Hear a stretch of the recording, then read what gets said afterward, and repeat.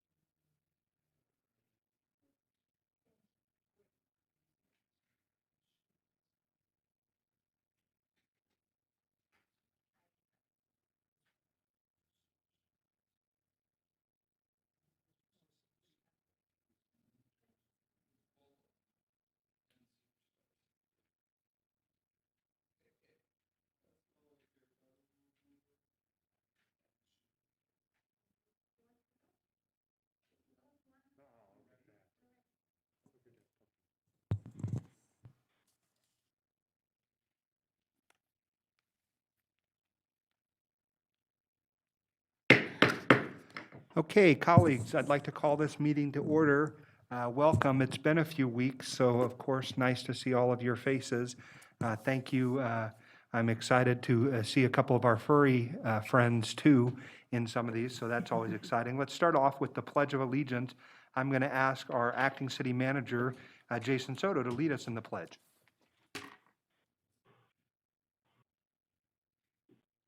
Pledge allegiance to the flag To the flag, United States of America, and to the republic for which it stands, one nation, under God, indivisible, with liberty and justice for all.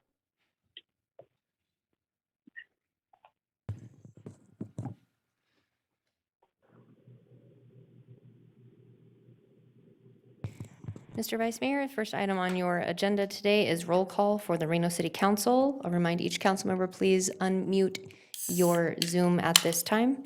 Breckus? Here. Dewar? Here. Delgado? Here.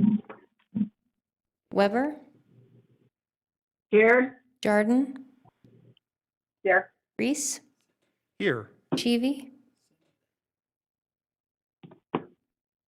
Madam Mayor, Mr. Vice Mayor, and Council, you do have a quorum of the Reno City Council. First item on your agenda today is public comment. Okay, before we talk about public comment, I'm going to send it to Madam Mayor. I think she has some comments she would like to make.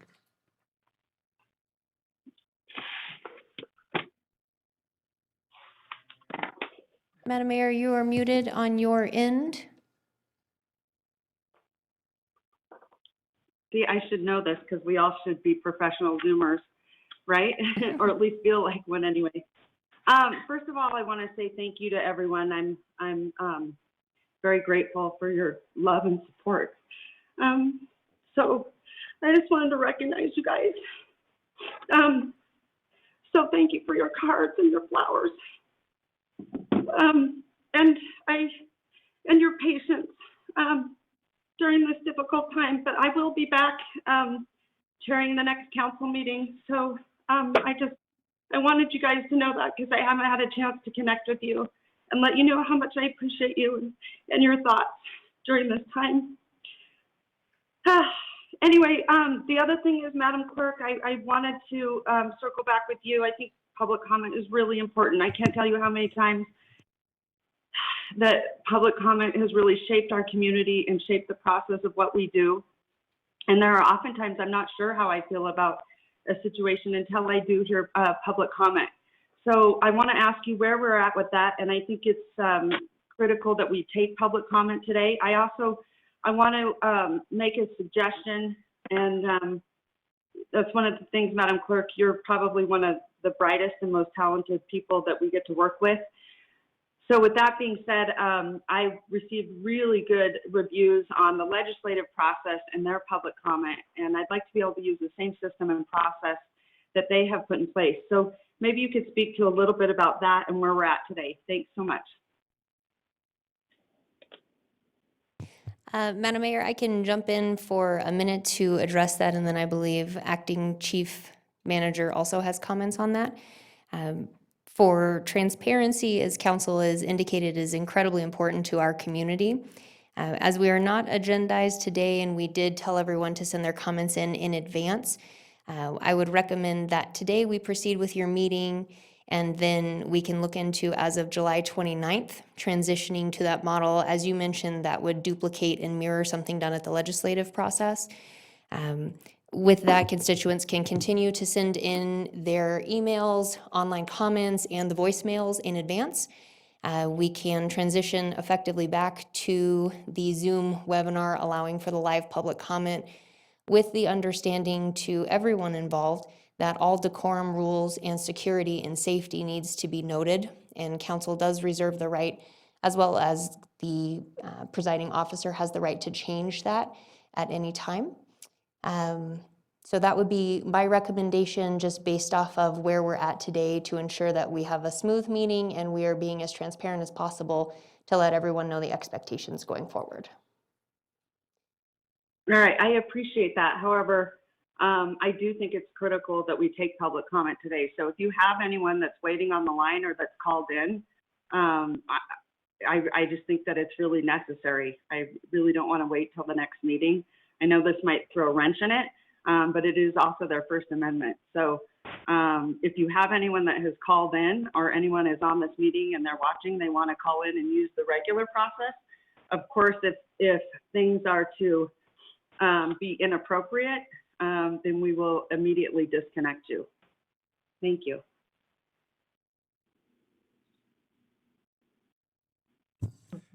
Acting City Manager Jason SOTO. Thank you. I think that our city clerk addressed it appropriately. We don't have anybody on the phone at this point, but I do want to assure our mayor and council that public comment, we understand, we hear that the importance of it to you, which is why we did give our listeners several different ways, but I do agree, and I do think that moving forward, following the rules or the process in which our legislatures do it, I think that's a good way forward. So we have been working on exactly what that looks like, and by the 29th, we'll certainly have that in place. And if we do get any that call in, we will see what we can do to route them per mayor's request. So thank you. Okay, I would just ask that if you do have someone that calls in that would like to speak on an item, that we allow them to speak, Madam Clerk. Yes, Madam Mayor, and just to let those who are watching via the Zoom at this time, anyone who would like to give general public comment, which is the section in which we are currently in with the agenda, I would ask that they now raise their hand, either via the Zoom app or if they've dialed in, dialing *9 to raise their hand. As you continue through council comments, I wanted to be able to address that for any attendees on the phone via Zoom. Now would be your time to please raise your hand using the little blue hand icon, or dial *9 if you have dialed in for this meeting. Madam Mayor, that will give us a few minutes to transition as council finishes their general public comments for something not agendized today, and then I will let you know and circle back before we transition. All right, thank you so much. I'm not seeing anyone in the queue right now anyway. And just maybe, and I'm just throwing it out there just because we might be changing the process a little bit today, maybe taking that on the back end instead, so we can move forward right now. And there are, since we don't have people in the queue, and that gives them time to prepare and plan. So we could certainly take it on the back end instead of, doing it right this minute. I would just ask the council if that's something they'd be amenable to. Madam Mayor, I think it's an excellent suggestion, and I think that's how we'll conduct it. If no one calls in at this time, we do have that second period to go. Let me also, before I transition to my colleague, Councilmember Dewar, who's been waiting, just indicate, Councilmember Brecka, something's going on your end with technology. Is that intentional? Because it looks like you're a space person or something like that. Okay, and I see that it must not be intentional, but I'll let you and maybe our IT staff to figure out what they can. And I'll go now to Councilmember Dewar, who I know has been waiting patiently. Thank you so much, Councilmember Dewar. The floor is yours. Thank you, Vice Mayor. I just wanted to thank our mayor for her commitment to public comment. Since the pandemic hit, I've been in pretty involved conversations with our city clerk, our both managers, you know, Sabra before she left and now Jason SOTO, and I believe public comment's incredibly important. I think that the whole council probably does. And but it's been a technological challenge on how to make it all happen. So I really appreciate us taking this step forward. I was disheartened when I learned that we were discontinuing it for a while, and I'm really pleased, Mayor. Thank you so much for your leadership on this. I think it's so very important that we hear. And it's not, one of the challenges is it's not just general public comment. I mean, if we don't allow live public comment, that means project advocates, developers, lawyers, lobbyists also can't comment. You know, it would be unfair to allow them to participate in a meeting and not allow the general public to participate. So, and often we're in a deliberation and we're making a decision, and it's very, very useful to have public comment that is responsive to what we're saying as well before we make a decision. You know, we may not have all the facts at the moment. So to your point, Madam Mayor, that the public comment is very important in making a final decision or shaping the decision with conditions, that kind of thing. So thank you so much for going on the record with this and making this change. Madam Mayor. All right, thank you, Vice Mayor. So I think we're good. Do you need a motion to take it at the end then? No, I don't think so. We have it agendized on there already. I will also say for the record, Okay. and I'll come back to Ms. Turney, but, you know, for my part, we received yesterday, I'll say 10 to 12 public comments that were pre-recorded. I listened to each of them. I reached out to some of the folks who had made public comment to me, and also we've received a number of public comment by correspondence or email, that sort of thing. So I'll turn it over to Ms. Turney because I think for the record, we're going to indicate at least some of those statistics, and then we'll get started with our general meeting, which will be approval of the agenda here. But thank you for everyone participating. And Councilmember Breckus, everything seems to be back to normal on your end, so thank you for that. Sorry about that. Mr. Vice Mayor, at this time, we have 2 general public comment, one from Pam McNeil, followed by Allison Sarsoko. Pam, at this time, we are unmuting you on our end. You will need to unmute, and then your time may begin. Welcome, Ms. McNeil.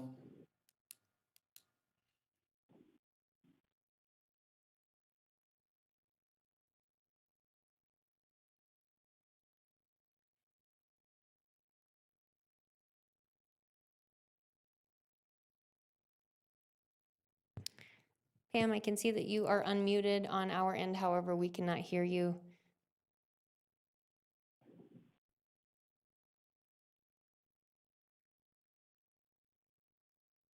Mr. Vice Mayor, at this time, I recommend that we go to Allison Sarko, and then we will come back to Pam.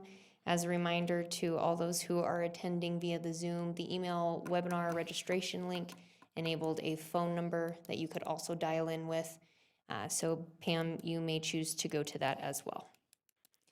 Allison, we will now unmute you. You will be permitted 3 minutes. As a reminder to our public commenters, you're afforded 3 minutes in the general public comment forum time. We ask that you address the council as a whole and not single out any members. As a reminder of rules of decorum, respect, and non-threatening behavior, as well as vulgar language, any of this will not be permitted. And if it does occur, you will be ended and removed from the session immediately. Thank you very much. Can everyone hear me okay? Yes, you have the floor. Hi, great, thank you. My name is Allison Sharko. I am a resident of Reno, Nevada. I've lived here for about 11 years now, and I've been a Nevadan my entire life. And my public comment is regarding agenda item B14. I do not support the city accepting a grant from the Nevada Department of Public Safety to the Reno Police Department to purchase crowd management helmets in the amount of $36,000 and $36051. I would like our council members to not accept this grant out of principle and out of solidarity for the Black community given current events. I also request the City Council spend more time seeking grant funding that can be used to fund the Washoe County School District. Specifically, lower income families are in need of safe remote learning options. These students should be supported by being provided remote learning technologies like laptops, tablets, and internet connections. Teachers specifically trained to work with children with disabilities should also be provided the adequate resources they need to teach their students safely during a pandemic. Regarding agenda item D.3, I do not support any funding going towards the police department for fiscal year 2020-2021. I request that council significantly reduce any current funding of the police department, for example, slashing the budget by 50 to 70% and reallocating those resources towards evidence-based community initiatives that have been shown to prevent and decrease the frequency of crime and violence in communities similar to Reno. Specifically, I request the council allocate funds towards public health and public education programs. I also request that the City Council read the copious amount of literature available on nonviolent community programming. These programs have been empirically demonstrated to prevent crime and violence, which in turn reduces the need to continue to fund the police. A specific example of this might be the book written by Dr. Anthony Biglin called The Nurture Effect, which provides a comprehensive literature on how effective preventative community programs can prevent crime and violence to begin with. Thank you very much. Thank you for your comments. Mr. Vice Mayor, next for public comment is Marcus S. Madam Clerk, can I just say one thing, because I've had a lot of correspondence come into my office that the Washoe County School District is completely separate from the City of Reno, their budgets. A lot of people, I think that they're, that they're tied to ours, and we are not part of, their budgets whatsoever. So I did notice with a lot of correspondence coming into my office that people believe that we are the power over the Washoe County School District, their budgeting and that process, and to also make sure that if they're going to public comment that they also do the same over at Washoe County School District. So I think sometimes people don't understand how the budgets really work and what we're responsible for and what the other entities are responsible for. So I just want to clarify that for anyone. It gets a little confusing. So I want people to know that the City of Reno side does not fund the educational side. So I just want to make that clear. Thank you for that clarification, Madam Mayor. As a reminder to everyone. Hello everyone, I'm Marcus. I just want to make it really quick. Fucking nigga. All right, Marcus, you have violated the rules of the Reno City Council. You have been removed from this meeting. Yeah, Ashley, I don't, let me ask you this. I don't understand why we can't have, before someone submits, a credible phone number, a credible email address. I mean, this has gotten ridiculous. I mean, it's absolutely absurd. And it's so offensive. Yeah, let me also say that when a person shows up with a name that's Marcus S. without any ability for us to see who that person is, I immediately was ready to be on the pause button on my end. And I know it's just, there's a second delay. We'll figure something out, but this is the difficulty of running public meetings and why, Madam Mayor, I have been, wanting to find a solution, but haven't been found the perfect one. People are doing this purposefully because they think it will shut down good discussion, and we're not going to tolerate that. We are also not going to tolerate hate speech or words of violence, words that have a very deep, painful history in this country. And so the best we can do today is simply to mute as quickly as we can, as Ms. Turney did. And next week, I hope that our system will be a little bit more streamlined. But of course, people have burner phones. They have unregistered phone numbers. And this was one of the reasons why some weeks ago that when we had this issue, and our police department did a very good job of looking into what we could look into, there just wasn't an easy answer or solution because we could not trace back the way in which people were entering into the Zoom. I know that our IT professionals have gone to the very top level of the Zoom universe and talked to the folks there, and they understand it's a flaw in their system, which they are working to fix and correct. We're just caught in that place where we want to have public comment. We don't want to invite these racist members of our community into our meetings, and we obviously have decorum rules that we will enforce, but it's just a no-win situation for us, Madam Mayor. It's very difficult. If, again, Madam Clerk is doing everything she can to monitor who enters the room. So, all right. So, Madam Clerk, let me ask you this, because I did want to take public comment, but it sounds like we really can't control who's coming up next in the queue. If that's the case, we will not be taking public comment today. I will not tolerate this for 1 second, and I know the rest of you on this council will not either. That is not who we are. It's not acceptable, ever. So, let me know, Madam Clerk. If not, we won't take it. Well, let's see I won't stand. I know you guys won't. Madam Mayor, you're entirely right. Let's see what we can accomplish here in the next minute or so. I'm going to turn it over for a minute to Acting City Manager SOTO because I think he has some comments on it as well. Thank you, Vice Mayor Reese and Mayor Sheevy. I agree. I don't think we need to be taking that type of public comment that is completely unacceptable. I am going to suggest that our future meetings, the public comment is pre-recorded, and we can play that. That way we have access to it. They can call in, they can say what they want to say, and we don't have to play something that's happening by the minute. It is very difficult to stop an encrypted phone call or a spoofed type phone call on the fly. It's like a WhatsApp. It's like trying to retrieve a message that's decrypted on a WhatsApp. You can never get that message back once it's gone. It's kind of the same thing with these phone calls. So we've been doing some research. We'll find a way to where we can play you those recordings so that you can hear that public comment. And then if you need to have any dialogue with any of those constituents, you'll be able to do so. And we'll have that ready by the next meeting. Thank you. And so that we're clear too, I think the problem becomes is that as elected officials, we desire to have the interactivity of public comment, meaning some people are reacting to other statements other people have made. Sometimes they're reacting to a proposal that's made at the dais or from our body. And so that's the difficult part is we're just trying to balance, in my opinion, the need for safety, and because I do believe that speech like what we just heard and what we heard a couple weeks ago threatens to chill the legitimate speech interests of other folks. And so at the end of the day, it is a balancing act. All of us on this body want for certain to include robust public comment, and in the moment public comment is the things that you talked about at the beginning, Madam Mayor, in my mind, about how your opinion of a subject evolved because of the public comment.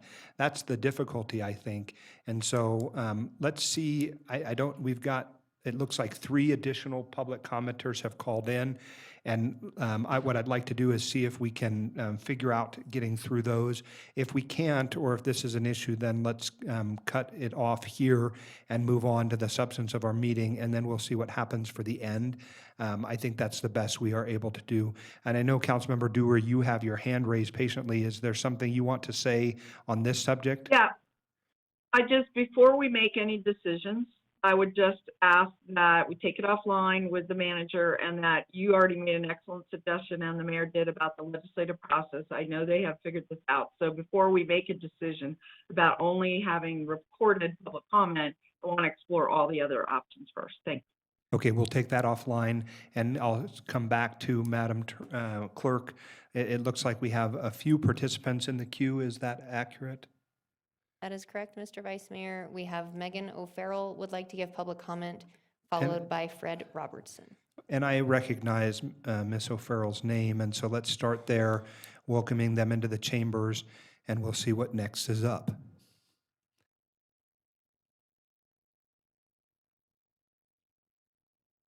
All right, Megan O'Farrell, we will be unmuting you at this time. You'll need to unmute on your end, and then your time will begin. Hi, good morning. Can you hear me? Yes, welcome. Perfect. Thank you so much for taking my call this morning. Again, my name is Megan O'Farrell. I am a resident here in the city of Reno in Ward 5. And I just wanted to, again, thank you very much for addressing this issue of public comment and recognizing how important it is. And though I think the comment of the person who's just called in previously is terrible and is a disgusting reflection of the larger narrative that we are seeing here, I think that this is also an important thing for us as a community to be seeing and hearing, because I think it's really easy for all of us to assume that these problems are distant from our communities when in fact they are not. And I know we don't have any real clarity as to where these calls are coming from at this point, but I think that not allowing these situations to at least be shown and to be documented that we are receiving these kinds of calls in our communities is doing a disservice to the idea that these problems are not also our problems. And so I appreciate the fact that you're being patient with this, and I understand that this is a challenge, but I think as a community it is very important for all of us to be recognizing these kinds of issues within our own communities and coming up with tangible solutions about how we're going to address them. Because denying the conversations or not allowing them to be seen or heard, obviously they're terrible and we don't want to be hearing people screaming those things, and we can cut them off when they're saying it. I think it's important for us as a community to recognize that these are our problems, and these are not always going to be outside instigators or factors that aren't included in our community, and that we really need to be exposing them and taking accountability for them, as opposed to just sweeping them aside and acting as if they are not happening. And I'm not insinuating that that is what you're intending to do by blocking public comment, but it is the way with which that is able to happen. And I think as part of giving us voices as community members to have conversations with our representatives and to voice our concerns within our communities, it is also important for us to see the bad sides of what is happening in our communities as well. So I encourage you to take that into consideration when you make some decisions about public comment. Thank you very much for your time, and I will be checking back in throughout the meeting. Thank you for your thoughtful comments. I think you echo the concerns that we have, Megan. I think part of the issue is because we don't know where the comments are coming from, I don't think anyone is believing that they're not local or that they're instigators from afar. It's just we don't know. And of course, we don't want to prevent other people who might enter the chambers to speak from being traumatized or victimized by the language used by those who would seek to silence or oppress others. So thank you for your comments. Appreciate you, and we'll look to hear from you another time. Madam Clerk, do we have 2 additional participants who have currently raised their hands? We do at this time Fred Robertson, followed by James Charles. And then we will go with Pam McNeil again. Okay. Fred Robertson, you are unmuted. Nigger. Go ahead. Nigger.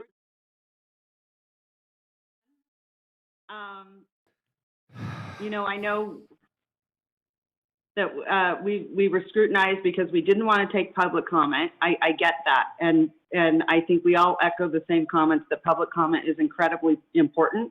However, at some point when it becomes absolutely unacceptable and also, quite honestly, threatening, we're not doing it. I'm not going to expose you guys to this. I'm not going to expose our community to this because that's not who we are. So if anyone wants to make some public comment today, then I would say please contact our clerk. She will get it into the record and she will forward it to us the minute that she gets it in. And I think that that's important. But I absolutely will not tolerate this for one more second. I find it disgusting. And so, but I also think you have to be careful. Don't let those that want to ruin it for the rest of this incredible community. You're not going to do that. You're not going to do that to us. You're not going to win. Thank you, Madam Mayor. I'm going to take a 5-minute recess so we can get reset here in the chambers. It's just been a tense few minutes, and so we'll be in recess for 5 minutes.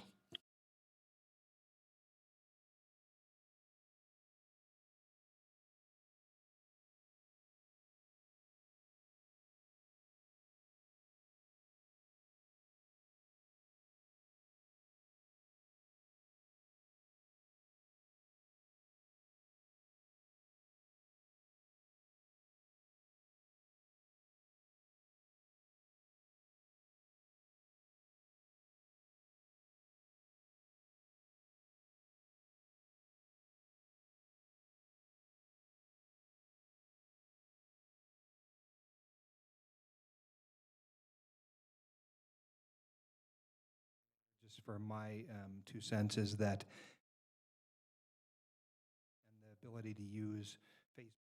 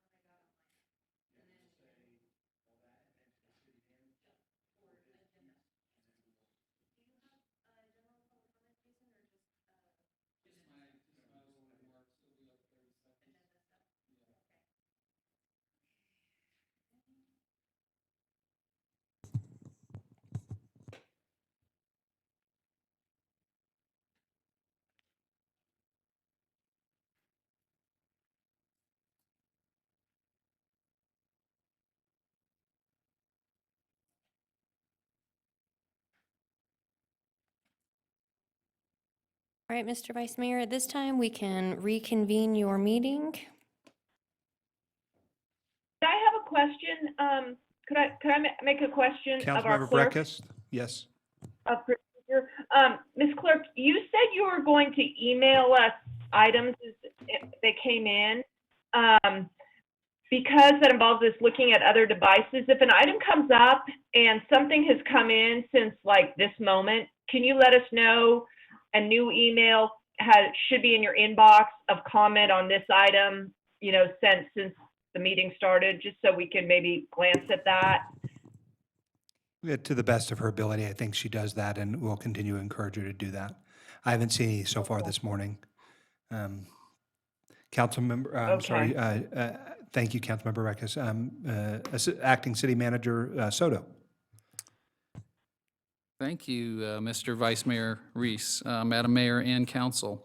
I really just had a few comments that I wanted to make before this council meeting today. I did want to let Mayor Sheevy know that the entire city really had you and your family in our thoughts and prayers, and we're glad to have you back. I'd like to take a moment to welcome all of our elected officials back. I know just from the number of calls, texts, and emails that I've gotten from all of you, that it wasn't really appropriate to call this a break. You have been doing what you were elected to do, which is working with your constituents and helping this community make it through the toughest crisis it really has ever seen. I'm proud of our staff here at the city and how hard they've been working. Believe it or not, it's been about 2 months since I've taken over as your acting city manager. And in those 2 months, I've really gotten to work with some of the most dedicated people the city has known. I want to say, just take a moment to thank this great team and thank all of you for showing up every day to do what you can do to make our organization a better place.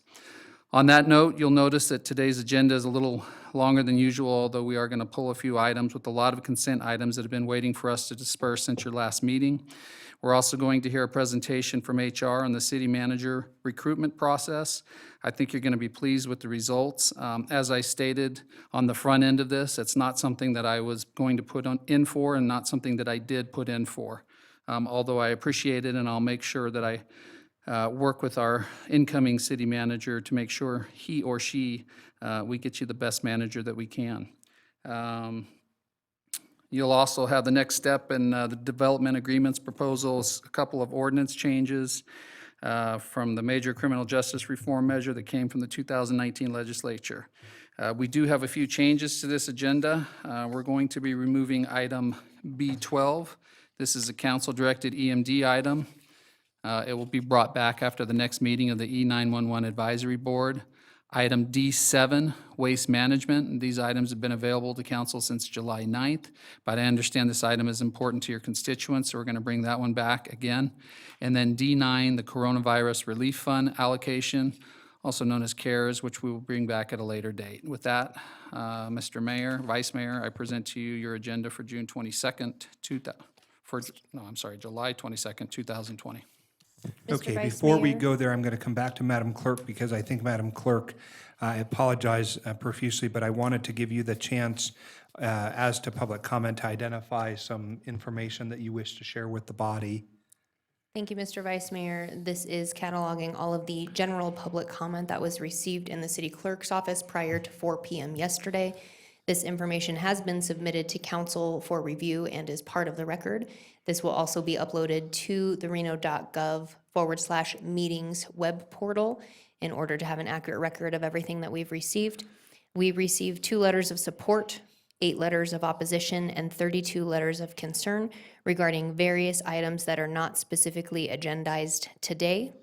Again, some of those include voicemails, in which those have been added to the record. Just to note for the record, we received comments from Natalie Handler, Kala O'Rear, Will Turman, Charlie Micah, Emma Glenn, Shoshana Zeldner, Eric Crone, Kathleen Walton, Stephanie Gibson, Christian Fassbender, Brittany Curtis, Sage On, Genevieve Parker, Adrian Lowry, Catherine O'Brien, Emma Palmer, Danielle Smith, Jocelyn Esquivel, Tracy Oliver, Jamal Eden Barghouti, Christopher Baker, Eleanor Gertis, Jessica Ebby, Cy Malloy, Robert Satmary, Olivia Gustin, Michael Moberly, Shay Satmary, Sarah Richmond, and Corey Calderon. As a reminder, these were comments that were received either via voicemail, online, or via the city clerk's email prior to 4 p.m. Additionally, we will have items that are specific to some of your agenda items in which we will go through as we get there. Anything received after that time and which is general will be added to J1, which is general public comment at the end of our item. Again, anything received throughout the meeting will be submitted to council for review and will be included in the record, and you will have that prior to adjournment. With that, Mr. Vice Mayor, sending it back to you and the body for agenda approval. Okay, may I have a motion, please? May I be acknowledged to speak? Well, you'll have it on the discussion item on the approval of the agenda. Do you wish to speak on that item? Yes. Oh, okay. So just let's see if we get a motion first, and then I'll open it for discussion for council. Motion to approve, Dewar. Okay, I have a motion by Councilmember Dewar, a second by Councilmember Jordan. Can I have discussion on this item? And I'll go first to Councilmember Breckus.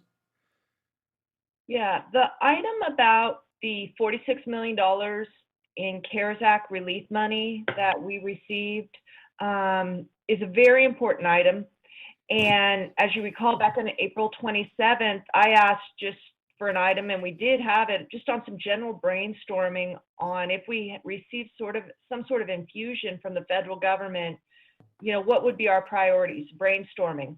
Well, the bills as they came through were different from what we were thinking on April 27th. And I recognize that, you know, through the interim situation, we haven't had a lot of conversations with staff. But I would like to hear this item just for us to even give some input and large discussions and let the public know about what is coming out and going to go out into our economy, because I think it is touched on so many other items that we're hearing from them. And also, as I look around the country, I see a lot of cities already taking applications and administering their programs.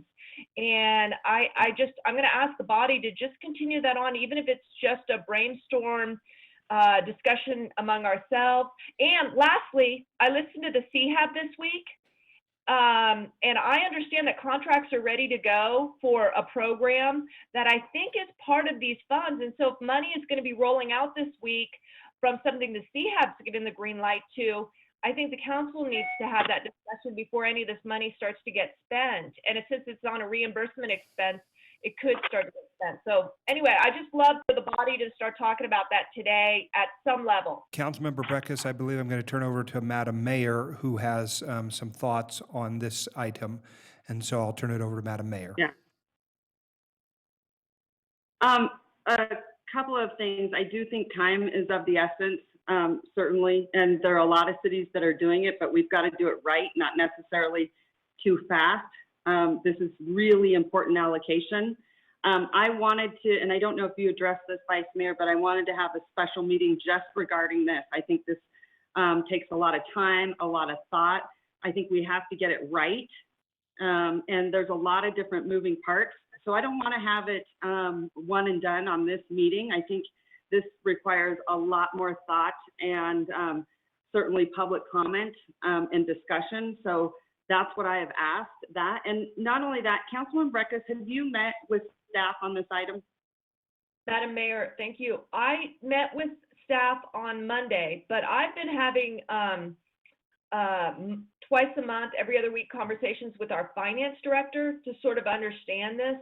And also, you know, in my conversations with the manager. So I have, and believe me, you know, I put this on the agenda April 27th. I wanted staff to touch base with us between then and Monday. But I appreciate you having a special meeting. I think that's a great idea. I think we need to have it as soon as possible. But maybe we could just sort of discuss it a little bit today. Okay. Yeah. Just to give a direction. Okay. I think that's fine, but I do want the public to know and the body to know that this is really, really important. So I want to make sure we take the time to get it right and to give staff direction. So yeah, we definitely can have that conversation today, but I do want everyone to know there's a much broader conversation coming up. We can call a special meeting and get it done relatively quick. But I do want this to be a council initiative directive and not, and no disrespect to staff. But sometimes when it comes to money, you know, like we see with our budgets, it can be, you know, it can be a staff-driven budget. I want to make sure this is a council-driven initiative. So I just want everyone to know that. Thanks so much. Okay, it sounds like we're going to have to reframe the motion then in part because there'll be some discussion on this CARES Act item. Also, at this time, I have removed item C3 from the agenda, which had been a mistake on my part not to mention it when the original motion was made. Item C3 is an ordinance introduction regarding voluntary development agreements, and I understand our staff needs additional time to answer questions raised by Councilmember Breckus and also by me. I think they were very similar questions. And so that item has been pulled from this agenda. And so understanding those two changes, I'm going to call for the, well, I guess I'd like to, we had a motion and a second, and so it would take us voting on I'll that. just amend my motion. Okay, thank you. I'll Can you just do that, amend my motion, Councilmember Dewar? Mr. Vice. Yes, of course. I would like to add back item, I believe it is excuse me. D9, right? The CARES Act is C9. I'd like to withdraw C3, right? And I would like to add back, I don't see a C9. I think D9. it's, D is a dog. D is in dog. right. So I'd like to withdraw item C3. I'd like to add back item D9 or keep it on the agenda. Yes, D is in dog 9, D is in David 9 Correct. is the CARES Act discussion. So understanding that the motion maker has revised the motion, can I check with the second, Councilmember Jordan? Okay, I have a motion and a Yes. second. Any further discussion at this time? Hearing none, I'll call for the question. All those in favor, please signify by saying aye. Aye. Aye. Any opposed? No. Motion carries unanimously. All right, Mr. Vice Mayor, with that, we are now transitioning to the consent agenda. Should be noted at this time, we received public comment of opposition, one voicemail in opposition of an acceptance of the grant for RPD. We received concern from Genevieve Parker. Additionally, we have opposition in letters for item B14 from Ia Arbitman, Thomas Snyder, Liberty Farmsworth, Allison Zarco, who you heard from in general public comment, Sophia Pierce, additionally. Okay, Mr. Vice thank Mayor, you. that is your public comment. I'll turn it to you for items from council to be pulled for discussion. Okay, let's start with the gentlewoman from Ward 1, Councilmember Breckus. Thank you. I'd like to pull for discussion item B9 and item B14.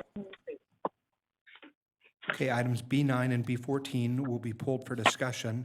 The ward member in Ward 2, Member Dewar. Yeah. Yes, thank you. I'd like to pull item B19. And I have a question about B17. Okay, so for So our maybe I better purposes, pull you'll it. pull B17 and B19. Yeah. Okay. Okay, And member, I also had a question, I'm sorry, about B16. So okay, a simple I've got question. it.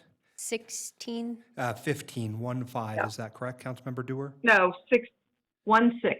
Okay, hold on one second. Let me just flip to that page. Okay, Councilmember Delgado, do you have any items to be pulled for discussion?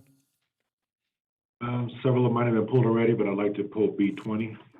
Okay, 1 second, please.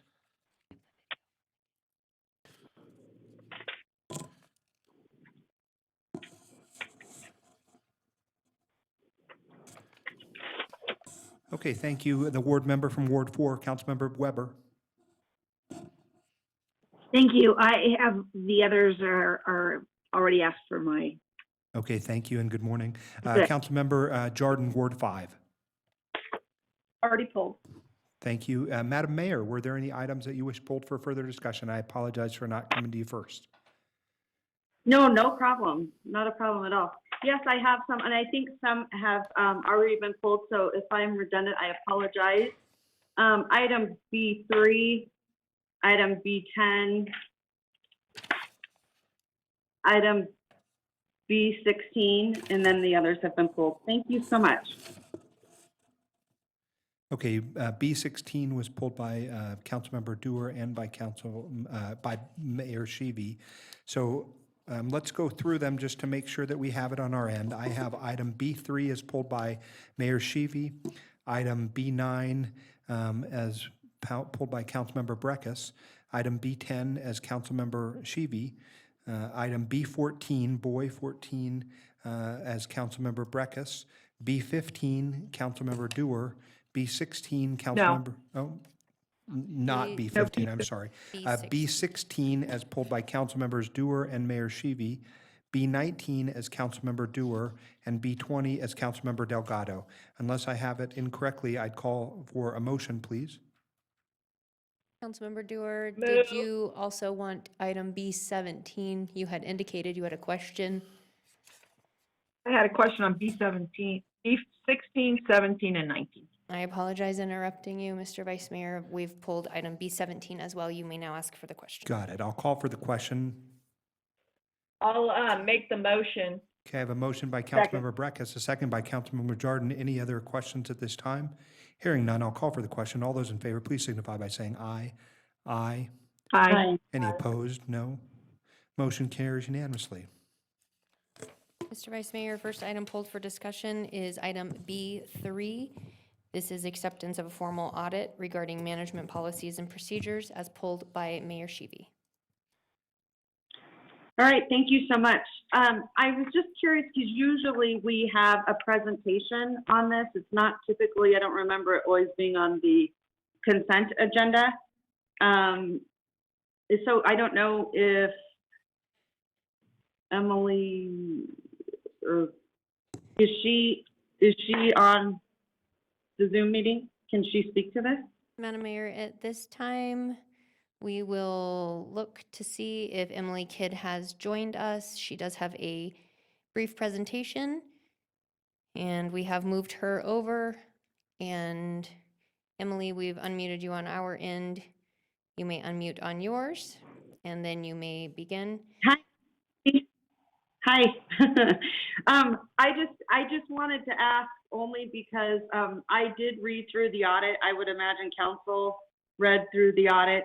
I really appreciate what you do because it really helps us sort of identify ways that we can move forward. So I think you did a phenomenal job, just like all the audits that you do.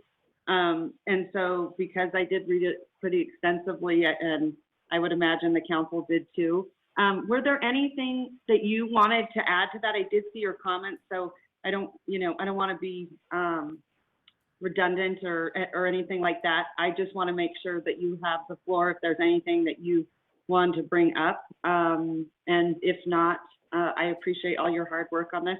And then I know one of the things you always do is you always ask us what other audits would you like to see? Mm-hmm. And I think that's incredibly important. And the one I wanted to see is audits in business licensing. Mm-hmm.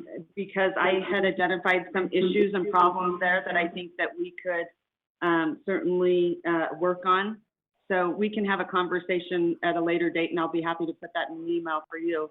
But I just wanted to make sure you have the floor and any comments you wanted to bring, since I think typically we have you on as a presentation. Yes, thank you, Mayor. For the record, Emily Kidd, Internal Auditor. This is one of the audit follow-ups. So every full audit will get on as a departmental item, and that's when you'll see the full presentation. This audit is a follow-up. Every 6 months, I'll come back and see if the recommendations have been implemented. They haven't, fallen off of someone's, to-do list, those kinds of things. So this is an additional follow-up for the audit that was first presented to y'all in November of 2017. So there's one item that's just kind of been hanging on. It's a larger item that HR and city attorney's office is working together on. And I understand that that's still in process because it was such a large, I guess, recommendation to shore up all of those resolutions. You'll see later on today, we do have a new audit that you'll get a full presentation on. So you'll get that experience from audit today, not to worry. But this is just a follow-up item that we're still tracking. Okay, thanks. I just wanted you to clarify that this is just a follow-up. This is not the presentation. Correct. And we didn't want to miss it because what you do is very valuable. So thanks. Great job. Okay, I'd like to make the motion to accept. I'll second. There's a motion by Mayor Sheevy. I've seconded. Any other additional questions at this time? Hearing none, I'll call for the questions. All those in favor, please signify by saying aye. Aye. Any Aye. opposed? No. Aye. Motion carries unanimously. Mr. Vice Mayor, next item is B9, as pulled by Councilmember Breckus. Councilmember Breckus. Yeah, I had a few questions for the staff on this. So this is a contract with a Councilmember consulting Breckus, firm. can I just hold you there for 1 second? Let me just make sure we have the staff that you need to address it. So let me find out from Madam Clerk if we have to move them over. And so I don't want them to miss your question while they're moving over. So give me 1 second. Oh, You'd like to hear from Mr. Flansburgh or someone in his office? yeah, Okay, hold on. it's Yeah, 1 Six second. Brothers is the.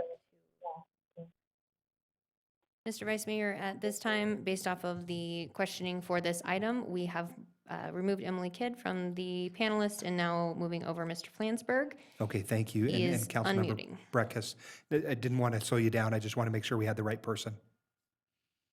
So I have two questions. The first question is, this is an agreement to provide the regional stormwater quality monitoring within the city of Reno, I think. It's part of a regional partnership that we have. And because we're the permit holder for the region stormwater permit, environmental permit. And this is paid out of the sewer fund, but it's citywide. Is that correct, Mr. Flansburgh? Good morning. Thank you, Council. For the record, John Flansburgh, Director of Public Works.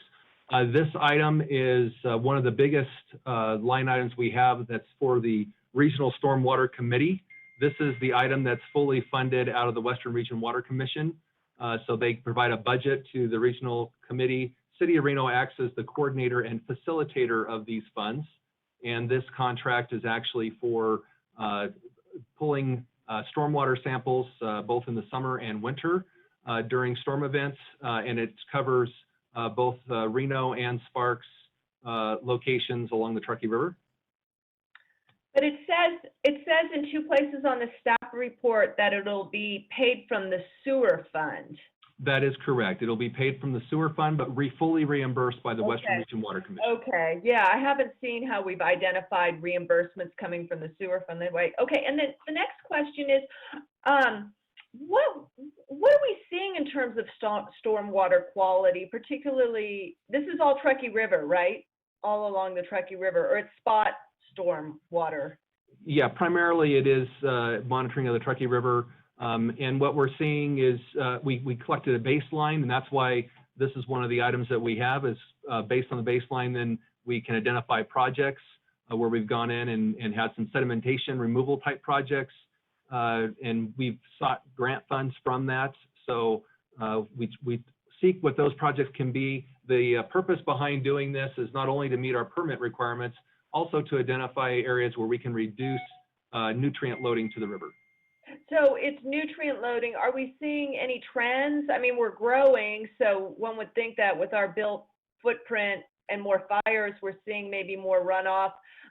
But then you also hear a lot about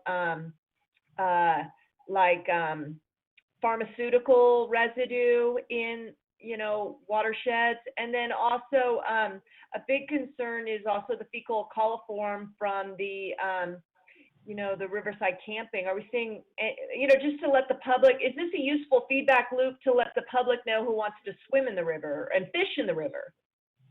Yeah, I think it might be best if we bring back a report to council specifically from the members of the committee, just to give a report on here's the sampling and here's what we're seeing in the trend lines. but there hasn't been anything that's come back that's been, we would have alerted you and other members of both the councils and Western Region Water Commission if there would have been something that showed up that was, really abnormal.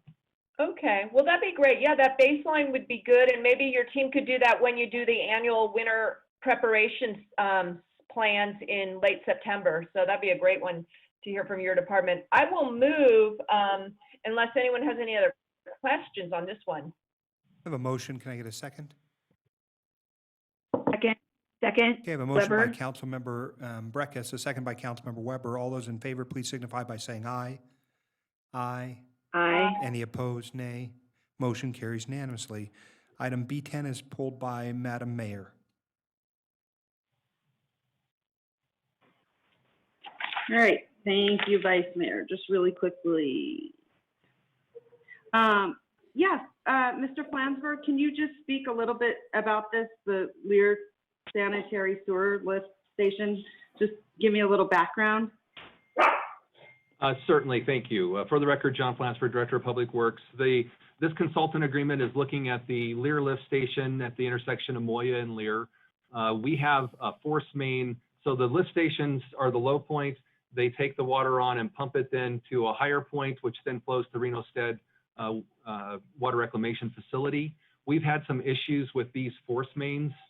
They're not running at the capacity we would expect and based on its age and condition. So this is going to be looking at those conditions. We also expect that in the future, we're going to have expansion of facilities. And so we'll be looking at increasing the wet well size. So basically the reservoir that holds the liquid till it gets to a certain level, and then we pump. And so this specifically is looking at that analysis, and it's really just a maintenance of this facility, but it also be looking at increasing capacity. Okay, thank you. I really appreciate the background on that. Thank you so much. May I ask a follow-up question? Councilmember Breckus. Thank you, Mayor, for pulling this. May I ask if this is being sized for the decommissioning of Washoe County's Lemon Valley plant? So good question, Councilmember Breckus. This facility is actually located west of Reno Stead.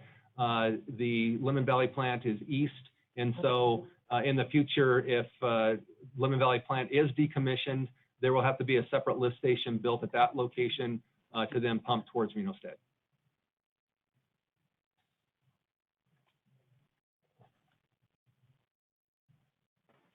Okay. All right, Mayor, can I make a motion to approve?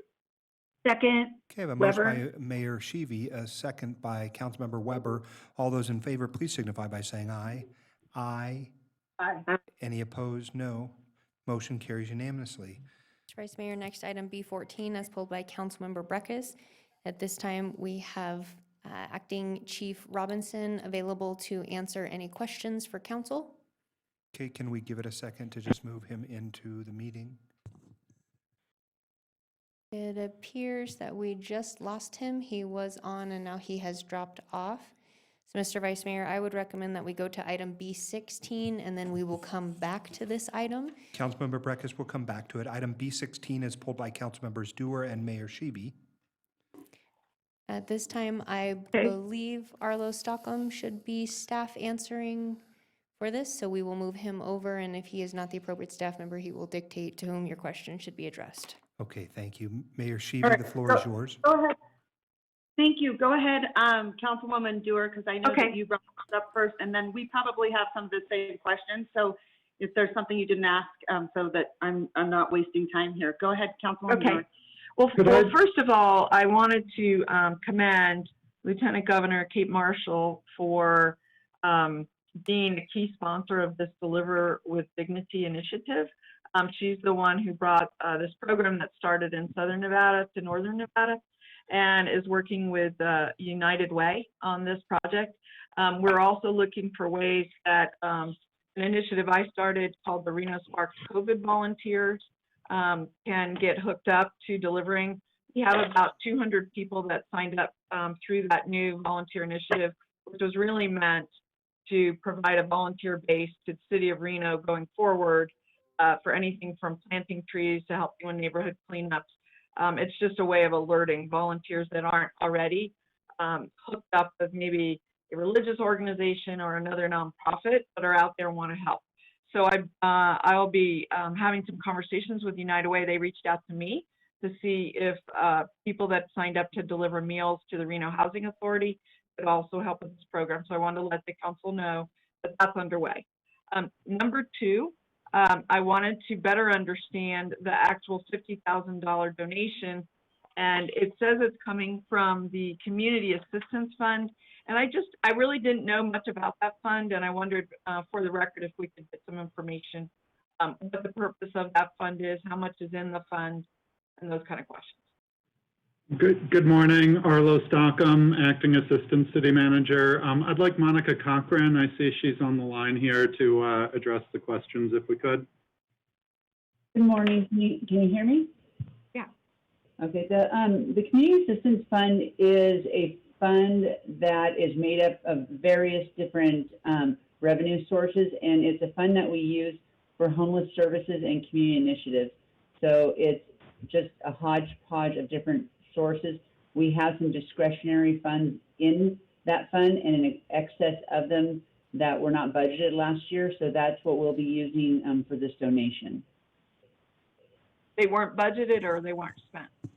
We have excess funds that were not, we didn't budget for them because we expanded a program and we got more revenue than what we had expected. So you were able to roll this over from the last fiscal year? Yes. Okay, and then do you know what's in this fund for this fiscal year in the budget at this time? Right now, I believe there's 216,000. Okay, and then do you usually, because I don't recall you coming to us for expenditures from this fund, but I'm sure you have, but I mean, is that routine or is it usually the staff could utilize this fund for various items? We usually utilize it for various things. Like one example of something that we pay out of this fund is the extra security, the armed security that we have at the CAC. That's an extra expense that's not paid out of the interlocal agreement. So we use these funds sometimes for that. We've put some of these funds towards the winter tent, very different food initiatives, things like that. And are you bringing this one to us because it's $50,000? Was it the amount that triggered you bringing it to us? The attorney said that for a donation, we needed a resolution, so we needed to bring it forward to council. So the other expenditures are not considered donations. They're just sort of city expenditures. Correct. This is, we're giving this money to this third party to implement another program. Correct. Okay. Well, I do want to say that I support it. And just for those of you who haven't been able to see, I mean, I think it's got a double or triple whammy in that it's helping keep businesses alive, especially in the restaurant sector. It's much like we might have heard other programs that have come and maybe gone in the last few months where restaurants were delivering food. But this is a much more, I think, formalized, and there's criteria about who's getting the food or how the food's being distributed. And I really like that about the program, and I'm looking forward to supporting it. So, Mayor, you may have some other questions. All right, thank you very much. I appreciate it. And Monica, I commend you. I think, great job. I would say, because we're not, I mean, honestly, the reason I pulled this is I wasn't familiar so much with this fund. So I think it would be very worthwhile if the council would get an update where this fund is, where you're moving forward, what you're spending it on. I think you've made really good choices, but I do think that the council should be part of that discussion because things really pop up unexpectedly. And then when you said it goes to security, to me that seems like it should be sort of under the VOA parameter, because I think that we end up, paying for a lot of services that, quite frankly, it needs to be under the arm of Health and Human Services. And then the other piece to that is, especially food insecurity really does come from, the county side. Were they a participant? What other entities were participants? And the other thing, and you may not know this, I might have to get this from the Lieutenant Governor, but also I want to make sure, because these programs are awesome, but we want to make sure that we spread them out to other businesses, not just one business. I want to know, so what restaurants were included, because I think it's a great way to keep them up and running. And I think you know, like I said, I really commend you for doing this, but I also want to make sure that other partners are putting in, you know, as well, because I think that we can have such bigger impact if we're all doing it together. But sometimes I see that our other, you know, regional partners should be at the table and they're not. And so, again, I think we really need to know where these funds sort of go, how they're allocated, because again, things come up, and you know, council a lot of times, I think you guys have done a phenomenal job being so conservative financially, but at the same time, we have to be very, very careful about that to make sure that those funds are being spent in the best way possible. So thanks. Mayor Sheevy, I also will point out, because I was pretty involved with the Lieutenant Governor in as much as she expanded the program after the initial foray into Northern Nevada. It started with, I think, just the Liberty group of entities, but then wisely she moved over, and the program moved over to include caterers, right? Caterers have lost all of their business. They have no events going on. And so there was a movement to basically go from where we were to where we are, and I think where we're going, because it's not just the dollars that we're committing here, but we also have a hand in, and a couple of members on this body serve on the Community Foundation. And through that board, they've been able to allocate some funds to the program to help it expand. So it's both here and in Carson City, as I understand right now. And again, it expanded from one restaurant, and Sparks, I'm sorry. It expanded from that one restaurant to 2 or 3 and then 5 others, and then catering got picked up in it too, which I think is very smart. And like you said, we need to identify all of those folks who are not, who need that help to make it into the next phase for them. So, no, your comments are very well received. Councilmember Breckus. Yeah, thanks, Mayor, for pulling this. I had the same questions. I actually wrote, what is the Community Assistance Fund? Because I haven't heard that. And Ms. Cochran, does program income from CDBG go into that fund? No. Okay, that's separate. Okay, okay, go ahead, I'm sorry. There's various sources that go into this fund, and for the most part, we use this fund, and there are federal monies that are in this fund. It's mostly for operations of the CAC. There's about probably 10 different funding sources that make up this community assistance fund. So many of them are restricted, and a few of them are not. Okay, so within this, there's some unrestricted dollars. Yes. I do think that, you know, I know our finance director is gone this week, but when we go back into budget, maybe show us the balance of this community assistance fund and how it works. And my question, I support the program, I think it's great, is it going to be on the back end a reimbursable cost to us because this is COVID related and we can go into those CARES Act dollars and bring back $50,000 into this fund? Those are the things I'm asking about.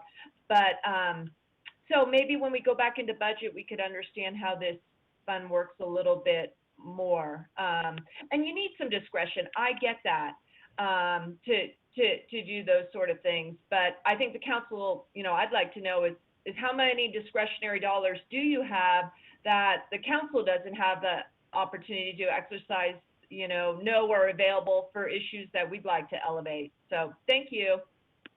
Councilmember Jordan. Thank you very much. I just, with regards to this program, and I agree with the other comments made that maybe just a better understanding of what's available and what input we may have at what time is always good. I can just tell you from personal experience with this program, it is really benefiting seniors. I mean, really benefiting seniors. So, and I know nobody's arguing that there's not value in it, and but it has been a tremendous asset to our vulnerable population that we're wanting to not leave their homes. So it's a great program. They are serving 12% veterans also, which is some other information I got from Ms. Marshall.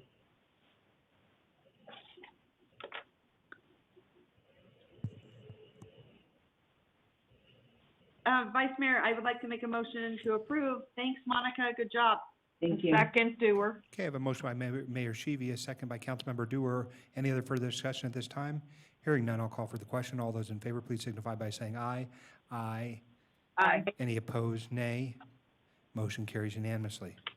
Mr. Vice Mayor, with that, we will return to item B14 as pulled by Councilmember Breckus. Acting Chief Robinson is available for questions.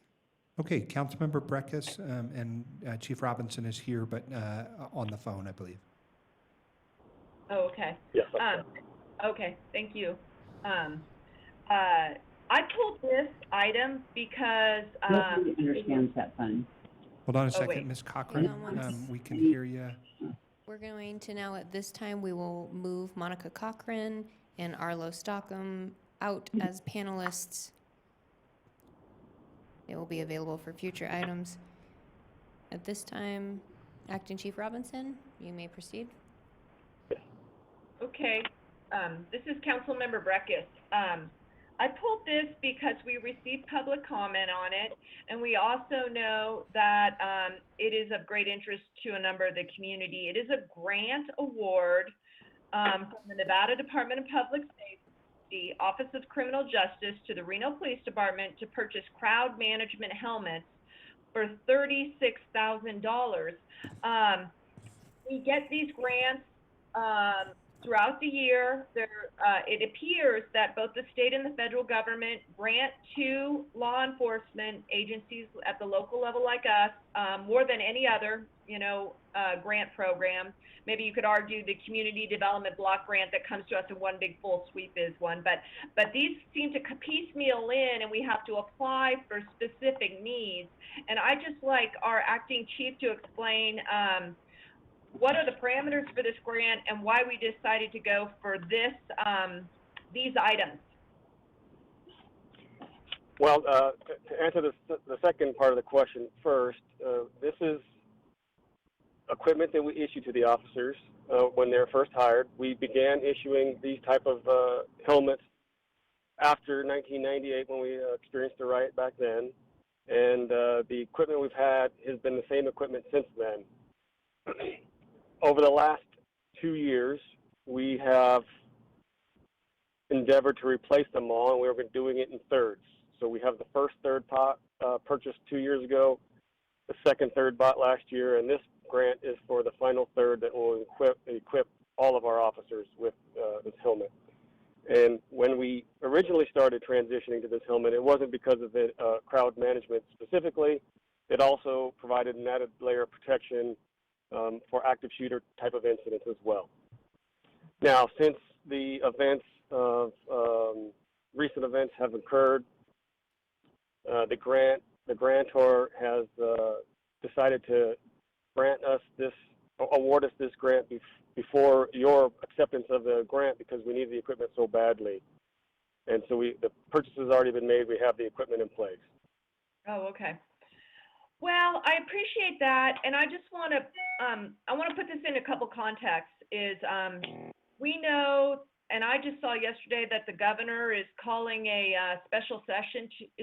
To discuss criminal justice reform? Is that other people? Anyone know that's true? Okay, so we know the legislature's looking at this, but I think we at the local level need to demonstrate that we are asking the questions, and they may be the answers we already know, but we are having the conversations to help inform the public about what we do routinely with our police department and think about ways to do things differently. And I guess for me, I look at this in the way of apparatus, just like the fire department has those turncoats or turnouts. And we're always trying to move them in and out of safety equipment, and this is identified as safety equipment. It's helmets. Now, Acting Chief, is this on our capital improvement plan that the council adopts every year, where everyone can see what we're getting the firefighters, what we're getting the sewer, the chalking for the Public Works Department? Is this on the capital improvement plan? No, not traditionally, because it's not a rotational piece of equipment. Like I mentioned earlier, the previous inventory we had lasted since 1999. So it's not something we purchase on a frequent rotating basis. Okay. Helmets like these are kind of a fine line. Do you put the binder paper on your capital improvement plan? Do you put the apparatus? It's kind of the dividing line. But maybe a solution is that in our budgeting in May, we do see what the police department is identifying as equipment and materials they'd like, so the council has a big idea, and then they can go out and get their grants on their annual basis, and everyone knows. Another option, which I don't necessarily support, is though, and I brought it up before, is before grants are pursued by a department, they come and ask the council, this is the menu of the grant eligibility, this is where we're going, this is what we'd like, because people are inquiring, why not get this or that? And so there are other ways to look at some of these items in this department and others that, you know, we could highlight, we could maybe do differently. I just want to bring those up for conversation and you know, share that, and also have the questions answered about why we need this. So thank you, Acting Chief. Councilmember Jordan. Thank you very much. I just was commenting that we need to provide our officers the appropriate equipment to keep them safe. So I'm fully supportive of this item. Councilmember Delgado. Thank you, Vice Mayor. I am also a supporter of the item, but just quick questions. Thank you, Chief Robinson. What I've received a lot of comments in the community about is with respect to military grade purchase. I know this is related to helmets, but as part of the transparency piece, is that something that we're working on in terms of what is it that we purchase on an annual basis? Somewhat to what Councilwoman Breckes is asking, more the transparency pieces in terms of how we're making sure our police officers are fitted appropriately and safe, but to what level? I think is a question that I constantly hear from the community with respect to military grade towards RPD grade. I know our officers need the safety tools, but what is that? To what level? And to the second question, Chief, is maybe this is to our assistant, our interim, or to SOTO, Jason, to Assistant Chief, Manager, Assistant Chief SOTO is, I'd ask for the Gwin report to be on the agenda. It's not on it. My assumption is it'll be on the next agenda, maybe, and I'm assuming that Chief Robinson will present as part of that. Hold on one second, Councilmember Delgado. Thank you, Councilman Delgado. This is Acting City Manager Jason SOTO. Yes, that is on the agenda for, it's next week, I believe the 29th, and it'll either be Acting Chief Robinson or possibly Deputy Chief Miller, as he was heavily involved in a lot of, as you know, the Gwin Center study that we've been working on for several years now. So one of those two will present it to you at the next council meeting, and I'll let Acting Chief Robinson answer the military grade question you had. I'm not sure, Councilman Delgado, that I understood the question about military grade equipment. Is it about whether we have any inventory or how we make it known to the public? We make it known to the public. I'm involved in a lot of these community conversations. The conversations, as I know to Councilwoman Jordan's point, is I want to make sure you guys are safe, right? But is it at the point of what are we purchasing and for what reasons? And to that extent, I think that's where the conversation in terms of outlining what our capital budgetary asks are every year, what types of grants are we asking for, at what level, for what purposes. I think those conversations are happening with that at the same as transparent as we can. Those are questions I can't answer. And so whatever format that we can provide for the public in terms of why are we purchasing this versus that is something that is going to come to us. And I think that's highlighted within the report. But hopefully it's not complicating the question, but I know helmets, supportive of, great, let's get you guys helmets.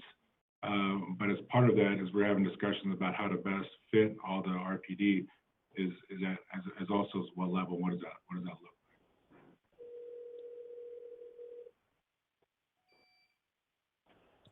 Well, we don't intentionally pursue military grade equipment, and we've significantly reduced the DRMO program where we get equipment directly from the military. We haven't done that in years. These helmets aren't aren't the same helmets that the military uses. These are designed specifically for urban police environments, for crowd management and ballistic protection, and they are completely different than what the military issues. So that's the info I need. Thanks, Chief Robinson, and for all other purposes, I'd like for you to swing by and present on the Gwin report next meeting. I think I want to make sure that the current chief is answering those questions versus maybe the deputy chief. So thank you again. Appreciate it. Sure. Thank you, sir. Mike. Councilmember, I'm sorry, Mayor. Mayor Sheevy. Thank you so much. I really appreciate it. I think to Councilman Delgado's point, from what I heard, and I apologize because it seems to be a little bit slow, so it kind of cuts in and out, you know, the issues we all have with technology, but a broader discussion on some of these issues and items, certainly, you know, when we talk about allocating money and where it comes from and the transparency. And we've been working on this actually a while before, you know, because I think people think that, you know, all of a sudden we just started becoming interested. And certainly, you know, Councilman Delgado has worked on so many of these initiatives, even from, you know, day one. I think, when did we start? When we were young and dumb, Councilman Delgado? Seems like, right. But ever since you got in your seat, this was, you know, a huge priority for you. And so I appreciate, there's been a lot of work that has gone into this. So I think that's one thing that that the public needs to know, that so, which is really, really great, and the Gwin study and everything that has happened. But having the conversation, because I think such a huge piece of it is, you know, mental health. And we have some big initiatives coming in from mental health, but on both sides. And the other thing I want to say, how sad is that, honestly, that we've come to this point that we have to purchase that kind of, you know, equipment to that level. I don't know exactly, you know, what this equipment entails or what that looks like. But I also think, you know, this has got to be about, you know, people and about humanity, you know, that, you know, because I think sometimes we forget that these police officers are human and they are people. And they've got to be safe, just like our whole entire community is safe. And, you know, I had several officers call me absolutely almost in tears just over recent events and how they feel about it. They're part of our community too. So I just, you know, want to say it's sad that we've gotten to this point that we have to go to this magnitude. So I know that we've got initiatives rolling out. I think they're going to be fantastic for our community and for the officers, and how we sort of reprioritize our priorities when it comes to policing and those initiatives. And they're really, really good ones, and they're very thoughtful. And, you know, as a whole, I think it is really important that we look at each other as human beings and not as, you know, when you talk about military style, I think that, you know, sends a really negative message. So that's all I'm saying. Thank you so much, Councilman Delgado. Okay, thank you, Mayor Sheevy. I want to just say a few things, and then I'll come to Councilmember Dewar. Chief Robinson, if you would please, as I understand it, and you mentioned, but the city does not participate in 1033 federal program allocations. I think we're one of the cities that doesn't do that, and it hasn't for some years. Is that correct? Those are the kind of military-style grants. And I think the Senate in recent weeks has talked a lot about this, and so it's at the forefront of everybody's minds. But as I understand it, we don't participate in those, and your answer is no, we do not. Is that correct? Yes, sir. Okay, thank you for that confirmation. I had asked in my briefing about that, and so I want to go back to something Councilmember Breck has said, which was about, you know, how do we allocate our time in terms of our efforts to go out and get grants, right? I rarely have seen grant work be kind of like the Hunger Games. If we're going for one grant, we're not going for another. I think there's work that goes into it. I, like Councilmember Breckus, has been very much in the vein of saying, hey, we ought to, as a city, be going for grants where we find them, right? And making very direct and choices about where we are. We don't have, for example, at the city, a specific person tasked with grant writing, although many of our departments, especially CDBG, go out and seek grants. Our Arts Council, there was a grant, that was a very impactful one that happened with regard to NSEA grants. So I don't necessarily see it in the same way that it's like a choice between time or effort to go in for one grant that trades off with another. I think we ought to be seeking grants wherever we find them. Grants are, for lack of a better word, they're found money. And so where we can, we should be pursuing those. In regard to this specific grant, I know that it has been a multi-year program, and Chief Robinson, you can confirm for me after I get through my statement here that this program and grant has been sought over time, essentially to replace equipment that we had. Some of it's, I understand, cracking and needed, and we need it for the safety of our officers. So am I right about that, Chief Robinson, that this has been in the works a long time, or it's been a program of grants over a period of time to replace equipment on a schedule of equipment replacement? Yes, sir. Over the last 3 years, we've been replacing it. Each year, we've been awarded a grant to replace a third of this equipment. Okay, and I thank you for those efforts. Obviously, we are sensitive to anything that looks like the militarization of our police force. We are not a military agency, but there are times in which we want to make certain that our folks have the equipment they need to keep and maintain their own safety, and because they are protecting our city, and I thank you for that, and I appreciate the work that you've done there. I'll come now to Councilmember Dewar, but I was asked earlier to remind folks, and if you see above my head, somewhere right here, there is a timer. So we still have our decorum and timer rules, and I'm not trying to scoot anybody along, but a couple of us, me included, will go over our time unnecessarily or unfairly, and I want to be able to get to everybody, but I'm reminded that I have a clock now that I hadn't realized if I positioned my computer a little bit differently that you could all see. So we're all on the clock, is what I'm saying. Councilmember Dewar, 3 minutes. It'll take less than that. All I wanted to do was to endorse, and I hear some feedback, so I'm not sure if that's me or the system. But anyway, I wanted to endorse the comments of my colleagues. We need to keep people safe. We need to look at this as part of a broader whole, so that we understand what is the full complement that's being requested. What are we asking for grants for? What are they being used for? And we need to be very transparent with the public about what we're doing. And I think those are all parts and pieces of comments people have already made. So I just wanted to give my endorsement to those issues. Thank you.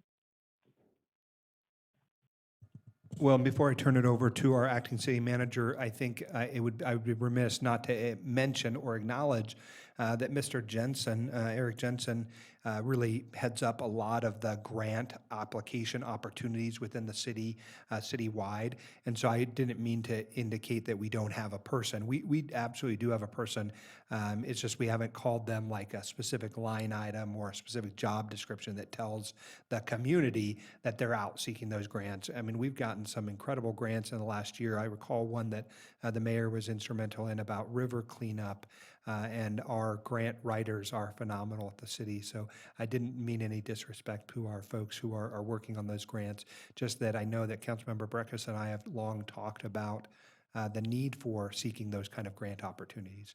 So thank you for that. I'm going to send it over to Acting City Manager SOTO. Thank you, Vice Mayor Reese. Yeah, and I just wanted to reiterate a little bit, and I just want all of our listeners and our council to understand as well. There's a reason that your Reno Police Department is recognized in the 21st Century Task Force on Policing, and one of those reasons that we are recognized and we are a model agency is because we have moved away from the militarization of police that you do see in other cities across this nation. 20 years ago, we changed our training program from the old San Jose model to what is now known as a national model of the PTO model, and we train our officers from day one on a different way to solve issues such as mental health and really challenging and de-escalation. And I know that our department is extremely proud of the measures that they have put into place for the past several decades to remove ourselves from some of those stigmas that we're starting to see in some areas within our nation.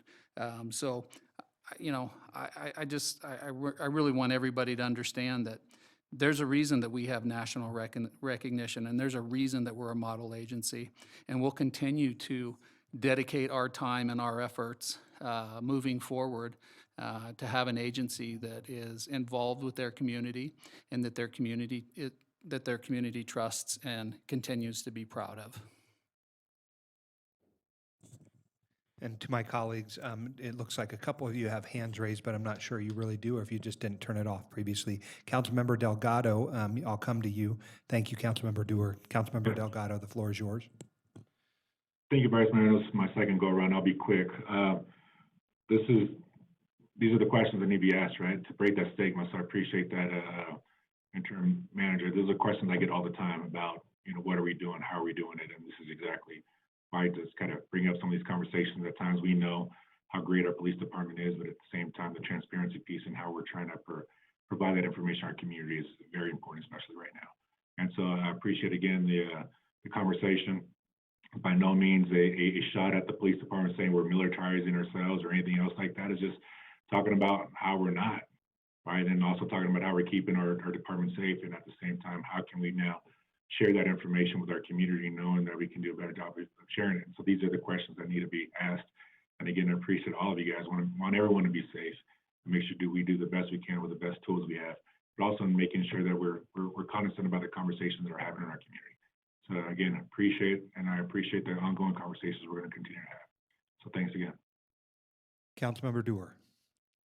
Yeah, I just wanted to amplify that comment that Councilman Delgado just made, and I meant to include it in mine originally, which was that if I didn't specifically say it, I want to say it now, which is that I really do think, just like a special meeting on CARES Act or a special time or an allowance of time, so we can discuss these items instead of this one purchasing item or some other individual specific item, that we actually have a larger conversation. And I look forward to that on an upcoming agenda where we could really talk about how we want to see ourselves going forward and build on our national model and our community policing focus. And I get some numbers out there, you know, about what we're doing, and put the numbers that we've collected and that we're aware of, the information that we've gathered, so that, you know, we're all speaking from a common information base. So I think this helmet piece is just one little baby piece, and I'd love to have that broader conversation. Thank you. Councilmember Reckes, can I get a motion, please? We'll move to approve this item B14. Okay. Second, Weber. Okay, I have a motion by Councilmember Reckes, a second by Councilmember Weber. Any additional questions at this time? Seeing none, I'll call for the question. All those in favor, please signify by saying aye. Aye. Aye. Any opposed, nay. Motion carries unanimously. Item B16 is pulled by Councilmembers Dewar and Mayor. Oh no, we've caught that one. I apologize. I'll let the clerk run the agenda. Thank you, Mr. Vice Mayor. As we've already heard item B16, we will move on to item B17 as pulled by Councilmember Dewar. At this time, we will pull Chief Robinson out of panelist mode and move over Alexis Hill, who oversees arts and culture, and she's available to answer any questions for you. Ms. Hill, thank you for being here, and I'll just start by transferring it over to Councilmember Dewar. Yeah, thank you. First of all, I just wanted to make sure everyone knew about this, the fact that back in April, which was very shortly after we, in March, went into the COVID scenario, we were notified by the National Endowment of Arts that we were eligible to apply for a grant of two different amounts. We selected to apply for the $250,000, and kudos that within the 2-week period, our staff actually filled out all the forms and made the application, and in fact, we were awarded the full $250,000. This is incredibly important because so many artists and smaller businesses that support artists have been extremely impacted by COVID. They are part of your gig worker economy. They're contractors. They do piecework. and those kind of things. And it has been very much a struggle for them with the pandemic unemployment assistance, the PUA. We were one of the last, if not the last states to roll out the PUA opportunity to get unemployment assistance to workers that are in this category, of which most artists are. We are still struggling as a state to get those grants issued or that unemployment eligibility determined and those monies issued to the artists. So additionally, we all know and are aware of the fact that we have been severely hit with losses with the room tax. And room tax, a big portion of the funding for arts comes from the room tax. And so this grant probably couldn't have come at a better time. I just wanted to acknowledge the staff that turned it around so quickly and wrote such a persuasive application. And the fact that immediately upon award, we heard from a number of organizations on the statewide level congratulating us for the award. So I'd just like to hear from Alexis Hill, who has disappeared. Oh, there she is. About it, and how many others did anyone in Southern Nevada apply, or did anyone else in the Reno Sparks larger community apply independently for NEA grant funding separate from us? If you could just address that. And then I know also it sounds like your meeting was canceled, your arts and culture meeting that I would have been at was canceled on Monday, and I think you rescheduled that. So the arts and culture, could you just explain the process rather than me explaining the process? Thank you. Absolutely. Thank you. Alexis Hill for the record.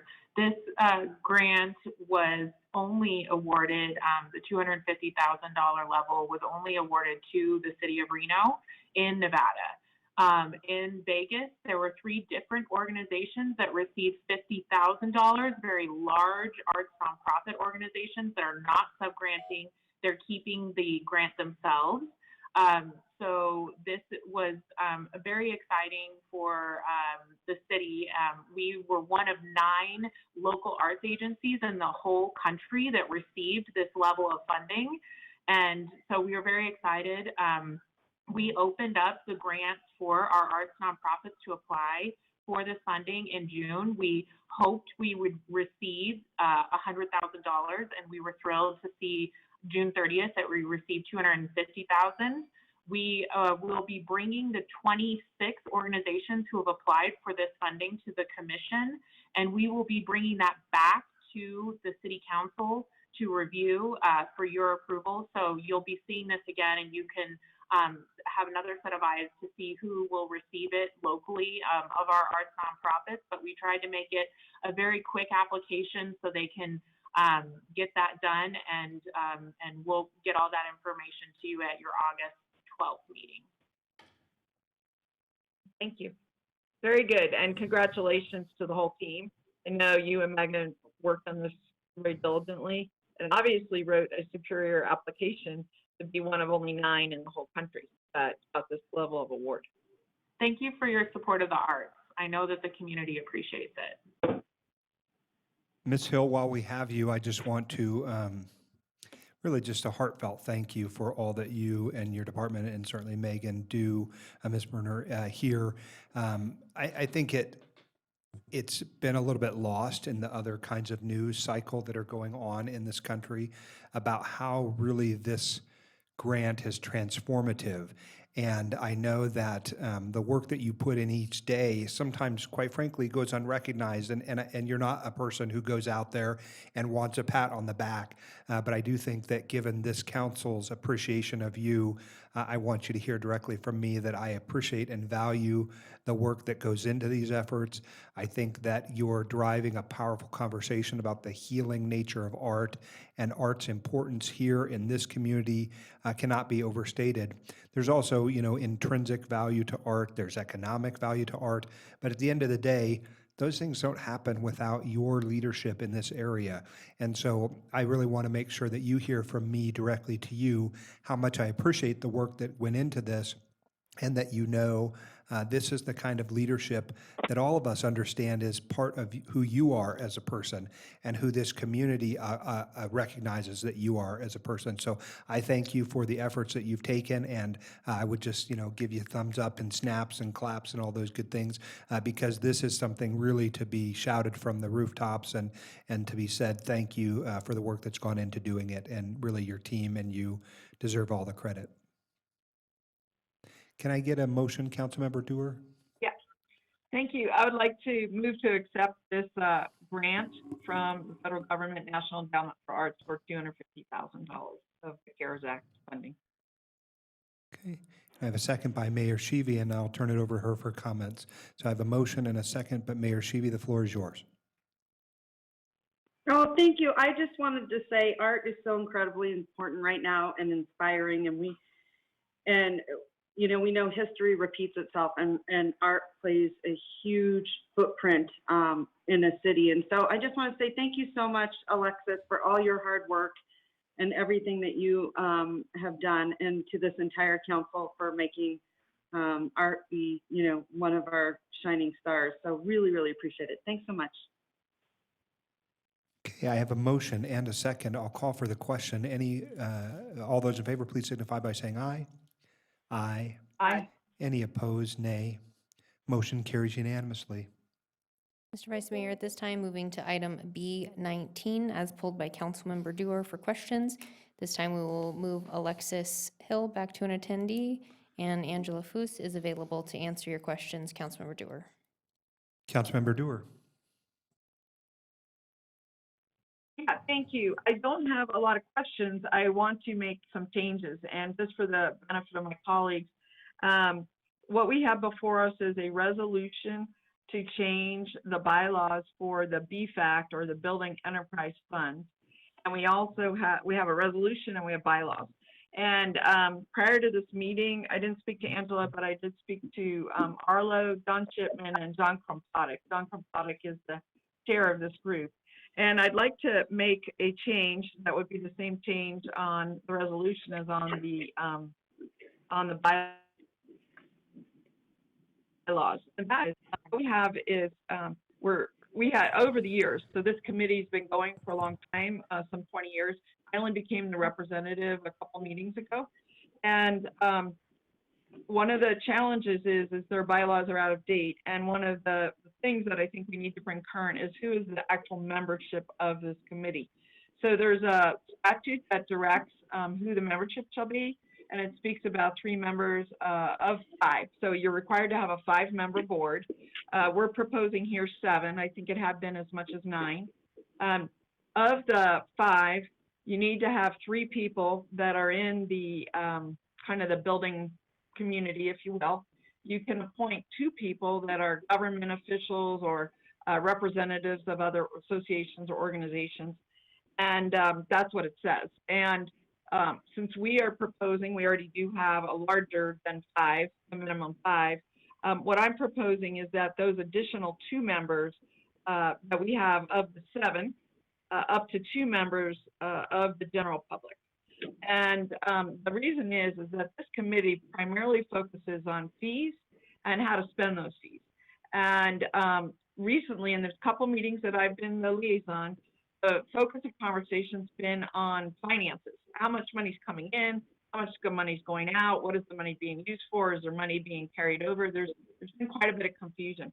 So I would like to, going forward, be able to appoint some people in the finance area that will help maybe bring some accounting knowledge and expertise to this. I would like to be able to potentially appoint a member of the general public, since these are funds that are being used on things such as compliance with our regulations. And maybe an attorney, maybe an expert in traffic versus a building person. So I don't know yet, but I wanted to be able to broaden it. And according to Jasmine, who is the attorney on this, John Shipman, the chair, everyone is fine with it. So does anybody have any questions? I would like to just read a change into the resolution that would be carried over into the bylaw. Hold, Councilmember Weber, I see that your hand is raised, as is Councilmember Breckus. I'm going to first figure out why we're having so much feedback. Can anyone who's not speaking be on mute? I think that's part of the issue. Councilmember Dewar, I have no real defined knowledge about what you're proposing. I just can't make a decision here today because you're bringing something new to the table, and I don't know enough about the current composition or what would be added to it or who could be added to it. So I'm willing to, table this matter and have it come back for a discussion item, and that gives me the time to do the work to figure out what it is that you're proposing. I just can't, my gut reaction is it sounds positive. I just don't know, and so that's the hard part. And so generally, I just share with you my thoughts about it, and then I'll come over to Councilmember Weber. So okay. can I just respond to that? Sure. I would be fine with that if we could get this re-agendized. I do want to move forward with the balance of the resolution because what it does is some really great things. It aligns the bylaws with the what the bylaws are for many other organizations, which is that your quorum is determined based on how many people are appointed, not how many people could be appointed. And that's important. And that's an important change to get. And there are a couple other just operational changes that I think are really important. So I would have no problem if we held off amending Section 1 and Bylaw 1 in the bylaws and move forward with adopting the rest. But I have done, a level of due diligence on this, and people are supportive, and I want to make sure everybody is up to speed on what is the proposal. Yeah, I don't doubt that you've done the work. I haven't done the work, and that's therein lies the problem. Fine. And so Sure. I'm going to say that I am supportive of the staff report and the items that have been proposed. I just don't know about going beyond that because I hadn't contemplated before we sat here today. Let me come over to Councilmember Weber, and she's patiently waiting and raised her hand. Councilmember Weber. Thank you, Mr. Vice Mayor. I propose, as you have suggested, that we table this item because I have questions and concerns about a couple of different proposals that I think we need to address as well. So I would hope that we could table this whole item until a future meeting so that I can ask questions of adding some information in here that I think is important. Thank you.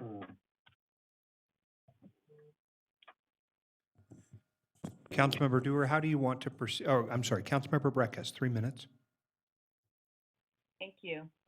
So I took 2 stints as the liaison to the Building Enterprise Fee Advisory Committee. I'm very familiar with how it operates, and I'm going to reiterate my point that having an enterprise fund that grows at times of growth, a huge balance that cannot even be spent is not best fiscal management by the city of Reno, particularly as we move into a period of strained fiscal conditions.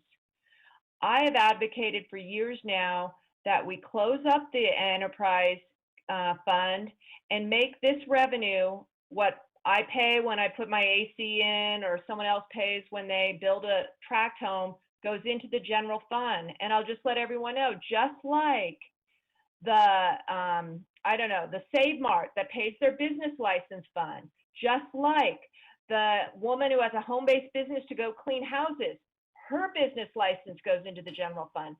The cost of these fees should be paying for all the essential services, parks, public safety, community development, that we have a hard time paying for instead of buying new trucks for the building inspectors every 18 months or remodeling another floor. I think that it's time for better fiscal examination into this in these terribly constrained times.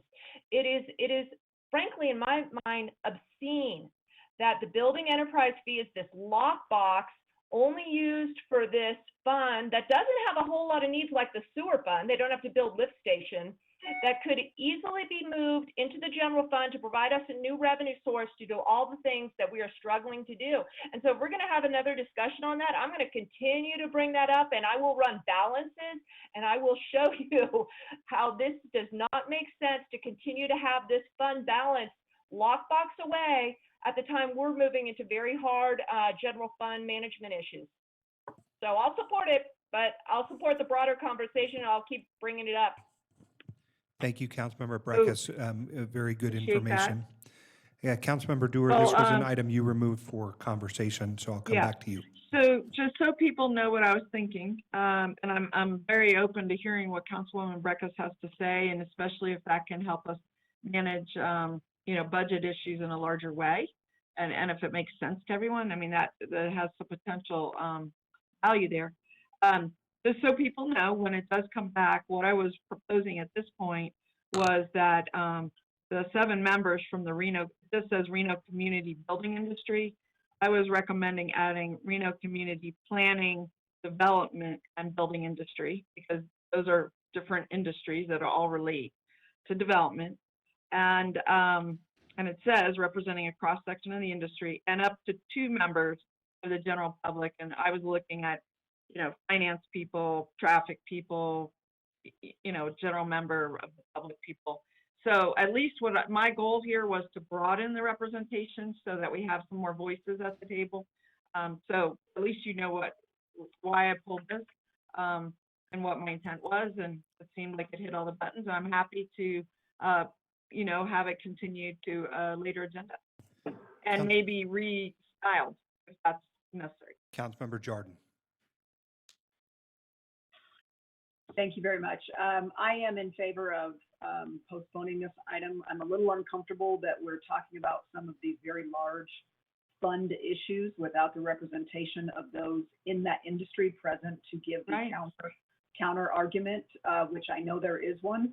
So I'm really uncomfortable to take any action on this item. Okay, Councilmember Dewar, the motion is, can I get a motion, please? Yeah, I'll just move to continue the item. Let me ask, I'm not going to go to a date certain so that it can be renoticed, so everyone knows. Okay, I'll second that. I'll be the seconder. Councilmember Dewar has motioned. I've been the seconder. Any additional questions or comments at this time? Hearing none, I'll call for the question. All those in favor, please signify by saying aye. Aye. Aye. Any opposed, nay. Motion carries unanimously. Mr. Vice Mayor, moving to item B20 as pulled by Councilmember Delgado. Okay, I'm going to just say 2 things. One is that we're going to take a break after this item for a brief minute. We've all been sitting for a while, and our mayor reminds me with some frequency that I need to get up and get some steps in. 2 is that this is a sort of a special moment in our presentation, so there'll be a good opportunity after this to take that break, and I'll turn over the special happening to Councilmember Delgado and also our clerk for bringing some special guests into the chambers. Yeah, I want to just go ahead and hand this off to Mayor Sheeby. I know this is her resolution and her initiative. Just wanted to thank her for bringing this forward. So I'll just kick it off to the mayor. Well, I knew that you would be excited. You were the first person I wanted to surprise with this initiative, but it's so cool. And for the last, I'd say maybe it's been over a year, I've been working with Miss Hart's class from Jesse Beck, and they are all future mayors and future council members, and they are just incredible kids in our community that are doing amazing things. And they came with an initiative to bring signage to the city, bilingual signage to the city, and I think it's fantastic. And it shows their level of commitment to the city, but it also shows their level of commitment to diversity and welcoming everyone and being an inclusive city. So I just want to say thank you, and I hope, are they on Zoom, Vice Mayor? Where are they? And Councilman Delgado, you're going to love them. They're just wonderful, and they were so excited to share this with you, and they dropped your name personally. So because they, follow all the good things that you are doing in the community to make us more inclusive. So I'm excited. So where are they at, Vice Mayor? Well, we got to bring them into chambers here, and I'll turn that over to our IT experts and Madam Clerk, and the floor is yours.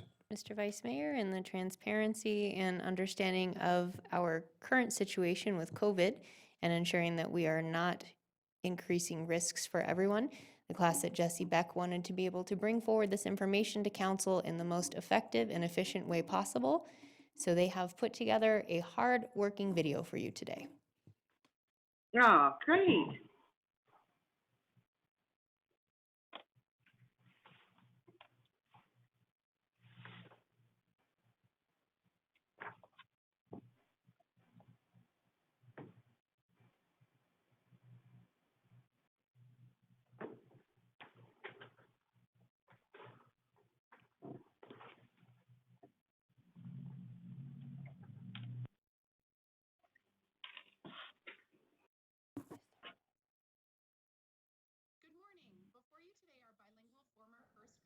Citizens, now second graders, from Jesse Beck Elementary School.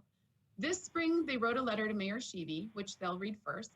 They will then go into more details around their request for a more united and welcoming city of Reno.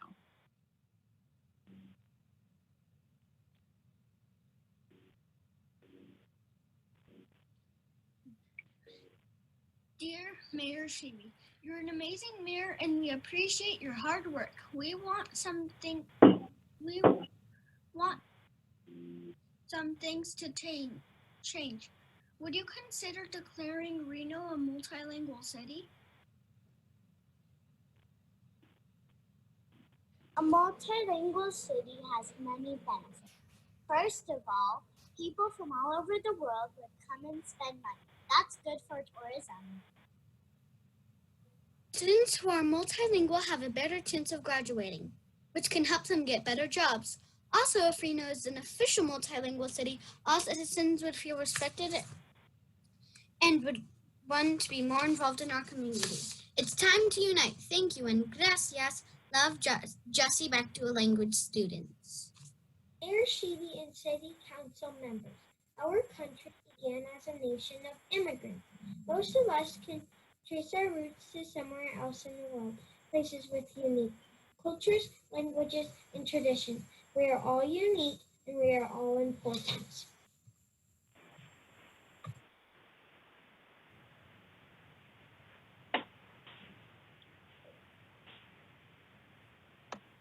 Now, in the U.S., 82% of students who qualify as English language learners were born here in the United States. We call these kids, like all of us you see here, bilingual first language students. We are preserving the culture of our families or learning a new one. While also learning and living as English-speaking U.S. citizens.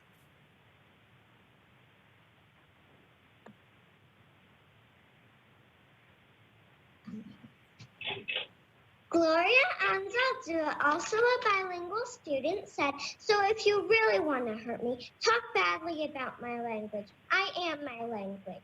Here in Reno, we have at least over 12 languages that have at least several hundred residents who speak one or more of them. Reno is multilingual.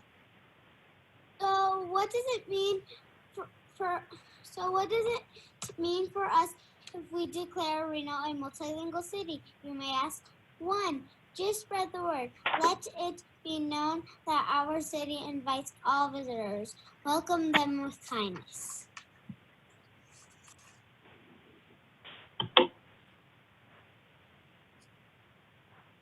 So what does it mean? Wait, that's me, Liz.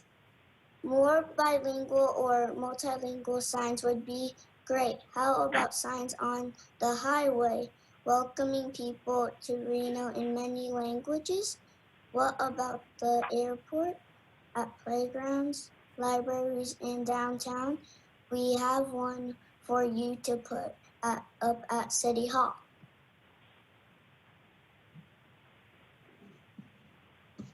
It's a huge sign.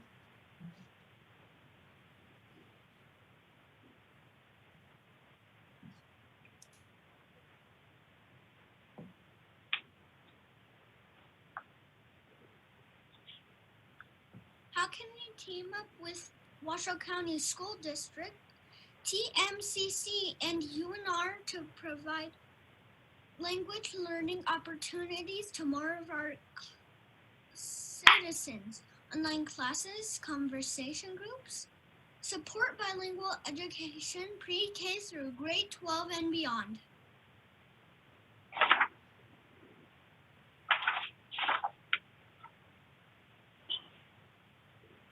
4, be respectful to everyone. All citizens and visitors to Reno have the right to feel and be safe. We know budget challenges are ahead of all of us. Ultimately, we are asking the city of Reno and its citizens to show respect for all citizens and all cultures by declaring our city multilingual. And respect, my friends, costs nothing. Thank you y gracias. Thank you y gracias. Thank you y gracias. Thank you y gracias. Thank you y gracias.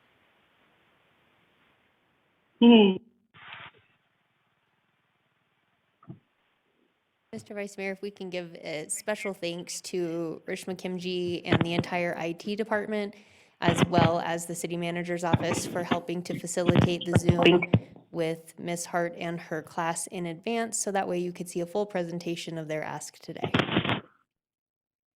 Okay, I think next to having dogs in chambers, this is a pretty close second. I appreciate all the work that went into making it happen. I'm so humbled to see our students who are learning and many of them becoming bilingual, some of them bilingual to begin with, which is to their obvious advantage. Es importante que hablamos muchas lenguas, pero español es muy bonita y me gusta mucho. Are there additional comments from council? It looks like Councilmember Weber, you have your hand raised, and okay, I'll come to you. Councilmember Weber. Oh, no, I think Thank you, Mr. There you are. Mr. Vice Chair. I would like to talk after this item, but Okay. I really think this was awesome.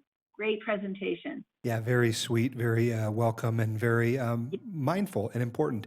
Mayor Shivi, I think, yeah, there you are. All right. First of all, I want to say, Ms. Hart, you are amazing and you are so incredibly inspiring. And I just have to say this, teachers do not get paid enough. You guys are really what makes the world go around and shape our children. Look at how, you have just fostered this culture inside your classrooms. I want to say I'm so grateful. Our entire city is so grateful. This is why teachers are absolutely critical and amazing, and we need to do everything we can to support them. So I just want to tell you, Ms. Hart, we love you, love you, love you. And I also wanted to say, these are lessons from children that all adults should know. Am I not right? Look at how our children are teaching us, and we need to pay better attention to these important lessons. Did you hear the little girl when she said, respect costs nothing? Respect costs nothing. These are very, very valuable lessons, not to mention the benefits of bilingual when it comes to education purposes, when it comes to economic purposes. You heard them talk about for tourism and those types of things. So I think people really need to understand the magnitude of what this really means to be a bilingual city and to embrace each other, be kind and inclusion. But Ms. Hart and your classes have done a phenomenal job, and those children are our future. And I can't tell you, I can't tell you how proud I am, because you guys are amazing. So thank you so very much. Thank you. Councilmember Delgado. Thank you, Madam Mayor, for taking the lead on this. This is what a great time to really highlight the diversity that our community is. A lot of it is communication. I think that's what we've all been experiencing over these last several months. It's all about communication. From COVID, getting information out, to our social conversations, another way of communicating, how can we do a better job?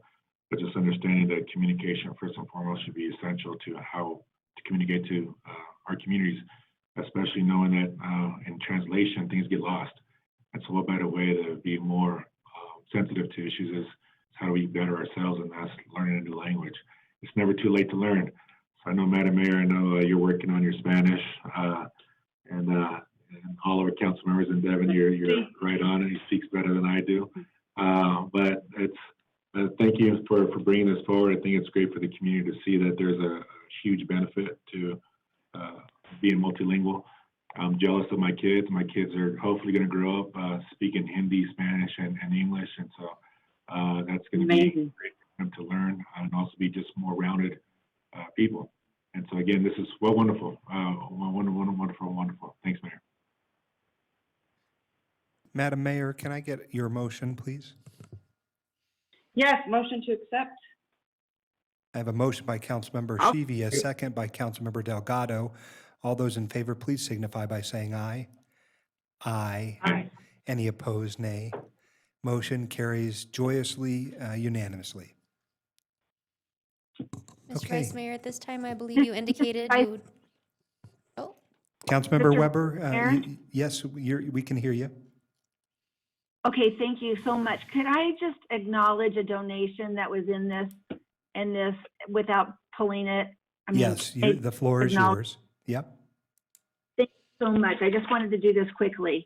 Let me see, back in December, the City of Reno Historical Resources Commission, this is item number B15, I'm sorry, approved the City of Reno Historical Marker commemorating Nevada's campaign for voting rights for women. And Patricia Caffaretta has offered to donate the required funds to manufacture and install the marker. And what's so important is this marker is one of 5 in Nevada and a part of the National Votes for Women Trail, a project of the National Collaborative for Women History Sites. And the amount that she donated was $1,270 to make sure this plaque gets put up. So I just wanted to acknowledge that donation. I think it's really important for all of us to hear that. So thank you so much. Councilmember Weber, thank you for calling attention to it. Oftentimes, things can get lost in the shuffle on some of the consent agenda items. I know that when I read the staff report, I was, humbled by the opportunity that was presented by this gracious donation, and your calling attention to it is equally to your credit. Thank you for that.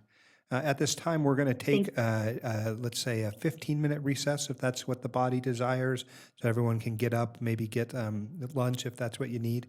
If anyone has any additional concerns, no? Okay, we'll take a 10-minute recess. Thank you.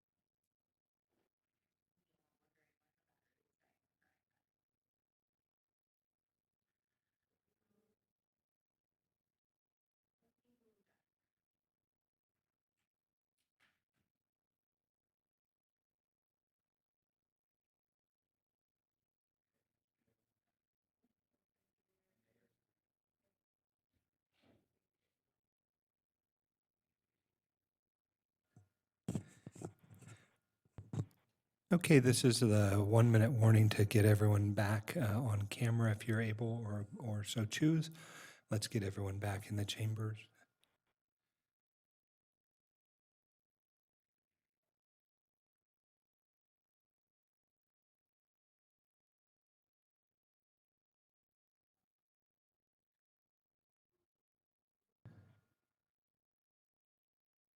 Councilmember Breckus, can you see me? I can see you.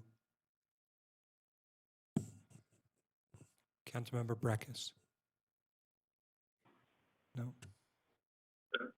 Oh, can you see me, Councilmember Breckus?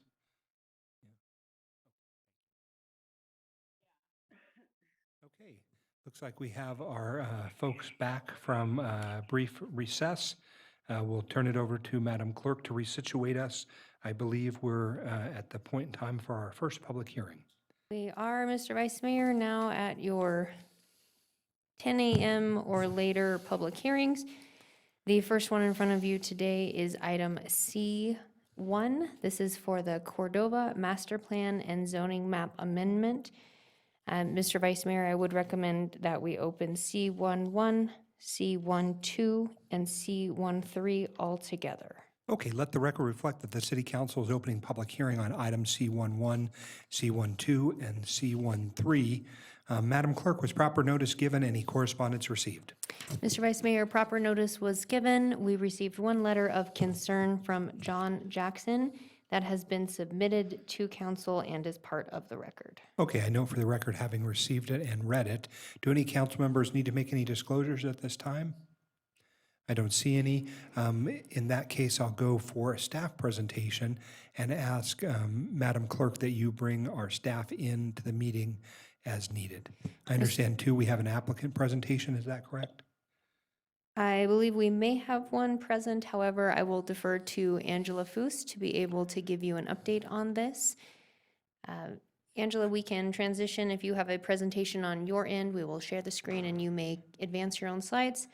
Additionally, we do have City Attorney Carl Hall is also on, as he will need to read the bill number prior to council taking a motion. Okay, would you remind me so that I don't jump ahead? Sometimes I get eager to move the presentations along, so just stop me from doing that.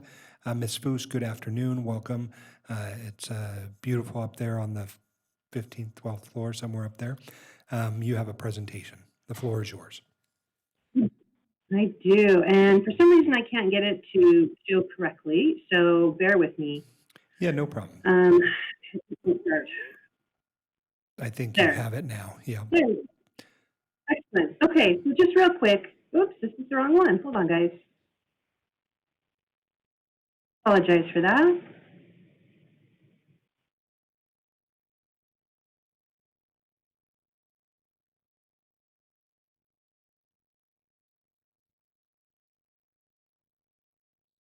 Okay.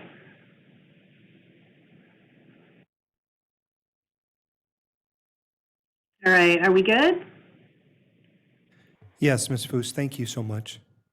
Can we expand it? Okay, so It's a bit small, and I know that I and Councilmember Dewar would like to see it in full screen mode if that's possible. There you go, you're getting closer. Can we just enlarge it? Got multiple screens and none of them are showing me the same thing, so. Angela, if you'd like to push F as in Frank 5, that should put you into presentation mode. And then you should be able to advance. I know you're working on multiple screens and that can make the screen sharing a little more challenging. Did that do anything for you? No. Still no, still showing them. Okay, well, let's, how about, can you bring it up on your end, Ashley? Would that help? Yep, we can go ahead and transition onto our end. We will stop screen sharing for you and pull up item C1 PowerPoint on our end, and you can just let us know when to advance and we will work through it. Okay, excellent. So for the record, Angela Foos, Planning Manager / Acting CD Director at the moment. This is a request for a zone change and a master plan amendment. The property, if we can do the vicinity map on slide number 2, The property is located in Verdi. You can see there on that map that the Bold Ranch is located to the west of the property, as is I-80 located to the west. This property is, I would call it, sandwiched in between a lot of constraints. We have the Truckee River to the immediate left or the west. We have a canal to the immediate east. We also have a railroad that is further to the east but does not cross this parcel. I've also added, just for your understanding, a dashed red line that shows an access easement. So we've had some questions about how this property is accessed. They do get access off of Crystal Peak Road and through an access easement through some other adjacent parcels. We could go to the next slide, please. And here we have the zone. My screen is not showing anything, so again, I apologize. Technical difficulties. Are we looking at a master plan right now, or are we looking at a zone change? We're looking at the master plan map at this time. Perfect. Okay, so what we have here is the existing master plan and the proposed master plan. On the left is the existing. That is that suburban mixed use. And you can see the properties to the north, slightly to the east, and slightly to the west also have that similar master plan. To the south is the LL, which is the large lot. What they're asking for is on the right. So they are asking to change the master plan to be in conformance, and that is consistent with the property to the immediate south. And adjust the slide one more time, please. And then finally, we have the zoning. The existing zoning is community commercial. Typically, in a community commercial zoning, you would see commercial type uses. One thing that you can also do in community commercial is apartments. The applicant, the property owner who has owned this property for the last year, came in and met with us probably 8 months ago and said they would like to put a single family home. Based on the zoning, that community commercial, they could not put a single family home on this parcel. So yeah, they have now moved forward with this process. This application is just for the master plan and the zoning. The next step, should they choose to move forward, would be to submit for a building permit for a single family home. That LLR1 zoning does allow for 1 acre lots. We've had a lot of questions about what could they do. So they could, if they chose to, submit for a tentative map to subdivide this property. So understanding that, again, that is not their intent. They want to build a house, and that is it. If they choose to, or any other future developer chooses to subdivide, they would have to go through a public hearing process. Because of all the constraints on this site, again, it's located in the area between a canal and the Truckee River. There are some wetlands on this site. There would be some challenges with actually getting approved for more than what they have now, which is just 1 lot. So again, what's before you now is just the zone change in the master plan. Planning Commission did recommend approval of the proposed project. Again, at a future time, the next step for them would be to do a building permit if they want to move forward with 1 house, or to submit a tentative map, which is the public hearing process, if they wanted to subdivide the property. And that concludes my presentation, and I'm available if you have any questions. Ms. Foos, can I ask just a fundamental question? As I understood it, this was and for lack of a better word, we'll say a down zone, right?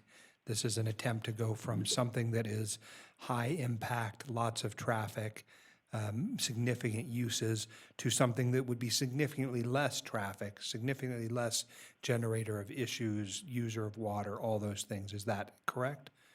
Councilman Breckers, I think I saw you saying no, but I'm just trying to understand, are we moving to a less impactful use of this parcel? Yeah, if we look at the types of uses that can go on a parcel zoned commercial, we're talking about commercial uses, retail uses, also multifamily uses. The types of uses that can go on the proposed zoning is really limited to single family development. So when you compare commercial compared to single family, that would be considered a down zoning.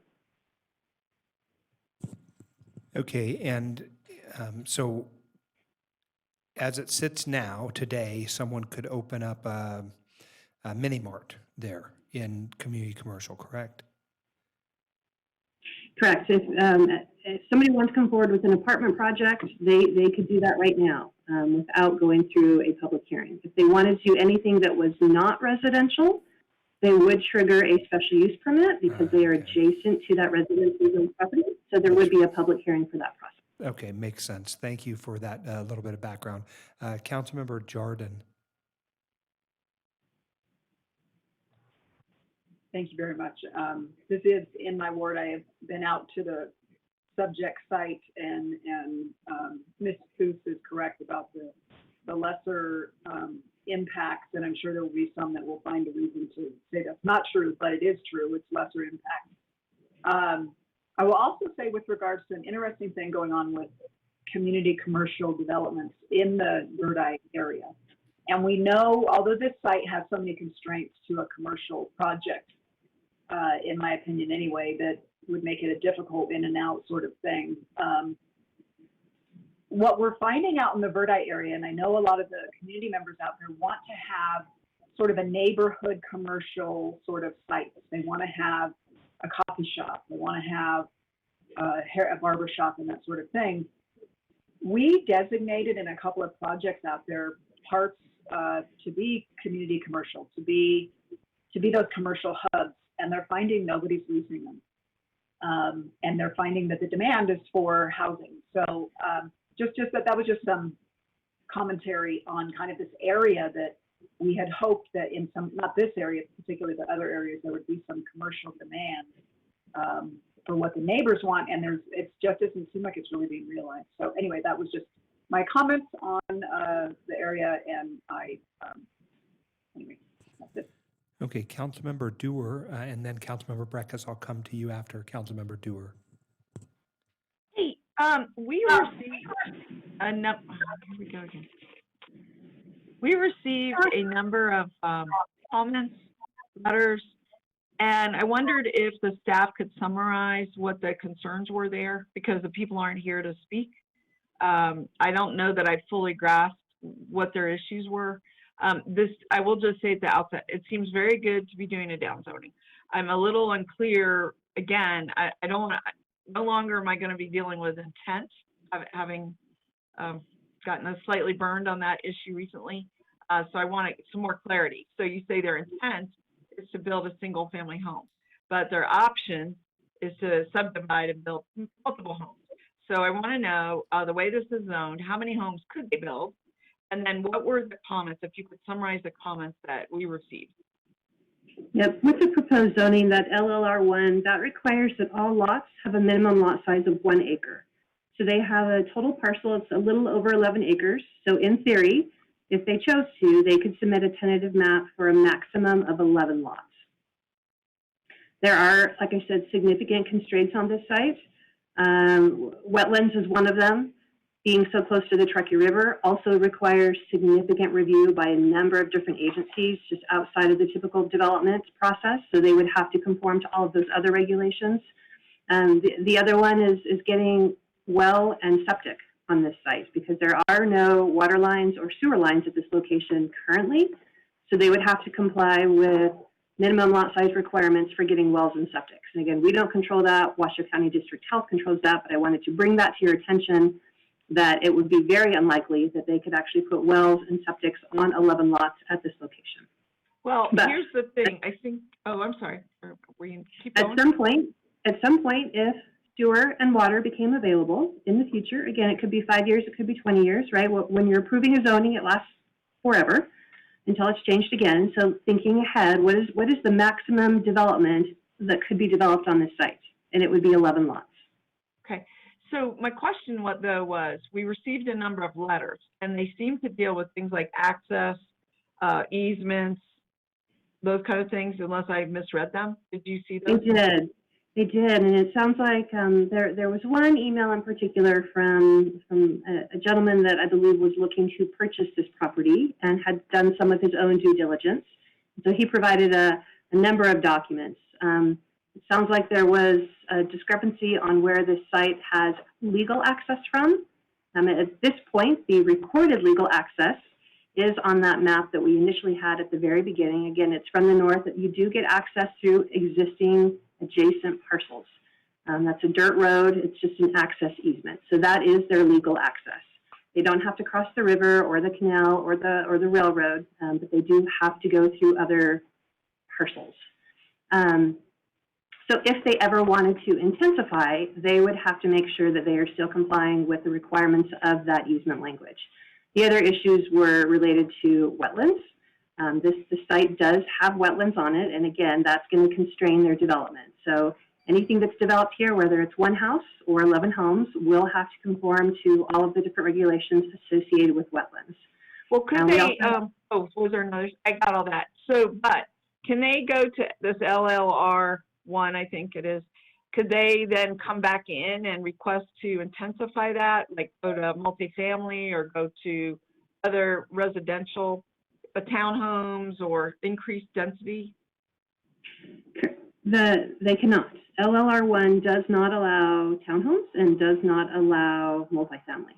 So But I mean, can they come in with later and ask for a zoning change to those kind of categories? At any time, anyone can come forward with a zone change, and then that would have to go through this process. At that point, that if council chose to rezone this to something that allowed for apartments, then that would be a separate process, and you guys would be involved in that process. Okay. Well, I think I'm fine with this down zoning. I just wanted to make sure I understood not necessarily the wetland issues, because I get that. That would be faced by anybody, whether it's commercial or whatever. But the easement issue seems somewhat significant, and so I wanted to make sure I understood it. Thank you. Councilmember Breckus?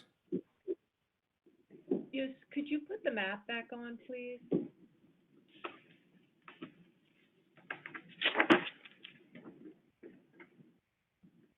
For the clerk. We're working on that on our end, Councilmember Breckus. It'll be up in just a second.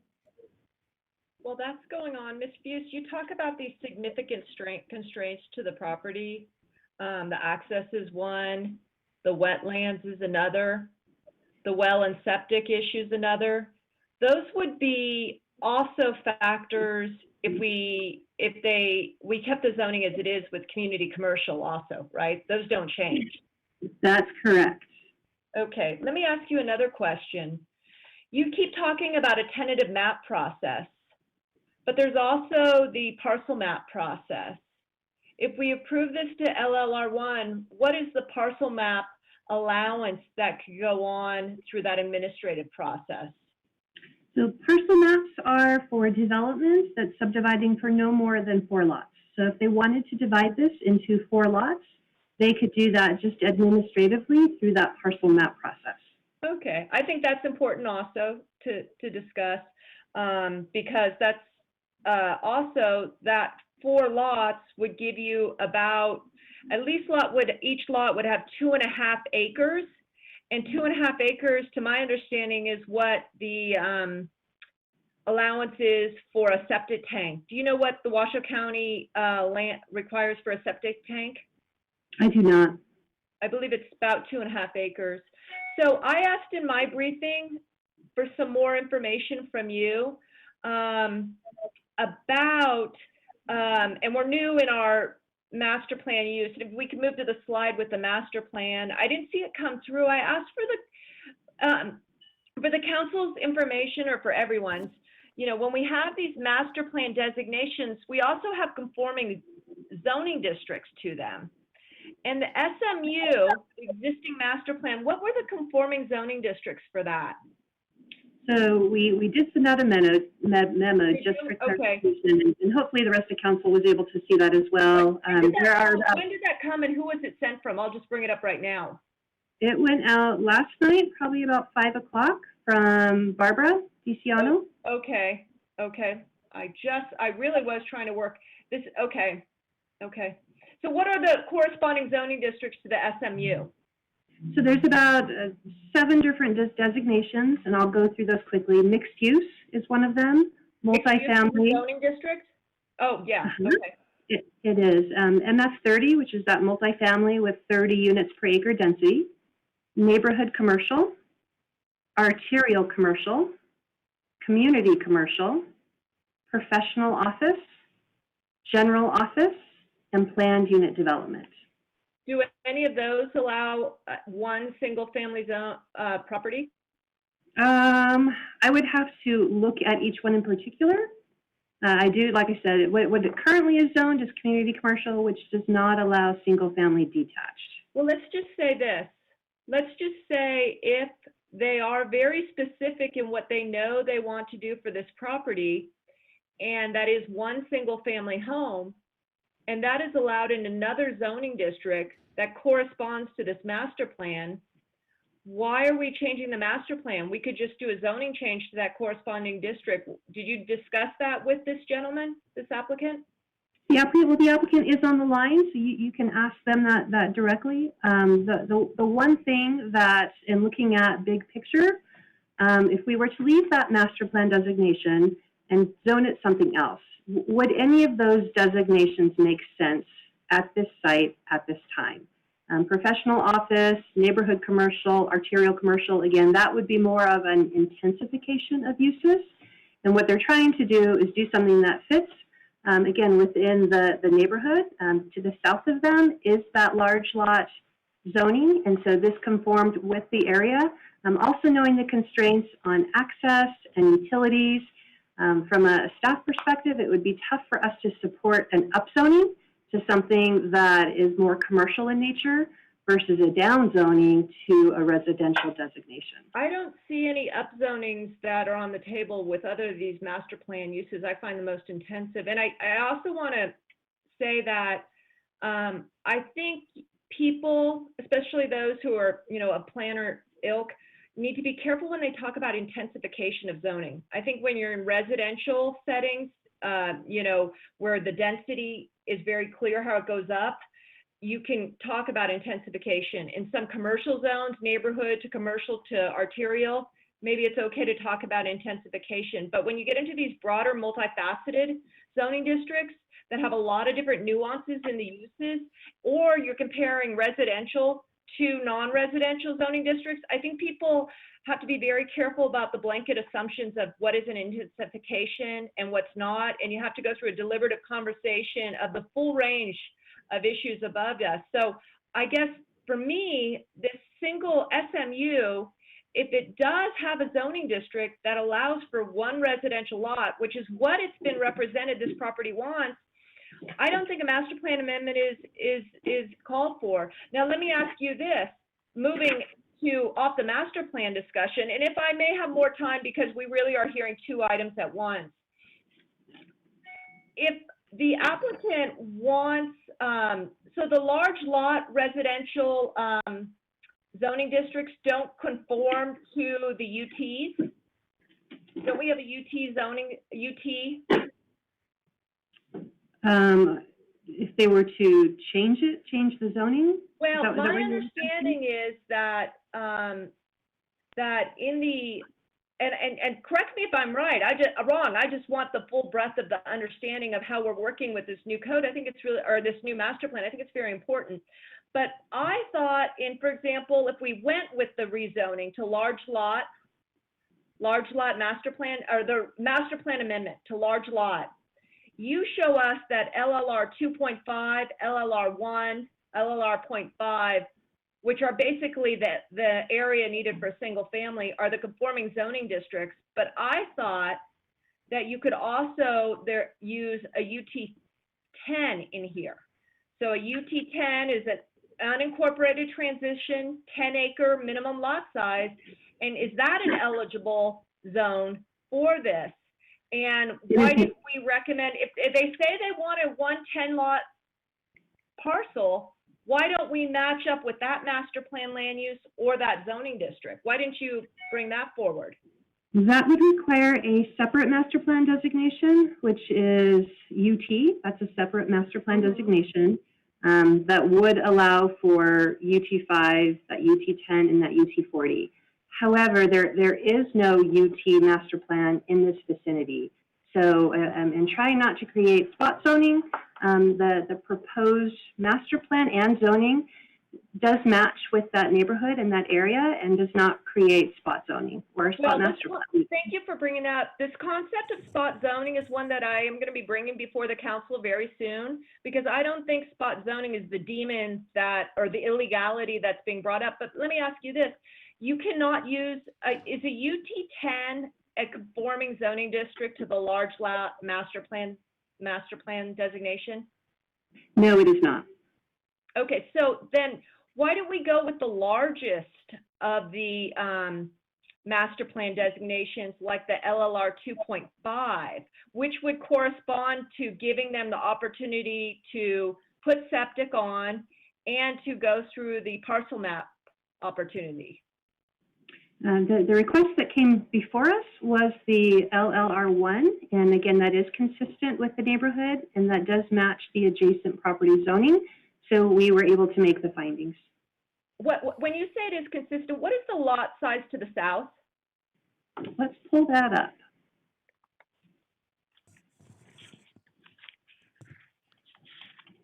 Give me a moment. Just a reminder, Councilmember Rebecca, we have the applicant here, as well as Councilmember Jordan has been patiently waiting, so this will be the last question. Thank you so much. Okay, I do want to hear from the applicant, but just to confirm, is a railroad at grade crossing involved with this property? No, it is not. Okay. And the property to the south is 2.5 acres. How many acres is it? 2.5. 2.2. 2.5. Okay, thank you. Okay, Councilmember, and I apologize, when the shared screen happens, I can't get over there, but Councilmember Jordan, you've been very patient, and I apologize for not getting to you sooner. That's okay. I could maybe wait for my questions till after the applicant's presentation. I just wonder if there's an opportunity to get a Google view of where this is and kind of its relation to some other residential, particularly Hirsch Road, and maybe something there to see how close that is. I'd like to see that. Thank you. Okay, thank you, Councilmember Jordan. And can we now go and transfer over to the applicant's presentation, Madam Clerk? Mr. Vice Mayor, at this time, we will transition to Mike Raley, the applicant's representative. He's been promoted to a panelist, so at this time, Mike, we will turn it over to you, and you can begin sharing your screen and presenting your PowerPoint on your end. Mr. Raley, thank you so much for being with us this afternoon, and welcome. We'll give you a second to just get set up, and then we'll come to you when you're ready. Thank you, Vice Mayor Reese. For the record, Mike Raley with Christie Corporation, representing the Cordova family. I did have a PowerPoint presentation, but I think everything that was in my PowerPoint, Angela covered. So I'd just like to make a few points that I think address some of the issues that were brought up during discussion. To address Councilwoman Doer's concern about could they come in and request an intensification later. Essentially, if the existing zoning would allow for those intensifications now, so multifamily, commercial is all allowed under the existing zone, so there's definitely no intent to do that. To give you a little bit of background on how we got here, the Cordova family purchased this property about 1.5 years or so ago with the intent of building a single-family residence on the property. They actually got as far as having all their home plans done, designed, submitted to the city of Reno for a building permit, and were informed that single-family was not an allowed use at the property. They've got a septic, the well, there's already an existing domestic well on the site that's approved through the state and through the health department. They have an approved septic system that's a very high-end engineered septic system, kind of cutting-edge technology approved by the health department, and then ran into this roadblock, which got us to the point that we're at now. Looking at the surrounding uses in talking with some of the people that are out there, the reason we requested the LLR1 and the SF or the LL master plan designation is they directly match everything that's adjacent to us. So it didn't create any kind of a spot zone. It was consistent with the surrounding uses. And if you look at that property, it's highly constrained. Access is very limited. It's really only an access that could serve a single family residence. There's wetlands on the property. There's some fill that was placed by the previous property owner that needs to be removed and remediated as part of the home construction process. And when you look at the septic system and the limits that the county puts on, it would really, it limits this future subdivision of the property. I would like to point out too that it was brought up where we could do a parcel map and split this up. That could be done under the existing zoning as well through an administrative process, actually into much smaller parcels. So I think this is a win-win for a way to address the site. You know, the LLR1 would allow for up to 11 lots later on if sewer or something, you know, some drastic changes occurred in the area. I don't foresee that, especially given the existing easements that exist and the constraints, but that would be the worst case scenario. But even for that to happen, there would have to be new easements, obviously massive infrastructure upgrades. So I think what's being requested is truly the appropriate designation for the site. And I'm happy to answer any additional questions that you may have. Okay, I think Councilmember Jordan is prepared to ask those questions. Thank you. I guess my question is this for our or for the public's input or consideration. This went to the Planning Commission, correct? It did. And what was the vote at the Planning Commission? We had all in favor except for one opposed. And the issues that were raised through public comment today, were those the same concerns raised at Planning Commission, or is there new ones? They're the same. We've had some additional comments come in, but they are also tied to issues that were previously brought up. Specifically, access was most recently brought up as an issue, and that had already been discussed as part of the comments. Okay. Were you able to get the kind of the Google Earth view of this? And so Ashley, I've completely lost my Zoom capabilities. Can you share screen with me and let me know if you can put me on the shared screen? We will. Or at least put my... We will see if we can get there. You're not asking me. But you're Okay. asking me. I was going to say, I do not Councilmember have Jordan is not going to do it for us. that. I do not have Darn that. it. But I will and remark if that that your doesn't work- screen background is really super cool today. Fancy. Oh, wrong way. You like that? We all have one of those if you want one. Just lost my hand.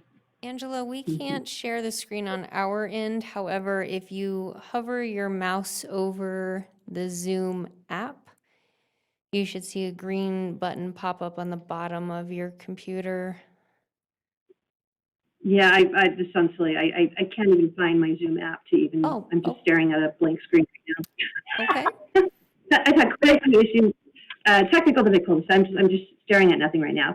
But maybe if we can go back to the PowerPoint with the vicinity map, I can just kind of walk you through where Hirsch Road is. Some proximity to the other residential, and then to Hirsch Road. I'm particularly interested in that location and how far that is from this project. Yeah, so we recently had a project that came before you guys on appeal, and it involved an RV storage. And that property involved Hirsch Road. So if we're back to looking at the vicinity map, Hirsch Road is going to be to the west of this property, and you can actually see the word Hirsch. It would be southwest. So it is actually west of the Truckee River and slightly south of where this parcel is. And so in order to get access from Hirsch Road, there would have to be access across the river and then back up to this parcel. Okay. How far is that, though? How far is any residence on Hirsch Road to this project? So there are a number, and you can see just there's a river separating this parcel from some of the properties to the west. It looks like there's probably 1, 2, 3, 4 parcels that are directly adjacent to this parcel. And then there's another handful of probably 5 or 6 parcels just further south, but again on the opposite side of the river. And so those parcels are probably the most visually impacted anyway, because they are just separated by the river rather than by steep topography or any main constraints. Oh, so there could be some visual impacts to the residents on Hirsch Road by this project. Yeah, and it looks like there's probably, like I said, 3 or 4 parcels that would be more closely impacted. The bulk of the residents on Hirsch Road are further south and not adjacent to the portion of the river that's next to this parcel. Okay. Yeah, it looks like the closest one is at 350 Hirsch. Okay. Has anybody heard from the residents from that location? Off the top of my head, I'm not sure if we received public comment from that property owner. If I may interrupt, we did have a neighborhood meeting as part of this through Zoom, and there were two attendees, both of which lived on Hirsch Road across the river, and were at the neighborhood meeting were supportive of the request. Okay. Okay. Thank you. Mr. Vice Mayor, I will defer to you if further council members have questions. If they don't, then I would recommend that we have City Attorney Carl Hall read the bill at this time. I need to get back to the different screen so I can see who's raising the, oh, there we are. And so I don't see, oh, Councilmember Breckus has an additional question potentially. My review, and it's for Mr. Raley, my review of the zoning ordinance shows me that the single-family home is allowed in both the neighborhood commercial and the professional office zoning district. If that's the intent of this property owner, why are they going through the process of amending the master plan? Because that's a very timely process, and you said they were all ready to build. That has to go all the way up to regional planning, which meets quarterly. Why are you doing that? Why don't you just ask for a straight down zoning to the less intense neighborhood commercial or professional office that correspond to this master plan designation?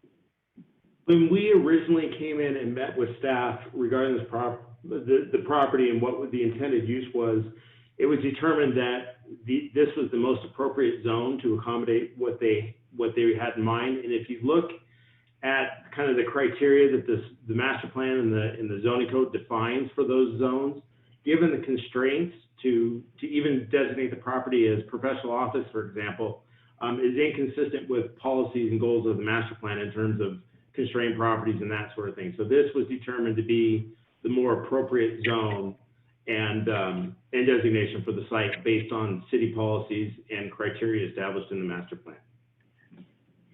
Okay, I mean, I can accept that that's an interpretation, but tell me this, if we amend the master plan, why don't we use the LLR 2.5 as the zoning district? The LLR 2.5 allows each individual lot to have more area to absorb those constraint sites on the premises, however the lots split up.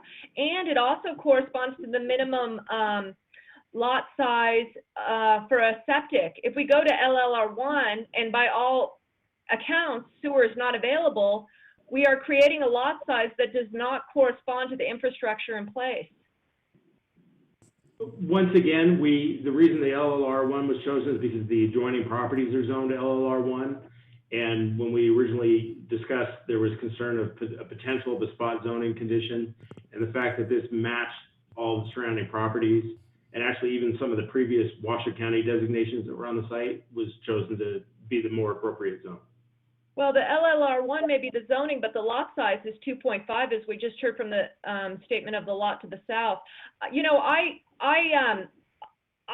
am having a very hard time with this, and I think that when you get into these master plan zoning situations, you need to tickle them many different ways, and I'm just not getting tickled in a way that allows me to put someone into the tentative map process for 1 acre lots in an area where there's no sewer. Can I ask Ms. Foose or Mr. Raley, you know, Councilmember Jordan raised an important point about noticing, and it sounds like the most affected parcels would be those on Hirsch Road. Was that what I understood? Even if it's visual or however it was characterized by Ms. Foose. And it sounds like from Mr. Raley, there were some people who were noticed and they came forward and said what they wanted to and said their piece. And so I just want to make certain that it's this Hirsch Road piece that we've accounted for in the presentations. And fundamentally, I will be the first to say that Ms. Breckus is incredibly adept at the language of planning, and I am still learning about much of that. And so I've been trying to listen very carefully to the arguments for or against. It seems to me that this is a fairly straightforward thing, but there's all these machinations and numbers being thrown out, and I hope that our public understands that when the items come, we're trying our best to apply equally these rules and things to everyone, not just, a certain select few. And so I'm trying to understand, have we made the noticing efforts, and would those people who are opposed to this thing have had the opportunity to come out and say their piece on it? I mean, how else would they make their voices known about whether they, Verdi is a very complicated community, one which we have had many projects and really struggle to be responsive to the needs of that community and to our community as a whole.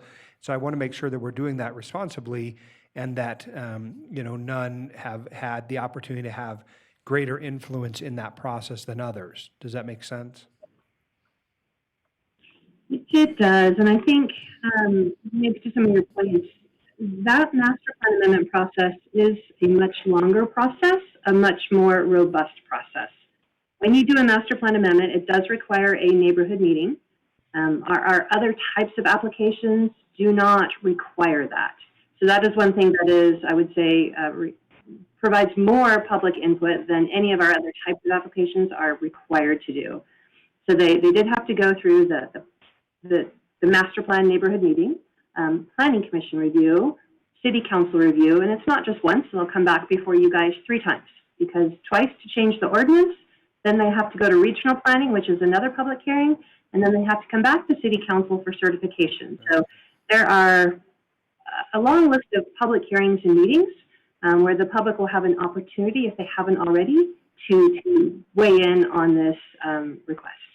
Okay, that makes sense. Thank you. I think you've answered my question. I just wanted to make sure that it wasn't the case that one particular property owner had greater, right to have an opinion or some interest in an action because of their adjacency. And if that was true, that we would be identifying that greater interest in some way. If there were ways that would be identified, that makes some sense to me as you've said it. Okay.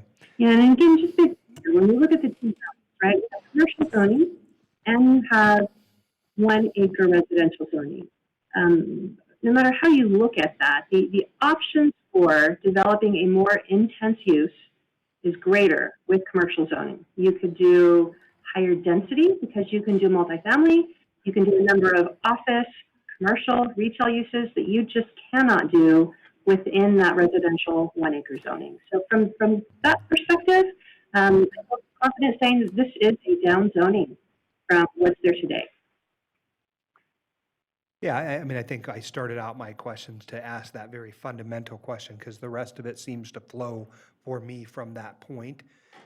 Because, the other direction is much more challenging as we deal with the kinds of community concerns. When the down zoning happens, perhaps it's a different kind of concern, and therefore the kinds of folks who are, interested in making sure their voice is heard are different, right? Going from one zone to up zoning is much different than down zoning in my mind, and that was the fundamental starting point for my analysis of this master plan process. And so I want to be respectful of the time we have, and I thank you for the work that you've done in making this go forward. I don't think that I have any additional questions from colleagues, and so I want to come now to Councilmember Jordan and see if we can't, we need to do some readings? Yes. Okay, so correct. let's do that, and then we'll come back to you, Councilmember Jordan, for the next step. Thank you. Going to City Attorney Carl Hall to read the bill number, please. Thank you, Madam Clerk. This is ordinance introduction, bill number 7143, case number LDC 20-00055, Cordova Master Plan and Zoning Map Amendment. Ordinance to amend Title 18, Chapter 18.08 of the Reno Municipal Code entitled Zoning, Rezoning, a plus or minus 11.23 acre site located on the west side of the canal, approximately 2,000 feet south on Quillisi Ranch Road from its intersection with South Verdi Road from community commercial to large lot, 1 acre per dwelling unit, together with other matters which pertain to or are necessarily connected therewith. Ward 5. Okay, thank you. Councilmember Jordan. Thank you very much. I move to approve item C11. Wait, hang on one second. Can we take C11 and C12 together? You may take C11, C12, and C13 together, as you've opened them all together. Oh, thank you. I wasn't 100% sure if we had to take different motions or if we could move to approve all three, which would be my motion if we are styled city attorney to do so. Mr. Hall. And Weber will second. Okay, thank you. I have a motion and a second. Let me go to Mr. Hall first and just make certain that the record is made clear and that we are doing what your office advises us with regard to the way that we've opened these and also how they've been styled and therefore what the motion might be. Mr. Hall or Mr. Shipman, are you with us? Right, I'm here. I would recommend that we do a separate motion on each of the 3 items. So I know it would be a little more expeditious to do it one all together. Typical but lawyer. That would be my recommendation. Yeah. I had a sneaking suspicion, and that's why I asked. Thank you. Okay, so I move to approve item C11. Second, Weber. I have a motion by Councilmember Jordan, a second by Councilmember Weber. Now I'll ask if there is any additional comments or questions at the time. Councilmember Breckus. So, C11 is shown on the agenda as LDC 200055, but it's called Cordova Master Plan and Zoning Amendment. So which is this? Is this the Master Plan Amendment or is this the zoning amendment? So the application came in as one application. So what's before you on C11 is for the master plan amendment. But what's C12 then? C12 is the resolution that is connected to that, and then C13 is the ordinance change. Oh, I see. Type. Okay, I didn't realize we did master plan amendments in 2 separate items. Okay. Okay, seeing no additional questions, I'll call for the question at this time. All those in favor of the motion made by Councilmember Jordan, seconded by Councilmember Weber, please signify by saying aye. Aye. Aye. Aye. Any opposed? Okay, motion carries 6-1. Item C12, looking for a motion. Move to approve, Councilwoman Jordan. Second, Weber. Okay, I have a motion by Councilmember Jordan, a second by Councilmember Weber. Any additional questions, comments at this time? Hearing none, I'll call for the question. All those in favor, please signify by saying aye. Aye. Aye. Any opposed, please signify by saying nay. Motion carries unanimously. Item C13, looking for motion to refer for second reading. I apologize. I couldn't hear you, Councilmember Breckus. You recorded at the second last, it was a 6-1 vote. Is the mayor on or is she present? Yes, she is. Okay, I'm not seeing her on the. No okay. problem. I apologize, Madam Clerk, we're on C3. We're on C13, looking for a motion to refer for second reading. Move to refer. Second, Weber. Okay, I have a motion to refer by Councilmember Jordan, a second by Councilmember Weber. All those in favor, please signify by saying aye. Aye. Aye. Aye. Any opposed, please signify by saying nay. Motion carries 6-1. Mr. Vice Mayor, with that, transitioning to your next public hearing, this is item C2, Waldron Drive abandonment. This will also be presented by Ms. Foose, and the applicant's representative is also Mike Riley on this one as well. And here I was going to kick Mr. Raley out of the Zoom call. Welcome again to both of you. This is Ward 5, Councilmember Weber, but I'll start by transferring it over to Ms. Foose. I think you have an presentation, but I want to start by opening the public hearing. Let the record reflect that the City Council is opening the public hearing on item C2. Madam Clerk, can you tell me was proper notice given, any correspondence received? Mr. Vice Mayor, proper notice was given and no correspondence was received. Additionally, there is no public comment on this item. Thank you. And do any council members need to make any disclosures at this time? Okay, we're transitioning now to a staff presentation on Walden Drive abandonment. Ms. Foos, the floor is yours.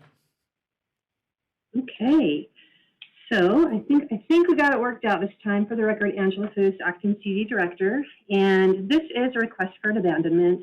The property is located in Ward 4. This is off of North Virginia near Parr Boulevard area. Specifically, the site is just south of Lovett, and it's called Waldron Lane or Waldron Drive. From a zoning perspective, the property is SF15 on both sides. I mean, it looks like historically this area has developed as residential pretty much to the north, east, and west, and as industrial to the south. So there's two existing houses there now, again, one on each parcel, and they have this easement between them, this roadway. And so they are asking to abandon that portion of the roadway, and I thought this would be, is nothing showing on your screen, or is anything showing on your screen? We are seeing your title screen for the abandonment. Now we're on the vicinity map. Okay. So again, just real quick, this site is located in Ward 4 in the general vicinity of North Virginia Street and Parr Boulevard. You can see that tiny little red area, which is our subject site. From the zoning perspective, we have the SF15 on both sides and to the north, and then we have an industrial zoning designation to the south. This is a good example or a good image for you guys to see exactly what the site looks like now. And this is a street view. So as you can see, we have houses on both sides of this road, and there really is not an actual road that's being used. And so the applicant has come forward. Owning both sides of this roadway easement makes this one easy, because the abandoned area will be split between the two parcels. And again, it's one owner, so that takes any question over who owns it out of it. As you can see, there's a lot of trees that have been planted over the years. There's no real indication that it was used as a road, at least recently, because those trees are pretty mature. So what's before you is to approve the abandonment. There is no negative impacts from a public perspective, because it only serves these two parcels. It does not serve these parcels outside of these two.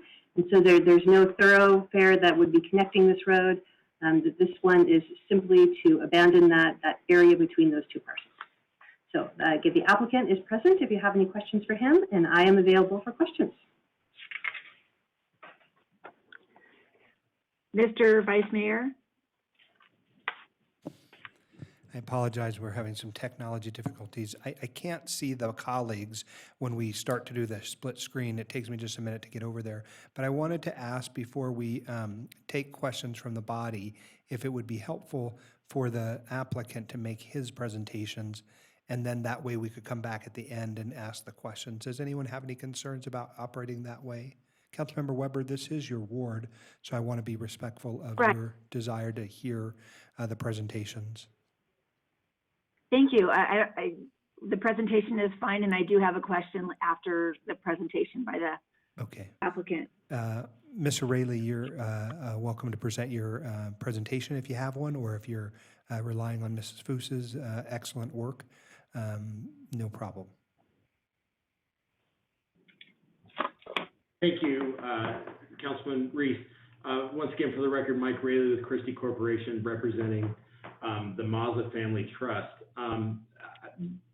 Just like the last one, I think Angela did a great job covering it, but to give you kind of some of the history on the property and how we got to where we are today, the Mazza family owns both homes located on either side of this right-of-way. Based on my conversations with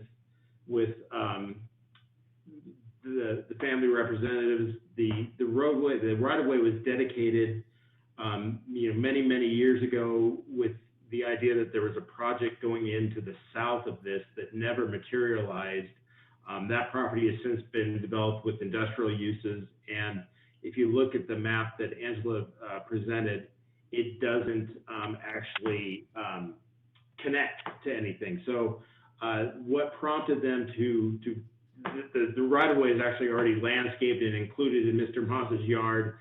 Their family is doing some estate planning, and that's what triggered this to eliminate that, so that the property to the to the west, that's also owned by the Mazas, can be conveyed to Mr. Mazza's son. And so that's what triggered this. So like I say, they are the only ones affected by it. And for all intents and purposes, nobody will see any change to the area as a result of this abandonment.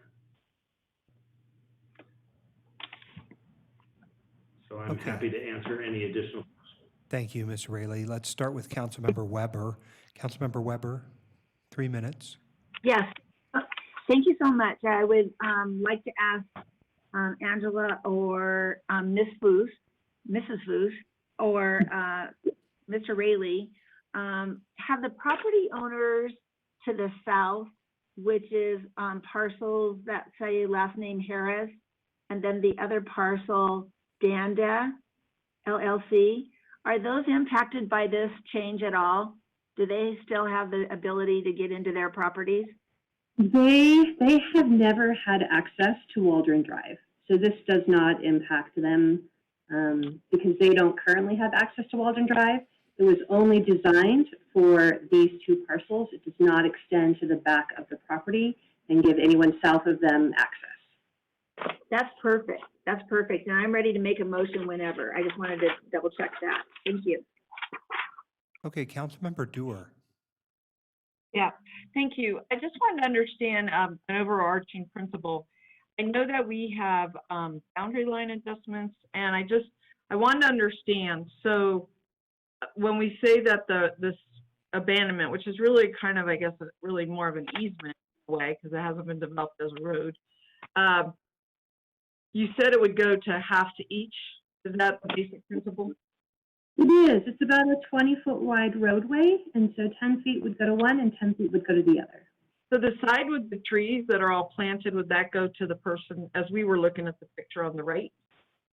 The side with the trees, ooh, you know, I'd have to pull up exactly where those trees Well, there are. was like a little path, and then on the right-hand side, there were a bunch of trees, and the two houses were on either side.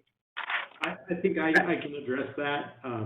The little path that you see is actually Mr. Mazza's driveway. So yes, those trees would go to the home that's on the west side, which is also owned by Mr. Mazza, and that's the piece of property that he's conveying to his son as part of his.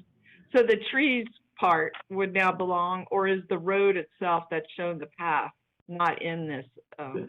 It is. So the little road that's there is actually his existing driveway. So that would remain to serve the house on the east side. The trees would just be incorporated into the yard as they already are for the property on the west. So none of the landscaping would be removed. Essentially, just nothing changes physically at the site. It just removes the lines on the paper. Yeah, thank you. Very helpful. Okay, Councilmember Weber, I'm going to come back to you at this time. Okay. I move to approve the staff recommendation. Second. Okay, any additional questions or comments? For my part, I'll just indicate that I'm able to make all the findings of abandonment and let the record reflect that I have done so. I'll call for the question. All those in favor, please signify by saying aye. Aye. Aye. Any opposed, no. Motion carries unanimously. All right, Mr. Vice Mayor, with that, moving on, item C3 has been pulled from your agenda. Moving on to item D1, this is a presentation from the City Attorney's Office for discussion on stipulation for a temporary stay of action and referral. Thank you, Mr. Hall. Do you have any presentation to make other than a verbal presentation? I just want to make sure we set up the chambers the right way first. Vice Mayor Reese, we did have a PowerPoint, but I can basically read off the PowerPoint and bring council up to speed on that, so we don't have to spend the time trying to navigate the PowerPoint presentation, if that's all right with you. Okay, hold on one second. Just let me see if we can adjust. Okay.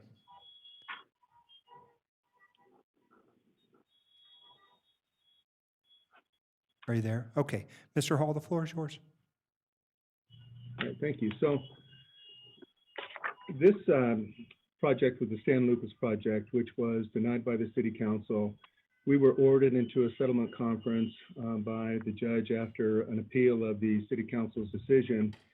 And there was a stipulation or an offer made by the developer, and I'm bringing this to council to determine whether or not they want to authorize signature on the stipulation and then bring the project back based upon the concessions made by the developer.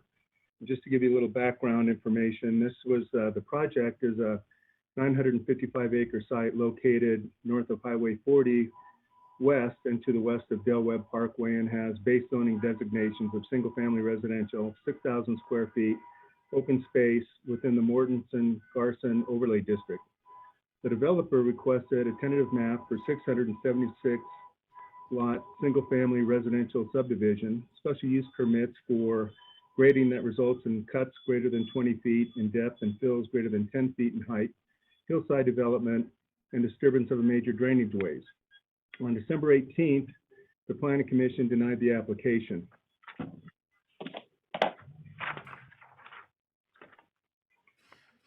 The applicant, subsequent to that, on January 22nd, 2020, City Council denied an appeal which was filed by Mr. Altman. Councilmember Jordan stated that she could not make the tentative map finding E, special use permit, general finding E, special use permit, hillside development findings B, D, E, and special use permit for slopes finding A. It was moved by Councilmember Jordan, seconded by Councilmember Reese to affirm the Planning Commission's decision to deny the appeal based on the inability to make findings B, C, D, E, H, and J for the tentative map, findings C, D, and E for the special use permit, and findings A and C for the hillside development special use permit. And the motion carried unanimously. On February 10th, 2020, the developer filed a petition for judicial review pursuant to NRS 278.0233 and declaratory relief. On July 7th, 2020, developer and city participated in a settlement agreement conference in which the parties agreed to submit a proposed stipulation and settlement to City Council for approval. The stipulation, City Council would agree to reconsider the developer's tentative map and special use permits at a future meeting and direct City Attorney's Office to sign and file the stipulation.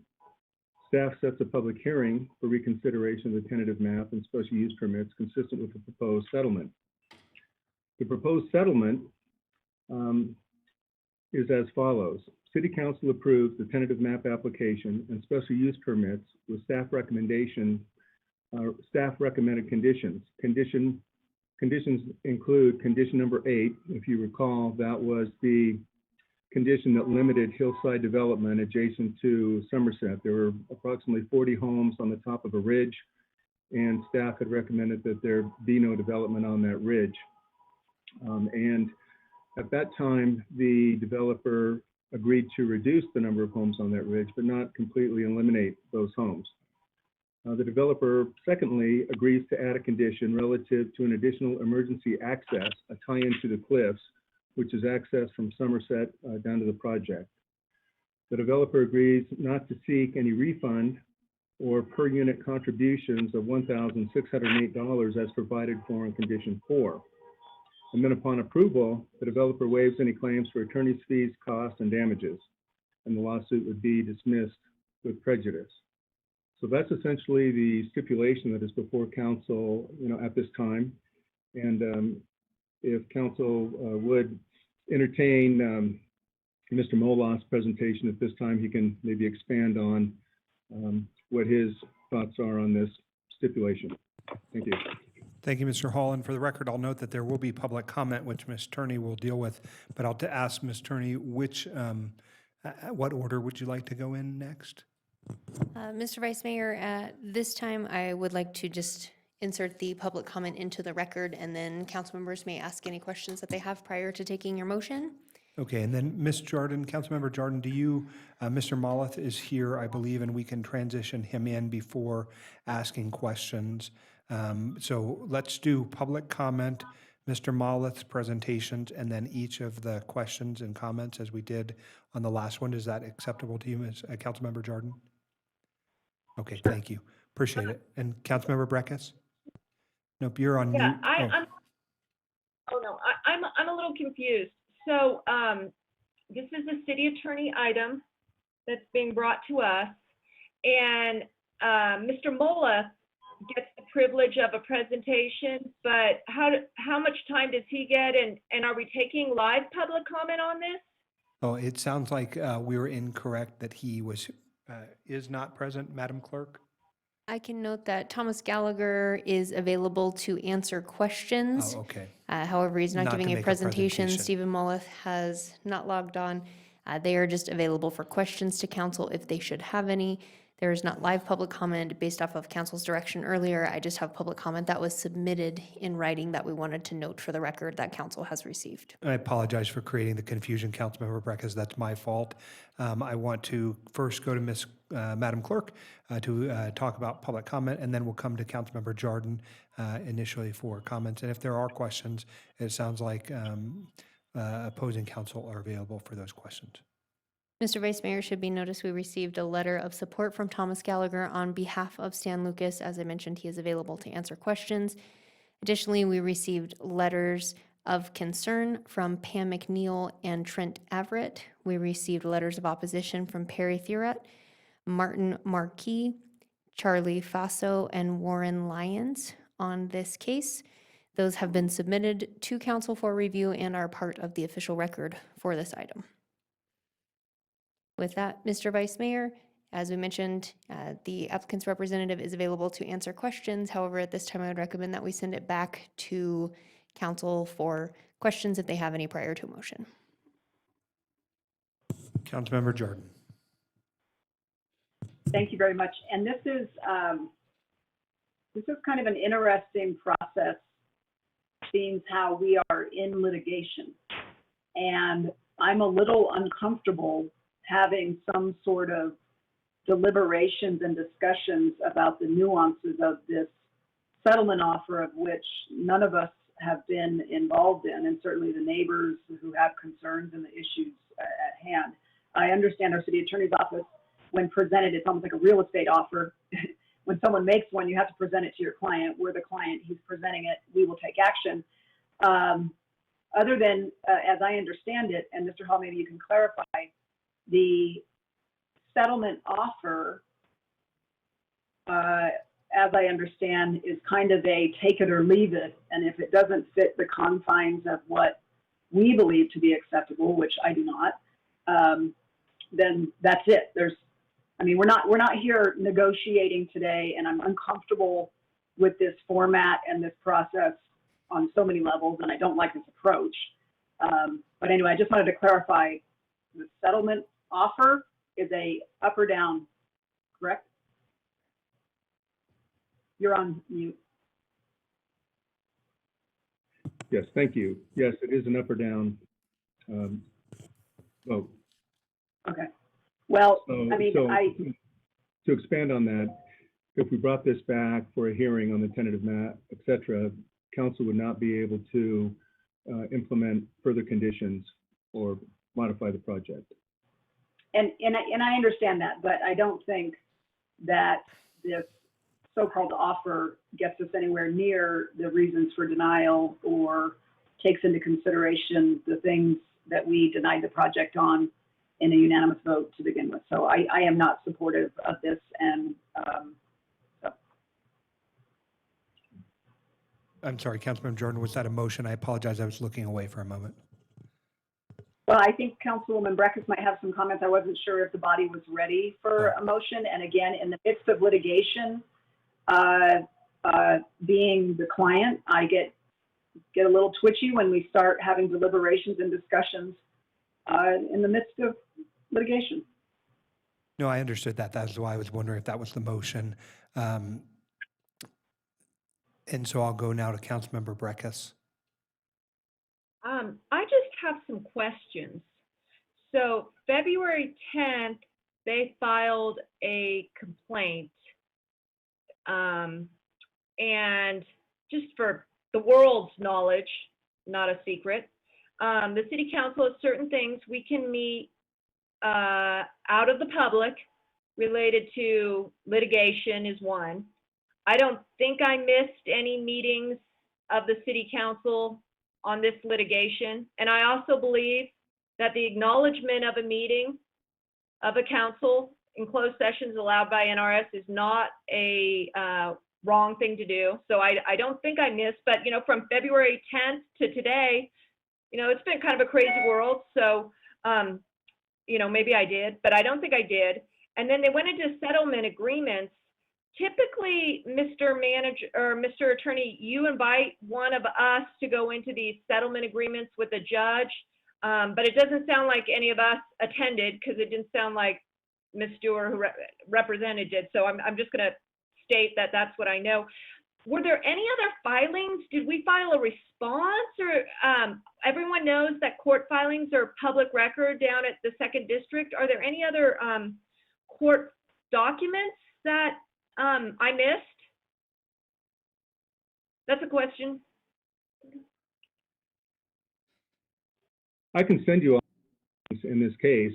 Obviously, we are defending the city's decision to deny the project. So you responded to the complaint. Were you required to respond to the complaint?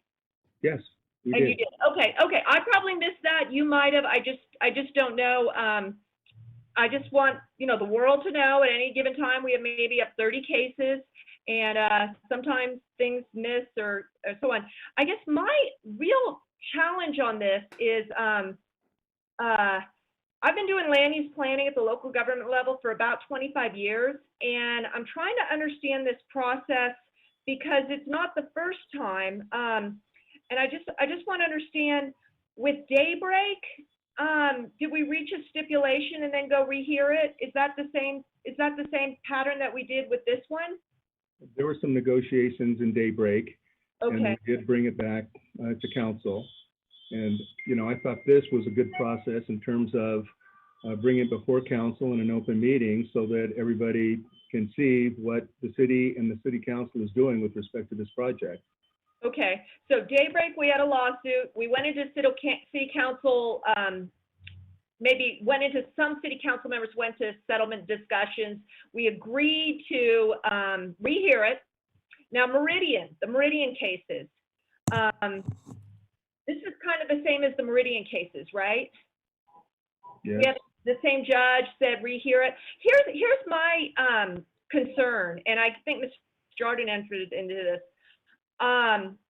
One, I think the council needs to discuss how we need to operate on these cases.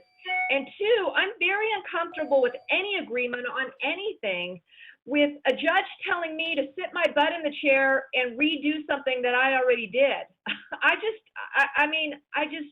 I don't really think that's right. I think that's activism on behalf of a judge to tell me to come back and go through my thinking again. And I'm open to any discussion or parameters, but I've never seen it before, and it's happened 3 times in the last year. I'm really having a hard time. So I don't know, maybe we could talk about it outside of this, but that's my thought also. Well, I would mention that in virtually every case that gets filed against the city, we are ordered into a settlement conference. So that is standard procedure. In this particular case, we want to bring it back for your consideration as to whether or not you did want to hear this item again, based upon these amendments made by the developer. So. Yeah, I'm very, very sensitive to the judges becoming these super planners. And frankly, that's what I think happened with the regional plan about 15 years ago. The judge became this comes in, this comes in. I just don't want the judges to become the super planners or to tell us who are also elected officials that we need to go through our logic. I think I've seen land use cases resolve in other ways, and I'm having a hard time. And it's happened. I just wanted to call it out as a pattern that this council's done, and it's something that I've never seen in 25 years of working in land use planning before. Thank you. Mr. Hall, I guess since I'm the lawyer on the body, I want to just say a few things.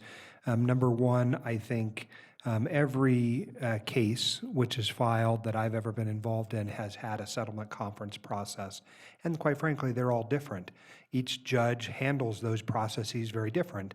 And some judges are very quick to insert themselves into that process and either very vocally or somewhat subtly, they indicate a party's chances of success on the merits long term.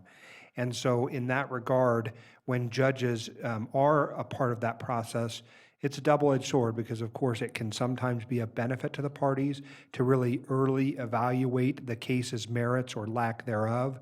Obviously, it puts us in a difficult position because when judges do desire that, we don't generally have the right to say, no, we're not going to participate in that.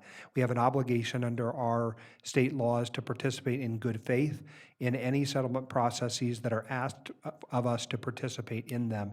And so I thank your office for being willing to do that. I don't know the particulars in this case because, of course, it's all relatively new. The denial happened in February. The lawsuit was filed nearly immediately. We have been in this pandemic mode where it has been more difficult to communicate with one another.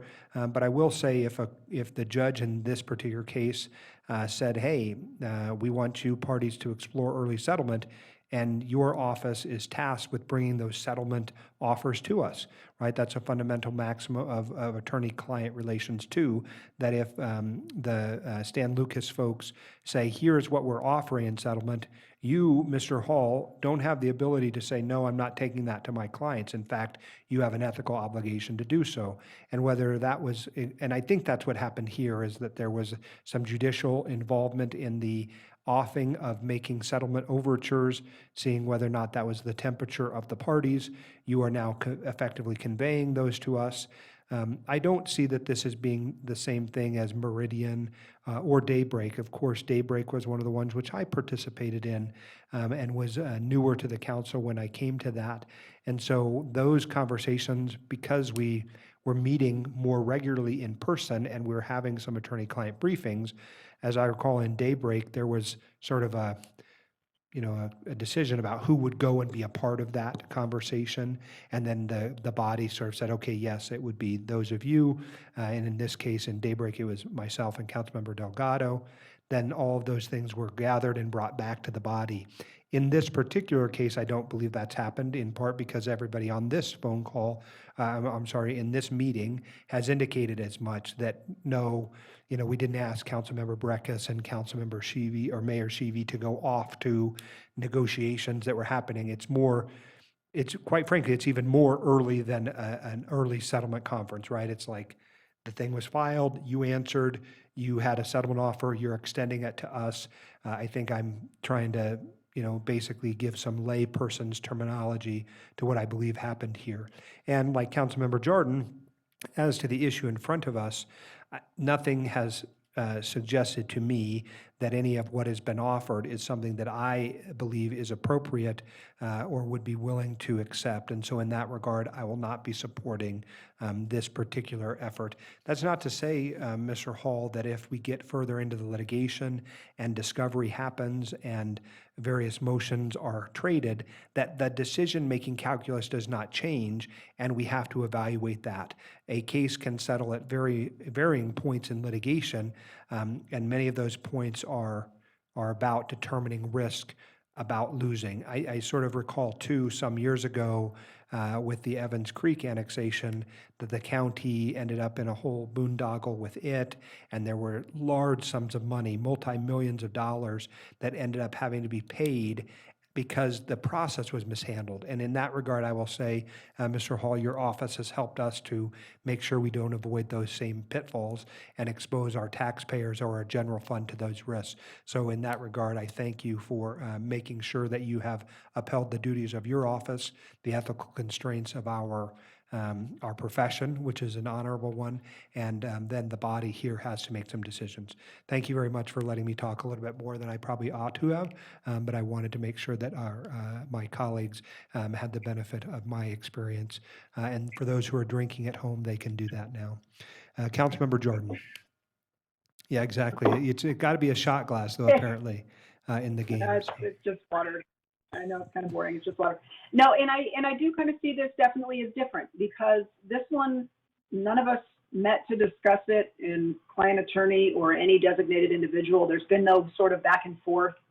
And while I respect the judge's role in this, and I actually honor those that are helping to facilitate these things. At this time, there was really this didn't come close to what the parameters of what we denied the project for. It didn't take into any considerations of the neighbors, and which I know that is not part of the findings, but it's certainly something that this body always encourages and wants to see from any project. So at this time, I move to decline the offer of settlement on the San Lucas project. And Second, Stewart. Okay, I have a motion by Yeah, and Councilmember Jordan, a second by Councilmember Dewar. I'll ask if there are any additional comments, concerns, or questions. Councilmember Breckus?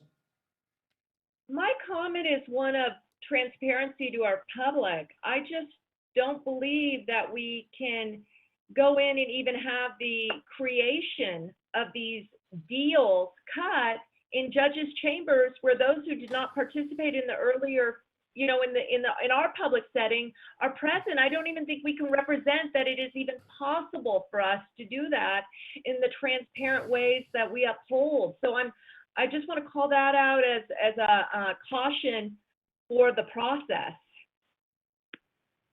I think we're going to have to agree to disagree on that, Councilmember Breckus. There are often opportunities for settlement that will occur. In every settlement that I've been involved in that involved any kind of a public entity, there's often a moment of time in those settlement discussions where it's said, hey, I can represent and do my best to explain this issue to our body, but when it comes to an actual decision being made, the decision has to be made by the body in public under the watchful eye of our public. And so I don't think that any of us, I imagine almost all of us have participated in some settlement conference at some time in our life on this body, or as in my case, having represented a number of government entities.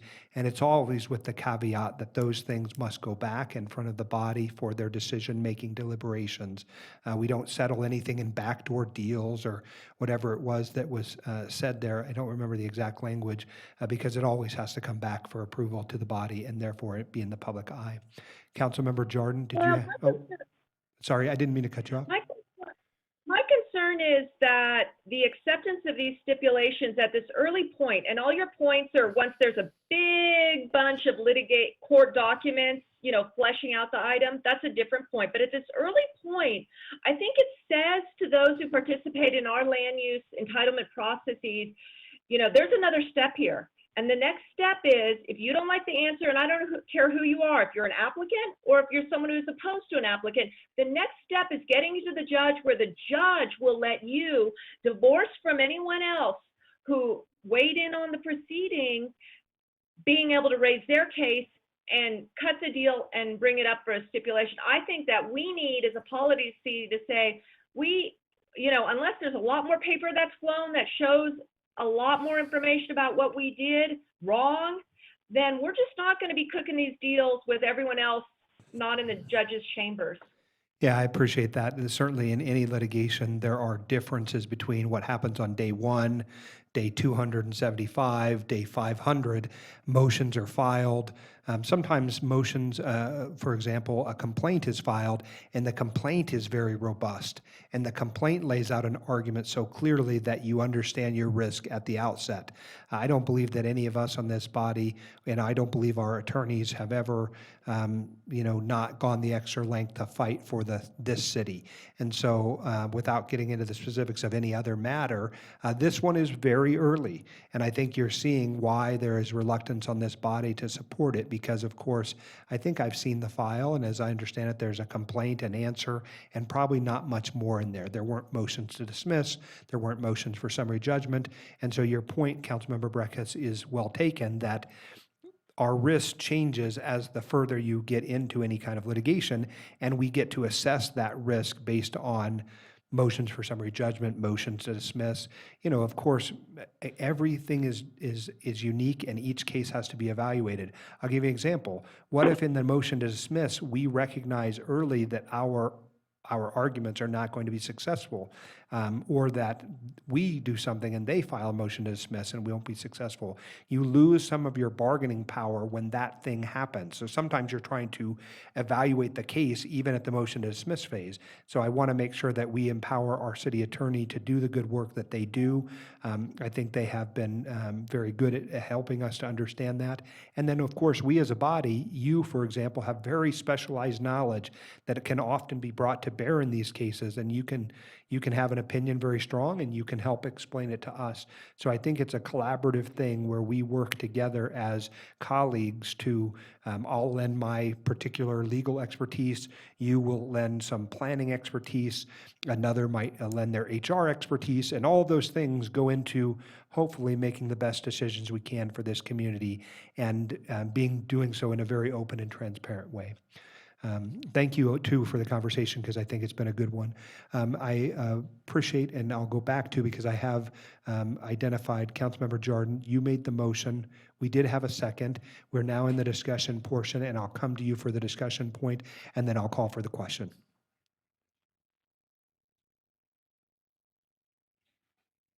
I made the motion to not accept the offer. Yes, and there was there a second? Yes, Councilmember Dewar seconded that, and I thought I was coming back to you for any comment or question about that. No? Okay, so seeing no additional questions or comments, I will call for the questions. And it's sort of a... Mr. Vice Mayor? Yes, Mr. Hall. Yes, thank you. I just got a message that Mr. Moloff would like to offer some comments, if you would like to entertain. I don't think so, not at this time. The issue is that we didn't really have the ability to bring public comment into it. And in the absence of my colleagues having a specific question for Mr. Moloff, who is a well-respected member of our bar, I don't want to do something that would appear to others to be favorable to them, but not to our public who's not been able to participate. Let me come to Councilmember Dewar, because it looks like you've got your hand raised on this issue. Right, and to furtherance of your point, I mean, the way it was presented by our attorney was a kind of a take it or leave it. This is what's being offered, and it's all on paper, and we can accept or reject. And I don't think any further conversation, we shouldn't be entering into negotiations the way that the whole thing was presented to us. So that's further to your point, Mr. Reese. No, I appreciate your comments. And again, thank you to my colleagues on this body for their thoughtful concerns about it. We have a motion by Councilmember Jordan, a second by Councilmember Dewar. I'll call for the question at this time. All those in favor, please signify by saying aye. Aye. Aye. Aye. Any opposed, nay. Motion carries unanimously. Mr. Vice Mayor, with that, moving on to item D2. This is the master plan amendment for Daybreak. Okay. Does council desire a staff presentation at this time? Okay, Madam Clerk, do we have any public comment on this item? Mr. Vice Mayor, we received public comment on item D2. We received 12 letters of support and 1 letter in opposition. Those have been submitted to council and are part of the official record. And I apologize, the 12 letters of support, I received probably more than that as emails, but maybe I've gotten them and you haven't. I'll forward them to you. They're, an email, a form email, but I'll send them to you. Any questions by council? It looks like Councilmember Dewar, you have a question? Yeah, the question was just, did we have to, I originally thought this was a multi-part, just like some of the other ones that we've taken. There's the certification and final approval of agreements. It's all one item. That's my question to our legal counsel. Okay, Mr. Shipman or Mr. Hall. I can't see my screen, so I need to look and see if you're...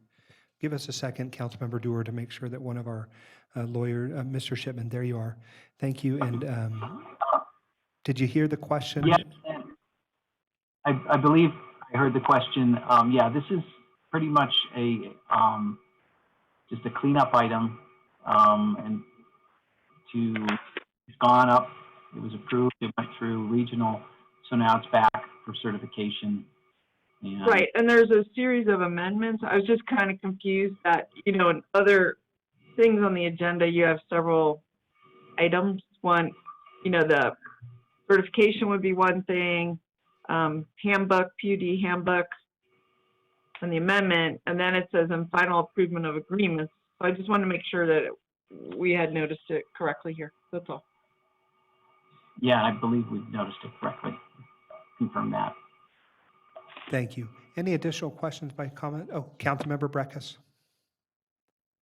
Yeah, I mean, I do have a question for Ms. Foose, but Mr. Shipman's the one I can see right now. Let me ask you this. Have we always done the PUD certification along with the agreements? I always thought that the agreements were not embedded in the PUD and are amendable by will of a subsequent council at some point, actually. Do they have binding legality within NRS 278A? It's a compound question. Normally, and I would defer to Angela on this, we normally just do certifications, the standard standalone certifications. But I think for expediency, this was all put together to do it in one fell swoop. So to your second question, I don't know if I'm understanding. Well, are the agreements standalone contracts that have, I guess, vesting rights, like a PUD approved under 278A? Well, they have. I mean, they're agreements to, do the things that which the agreements talk about. I mean, yeah, they are agreements. They are legally binding. I guess I'm not understanding your question then. Maybe I could help. I mean, are these contracts that can be amended in the future, or are these embedded into a PUD that cannot be amended in the future? What's their legal standing, I guess, is what she's asking. Okay, so I would say at this point they are, you're approving them as to form so that they are part and parcel of the PUD at this point. So. Okay. Yeah. And NRS 278A allows you to have side agreements within a PUD approval? It allows you to approve the PUD, and then there's certain ability to amend that PUD based upon what you're amending. So potentially in the future, there could be amendments of this as long as both parties are amenable to it. Both parties, okay, because it does say that in the agreements that you can amend between the city and the developer, and I just wanted to know, as the PUD builds out and the developer is, maybe not even in control any longer of the, the project, say you've got some of it built out, why do they get this greater strength of enforcement than they do under the 278A on the PUD itself? You see what I'm saying?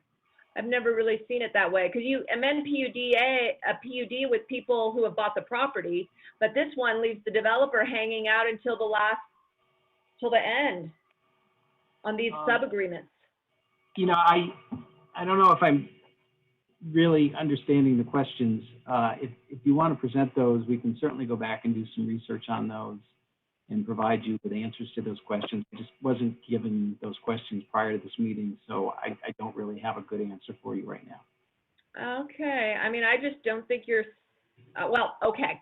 I think that I need confidence. We got a good agreement here, because these are subparts. Ms. Foose, did you have your staff look through line, item, word check, everything from the original to the one as it was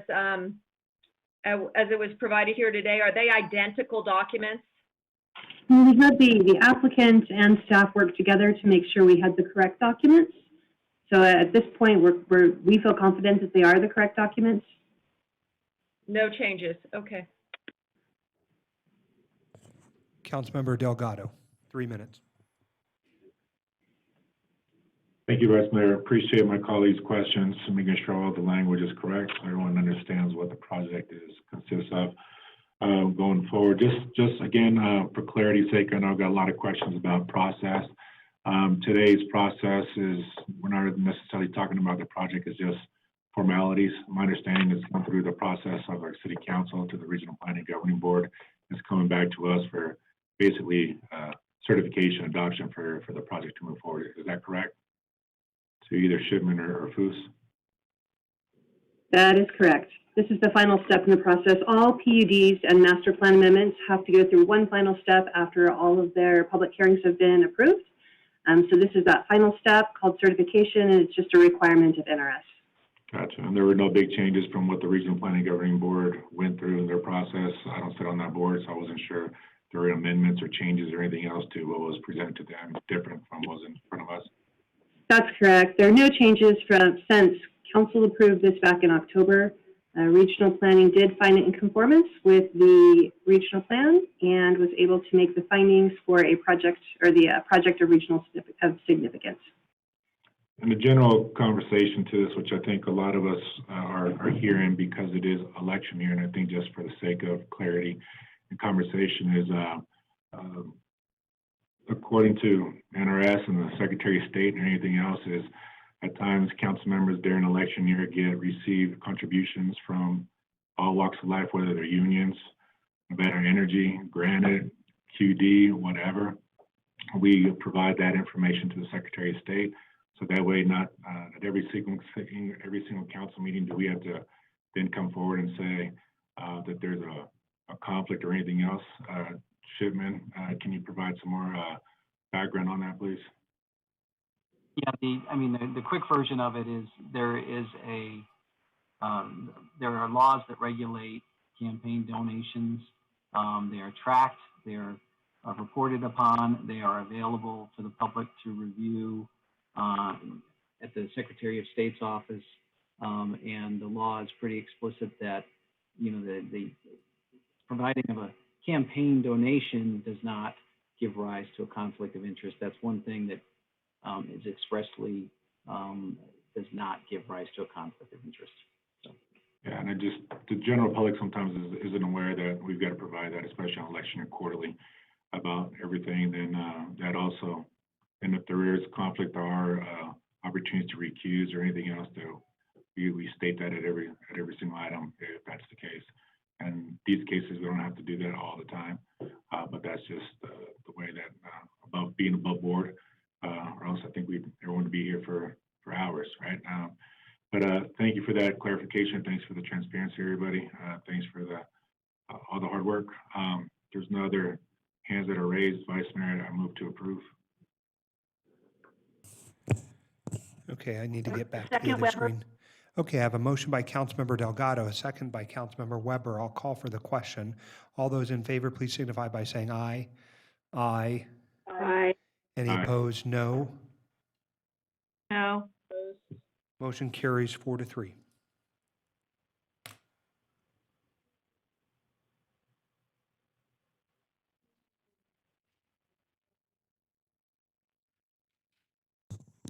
Mr. Vice Mayor, with that, transitioning to item D3, this is presentation and discussion for the City of Reno FY 19-20 and 2021 budgets. Should be noted this is presentation and a non-action item.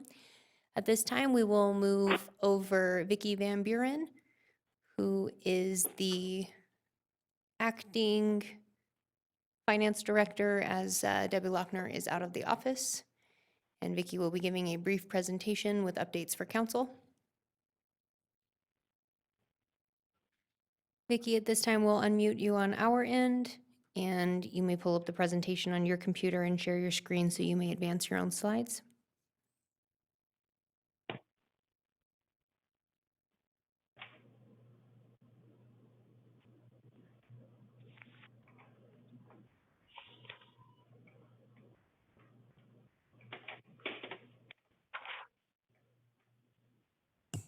Ms. Van Buren, are you in the chambers?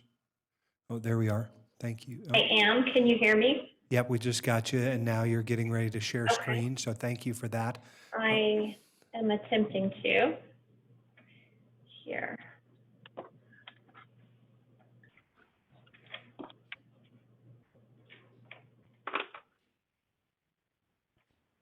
Vicki, can you see my screen now? We can see your screen. You are still you're not in presentation mode yet. If you want to push F5, it will take you to that. Ms. Van Buren, while you're setting up, I wanted to go to the acting city manager and just make sure that my colleagues knew I think probably some of you could hear it, but as I understand it, we had a fairly large gathering outside the city hall over the last half hour, and so I could hear it obviously, but I'm not sure all of you could. It looked like Councilmember Breckus, you were aware of what was being heard because you sort of leaned in, but we had about, I don't know, 1,000 or so folks outside in cars, and I just want to acknowledge them. As I understand it, these were a car, not a parade, but a rally in cars, and we were hearing a lot of horns being beeped, and they were in support of the men and women of the Reno Police Department. And so I wanted to make sure I acknowledged that that had occurred, because I know Councilmember Breckus, you had leaned in to see what that was. It seemed like very strange. I know we could hear it here in chambers very audibly, and I know that you probably were just wondering if it was something on your end. So I apologize for not mentioning it earlier. I just didn't want to distract from the flow. Acting City Manager SOTO, did you have anything to say? Acting City Manager Jason SOTO. No, just a big thank you to our community for their continued support of the Reno Police Department. That was quite a scene out there on Virginia Street. It's my understanding that it was a large line of cars, over 1,000. Okay, thank you so Thank you. much. Ms. Van Buren, I apologize. I just was trying to give you a chance to get set up, and I also wanted to acknowledge what was happening here in chambers. Oh, thank you. Madam Clerk, is it showing correctly on your side? It is now. Thank you. You may go ahead and advance through your presentation. Okay. Good afternoon, Vicki Van Buren, Administrative Services Manager for the Finance Department. I just have a quick update today regarding some of the information that has been provided to Council over the past few months. C-tax and room tax, I'm going to talk about those as we've got some new reviews on those. And then the expenditures, where we're projecting things right now, and then a look at what we will be looking at for the future as far as bringing back to Council and what we're currently working on and what the top priorities for our department are at this time. This slide here shows C-tax data. C-tax data we actually get with a 2-month lag. So in this, you'll see we just got the April allocation of C-tax at the end of June. We got the April allocation. We will not be getting the May allocation until the end of next week. So it won't be until the end of July we will get that. At this point when we came to Council back in April when the pandemic first erupted, we had some predictions out there as far as where we thought C-tax would go. Given the uncertainty and the unknowns of this, at the time we had brought to Council, we thought that March would be about 25% under budget, and that April would be about 50% under budget. So on the screen, you will see it actually came in higher. Both of those months came in higher than what we anticipated. March was only 15% down, and then April was only 25% down, not 50% down. So overall, comparing to what we came to Council back with in April, we thought we would be around $6 million short in the budget in C-tax. At this point, we're looking at probably around $4 million short. We have not adjusted the predictions that we did for May and June, again, because this is a new situation. It's unprecedented. We don't really have, we have a month and a half of data at this point to go on. And so we're hopeful that those months will come in better than we projected. And if so, we'll be in a better situation. But at this point, we're looking at about $4 million under budget. If we go to the next slide, this one just shows you the picture of it. And so I think what's important on here are the 2 months that we have received, March and April, are both below what we actually got in fiscal year 17 for the same time period, those same months. And the projections obviously are below the FY17 numbers as well. This is room tax, and this is just the room tax portion. That's the Council portion and the Parks portion.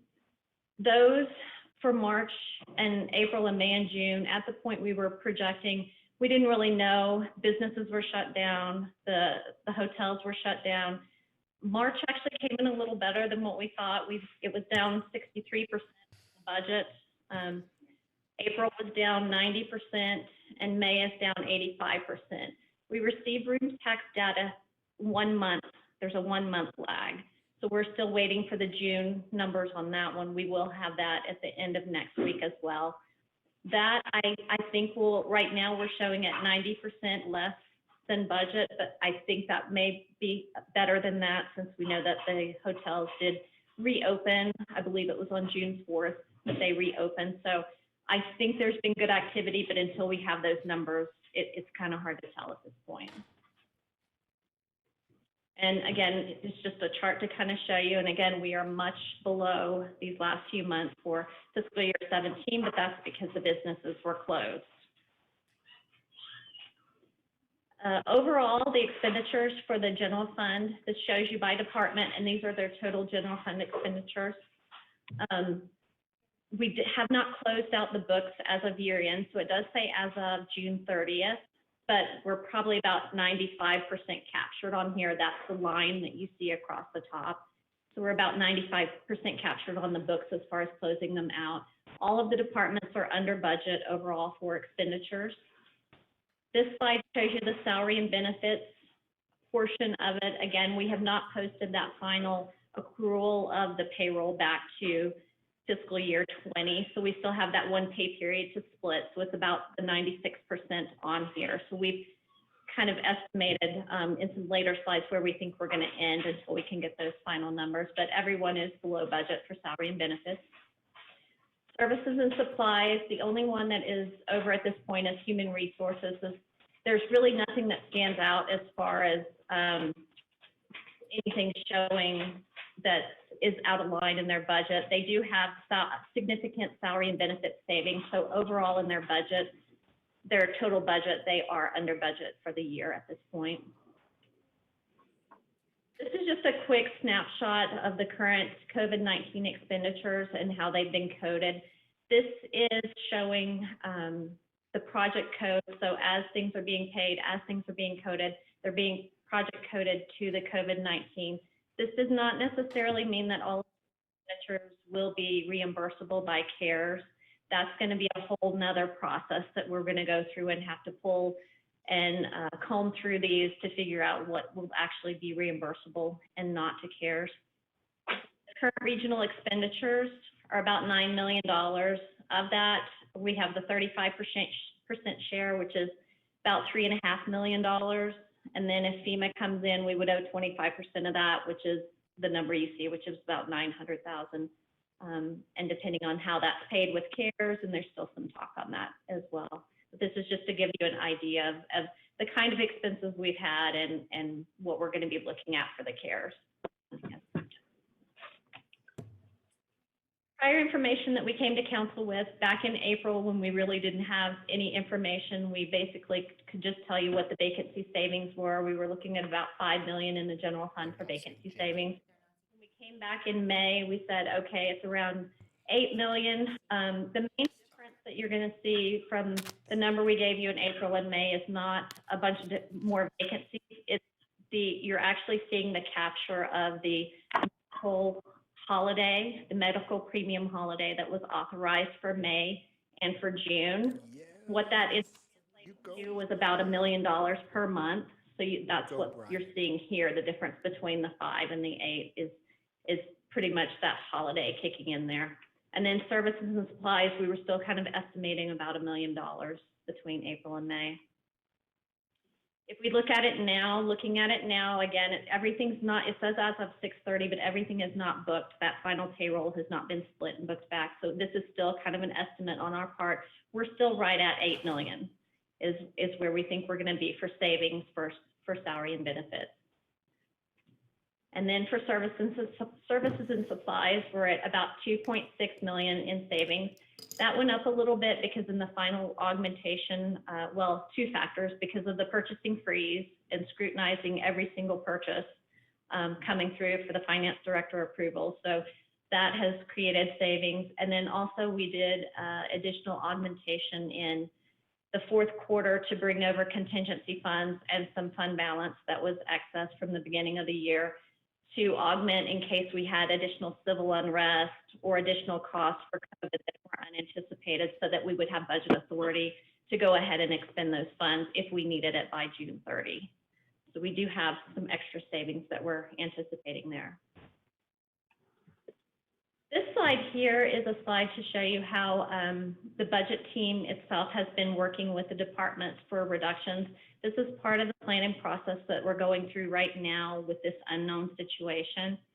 Each department was asked to come up with a 5%, 10%, and 15% reductions in their line items. And so this gives you an idea of the total kind of a 5% reduction is a target of about $9.5 million overall, 10%, $19 million, and so forth. The budget team has been working individually with the departments and has come up with a lot of ideas. The departments have come up with salary savings, service and supply savings. They've looked at service delivery, how that's going to affect service delivery and other type of items. So this is part of our planning process that we're going through right now in order to come back to council with thoughts and ideas on what's going to happen going forward as we get more data. I was asked during one of the agenda briefings this week to go ahead and kind of line out what the next steps are. And so right now our focus is probably going to be real quick on the, well, not real quick, but the CARES Act relief funds, because we have such a short time span to do that. July to December has to all be spent by December 30th. Our allocation as a city is the $46.7 million. We're going to have to comb through those expenditures to figure out which ones qualify, and then also work with the departments on those funds that are being offered to the community to supplement the community in their needs as well. And so the finance department will be doing a lot of that work in order to make sure that those funds are spent and spent in a way that qualifies and we can get the reporting in and such. So that's a really big thing that we're doing right now. In the August-September timeframe is what we're planning to come back to council with a budget strategic plan for going forward. We're working on a revenue analysis with the revenues as they come in now, trying to work with other agencies and seeing what's out there as far as planning. It's still, again, an unknown if there will be a second wave or a second shutdown, those kind of things. So we're trying to plan for different scenarios and do a revenue analysis that's based on data so that we can have trigger points for certain things. So if revenue comes in at a certain level or is defined at a certain level, these are the options of things that we would go to in order to cover that. We have looked in areas of budget flexibility. These are outside the department's flexible areas. These are things such as fund balance, workers' comp, additional revenues that we've gotten from insurance settlements, CIP monies, other things that we have that are available, tools that are available to council if we need to go to these means.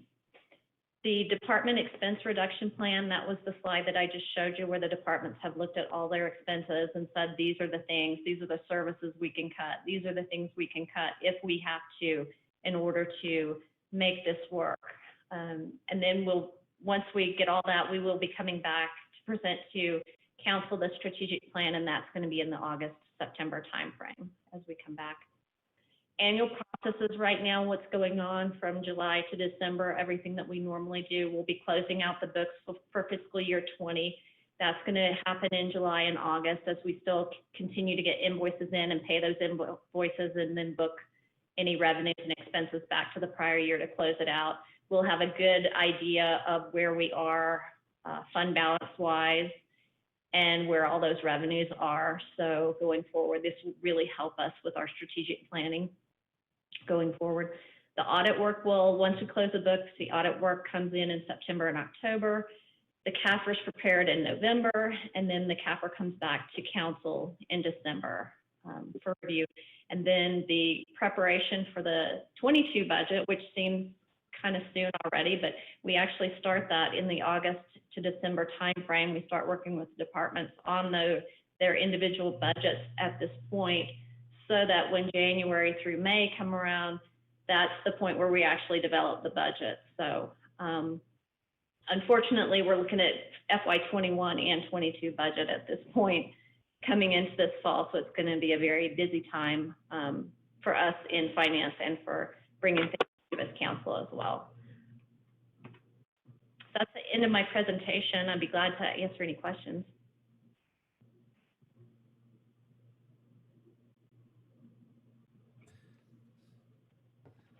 Ms. Van Buren, give us 1 second to readjust our technology in the chambers. Okay, it looks like Councilmember Breckus, did you have your hand up? Okay, let's start with you. Thank you so much. I did, and I think that was an excellent and important presentation to hear today. I have two comments, observations, and two questions. The first one is, we are not at this point projecting layoffs, and I think that that's important to talk about because we're seeing layoffs come from some of the Southern Nevada jurisdictions. My understanding is that they have different budget revenues into their general fund, which probably we should have, and that's namely the lodger's tax over in Clark County. It hits the general fund of the county. That's what's been devastated. We are only touched by a teeny weeny bit of lodger's tax. Some of us argue we should get more lodger's tax to do essential services, but that's over at RSCBA, and so their budget's taking that hit. The next one is, a lot of the public's been saying to us, defund the police, they're 35% of your budget and so on. I'm not in support of defunding the police. I'm in support of performance auditing, zero-based budgeting them. But I do want everyone to know that we are looking across the board at defunding departments due to our economic straits. And when you look at our departments, police does have a fair amount to cut, and it's not with relish. I see that because I think that will be felt in the services that we provide to our growing city. The next one are very specific questions.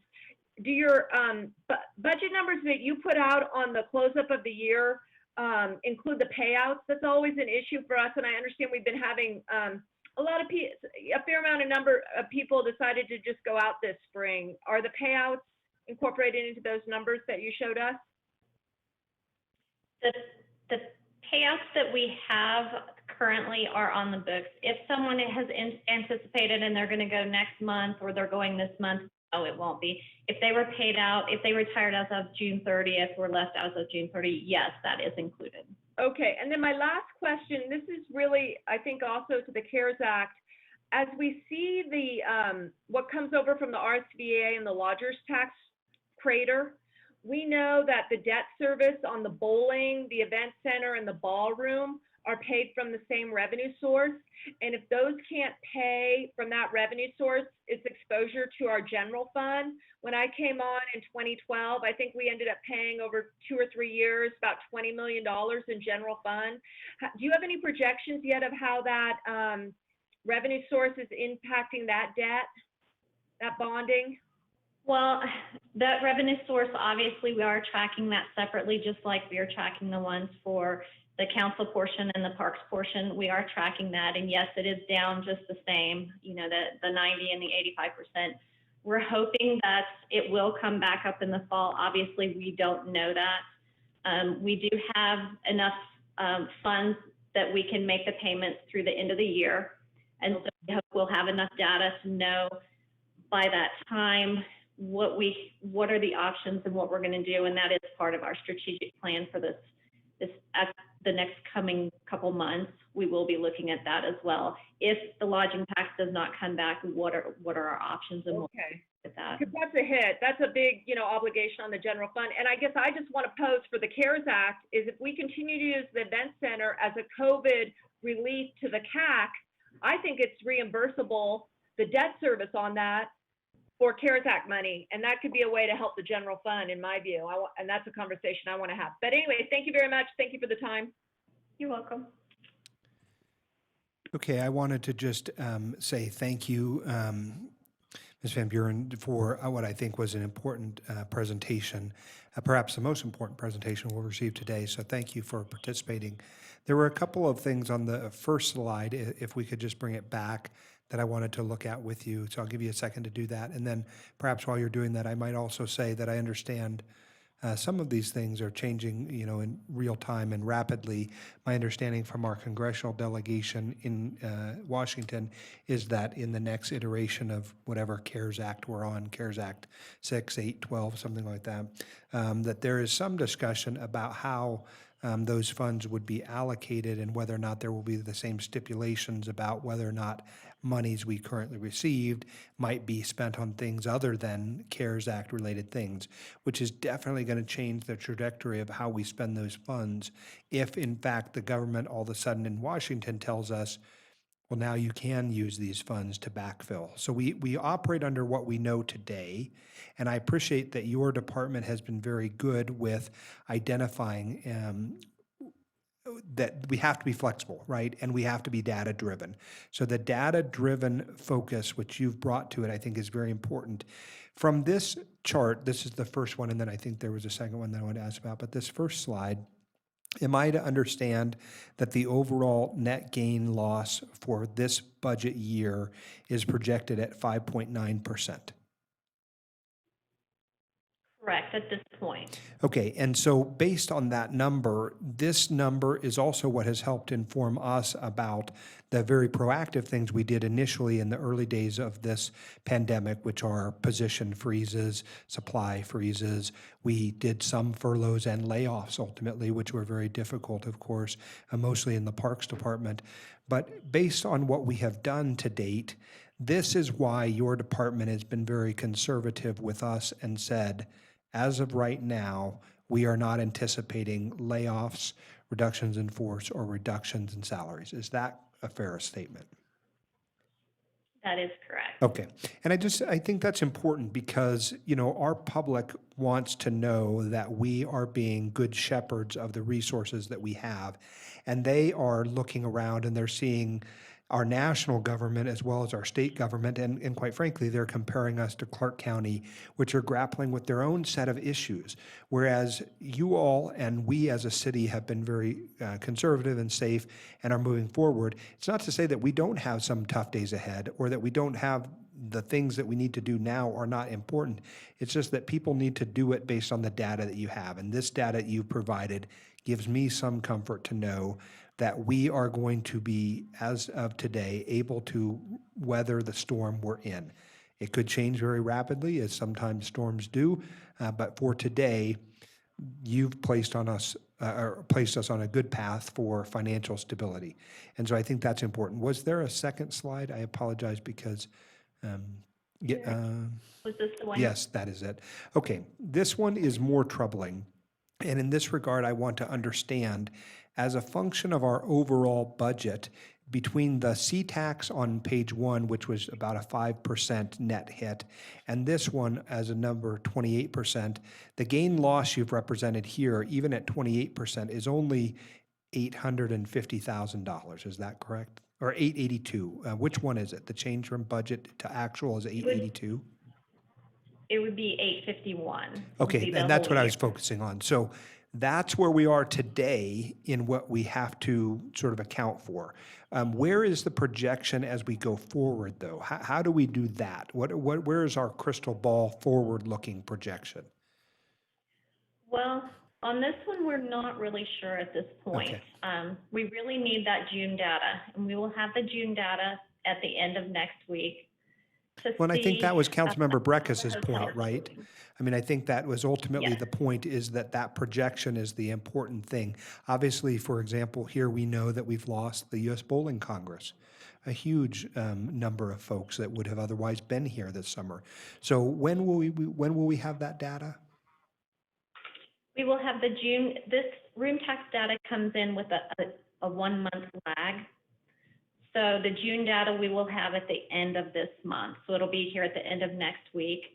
Once we have that, we will know how the hotels have reopened for June and how people are actually using them. And we should have a better idea of how that should trend forward if there are no more issues with COVID and such.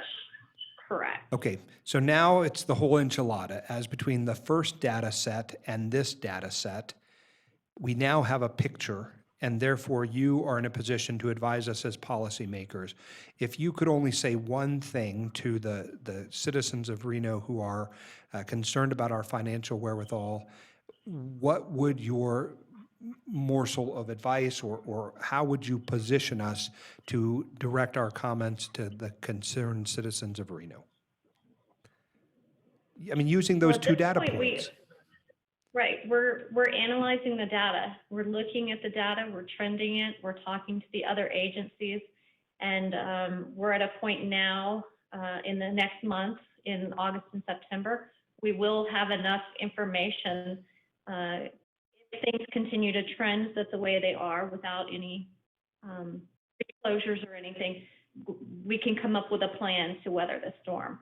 Okay, and is there a moment where you're going to be able to tell me how deep of a hole we're in? And I know I'm putting it in a very colloquial way, but I'm just trying to get past the charts, the figures, the numbers for our public who maybe are not as inclined to sift through the data points. We are all doing that every day, and your office has been awesome about it, but I'm trying to figure out how deep is the hole and what hole are we trying to fill? Right. Well, for fiscal year 20 that we're closing out, council reacted quickly in freezing positions, like you mentioned earlier, freezing positions and cutting back on expenditures and such. So I think for fiscal year 20, at this point, everything looks good. We're okay for because of all the vacancy savings that we had and the expenditure savings. Going forward, depending on the length, the duration and the severity of it going forward, that's going to be what we really have to try to nail down.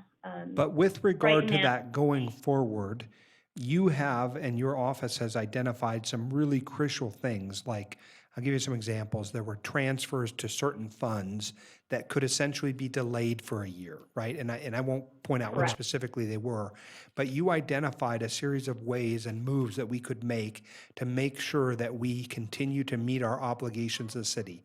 As of today, as you sit here, do you believe we are still on that path to make our obligations and to be able to thrive as a community? Yes, I do. Given the current situation, yes.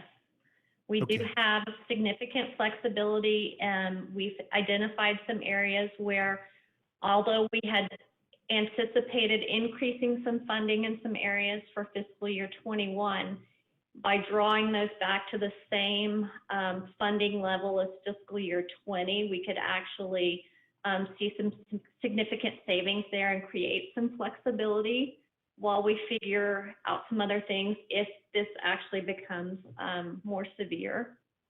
So it's not saying we're cutting funding to anything, which is not what I'm saying. What I'm saying is we have identified some areas that we could fund at the same fiscal year 20 level and just not do the increase to it. And so that's some of the flexibility that we do have within the budget. And Ms. Van Buren, thank you for humoring me. I ask questions in a particular way, and it's just my nature. It wasn't meant to be combative in any way. It was just like the lawyer in me trying to get to an answer. So I apologize if it seemed strange or wonky. I was trying to get to the end result the same way you did. We just got there differently. Thank you for letting me speak. I want to go now to the body, and I'll have to transfer screens again to get back to see who's got their hands raised. I think our Acting City Manager SOTO, you had a comment or a question. Thank you so much. I did. Thank you, Vice Mayor Reese. And I just wanted to point out to the question that you asked, I just want to let our council and our community know that we're going to continue to be extremely cautious throughout this process. And remember, before COVID hit, there were, I want to say, over 50 FTEs, actually over 100 that were being asked for by departments for this fiscal year. That was zeroed out, and I think we actually hired maybe one position.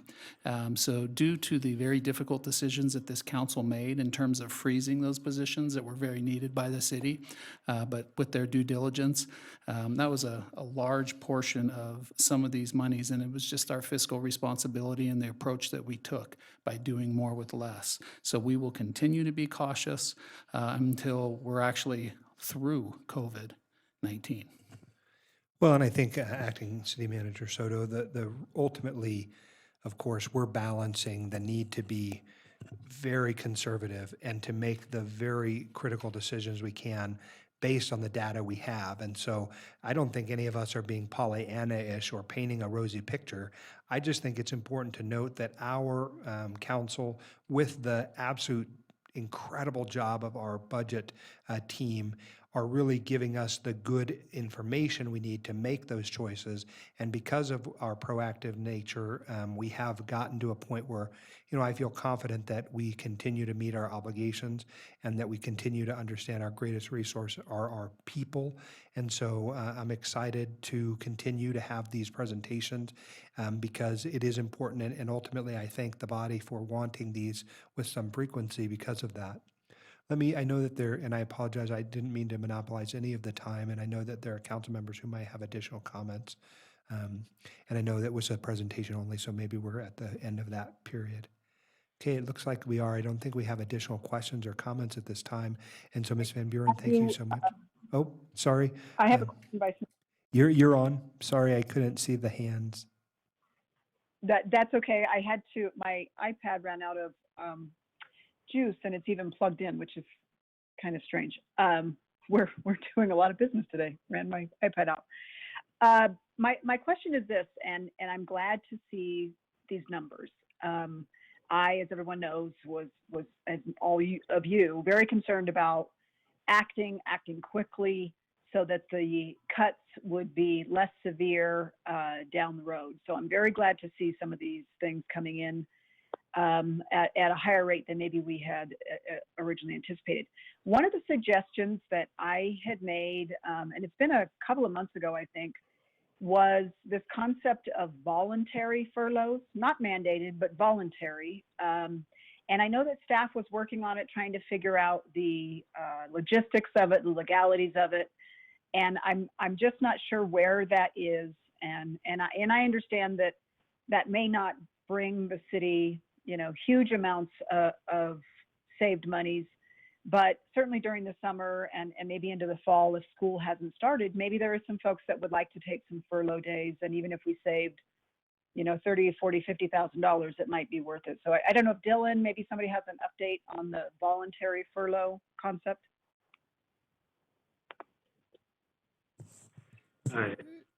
If I may, I do have an update on that. I hate to step on Ms. Van Buren's toes. She's so talented, and I don't compare to her. But thank you for the question. Yeah, the city, at your suggestion and the suggestion of others, did pursue a voluntary furlough program. It is something we are in a position to offer our appointed personnel at this time. Unfortunately, for us to offer it to represented personnel, we have to bargain for that, believe it or not, even though it is optional. We believe that any type of leave, even a voluntary type of leave, is a required topic of bargaining. We tried to look at that through a lot of different lenses. We're prepared at this time to approach the labor groups about sort of offering it voluntarily, and just sort of the ones that like it take it and the ones that do not wouldn't. But we cannot offer it sort of as a blanket to the vast majority of our workforce without that step. Have we, so as my understanding, we've not talked to them about, I don't know, that maybe they'd be totally open to it. Maybe not. I don't know. Have we not talked to them at all? Thank you, Councilmember, for the question. We are planning to talk to them. The efforts to get the concept itself through our legal and administrative channels in an appropriate way that didn't leave the cities exposed took longer than we originally estimated. But this is, I would hate for you to think that the project had been abandoned, but that is still on the slate of things to do in our regular conversations with the bargaining units.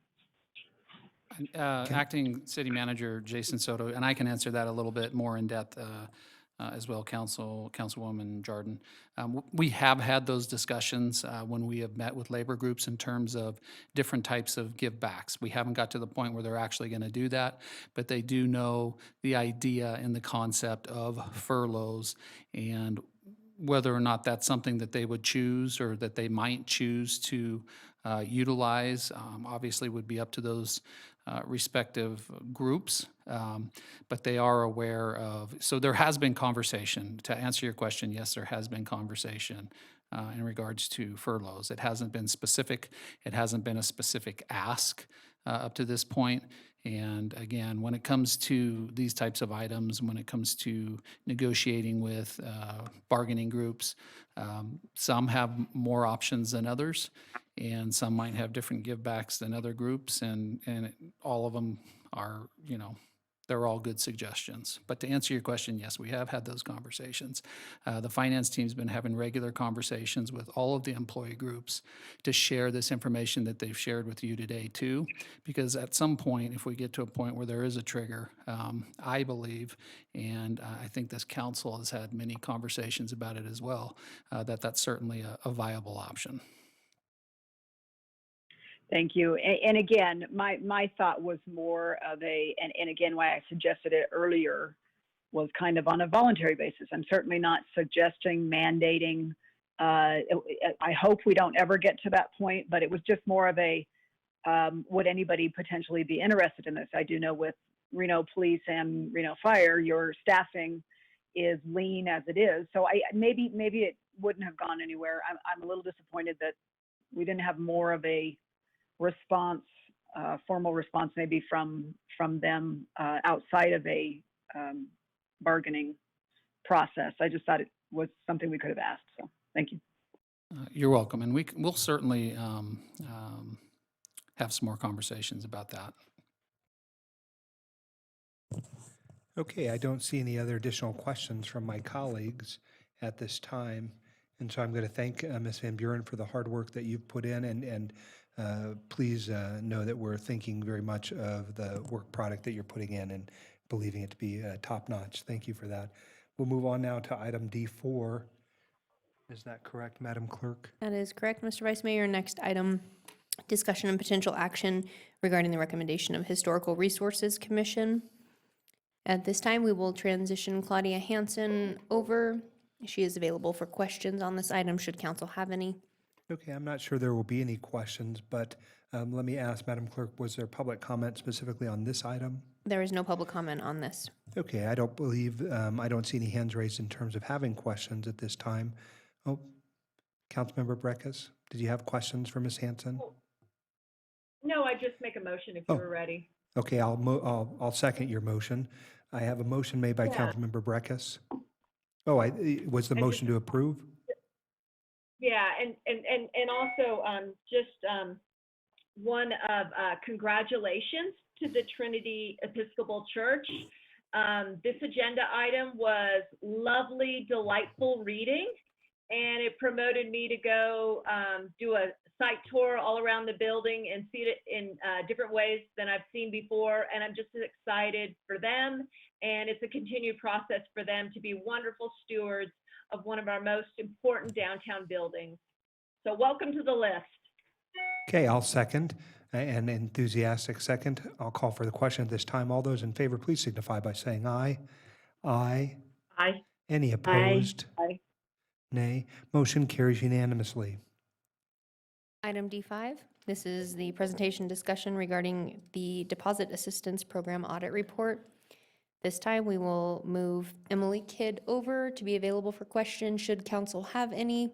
If not, you are free to entertain a motion, Mr. Vice Mayor. Okay, I don't see any questions from the body at this time, but let me go to Councilmember Breckus. Yeah, I think it's important to have a little dialogue on this. This was an important finding. It was not one on our annual list because it was one that our former city manager saw some problems and asked Ms. Kidd to hop on it real quickly. And she did. And when it hit my inbox, I asked for a one-on-one meeting for her to go over because the findings were serious and I think they need a little bit of highlighting. Okay, I'm not sure I would characterize them as serious, but I'll go to Ms. Kidd to see if there is a presentation that you'd like to make on this. And then, Councilmember Breckus, I'm going to come right back to you to see what issues you highlighted, because I don't know that the additional questions will come from any of the body. So, Ms. Kidd, welcome, and I can see you there. Yeah, so I have a presentation that I can share with you here.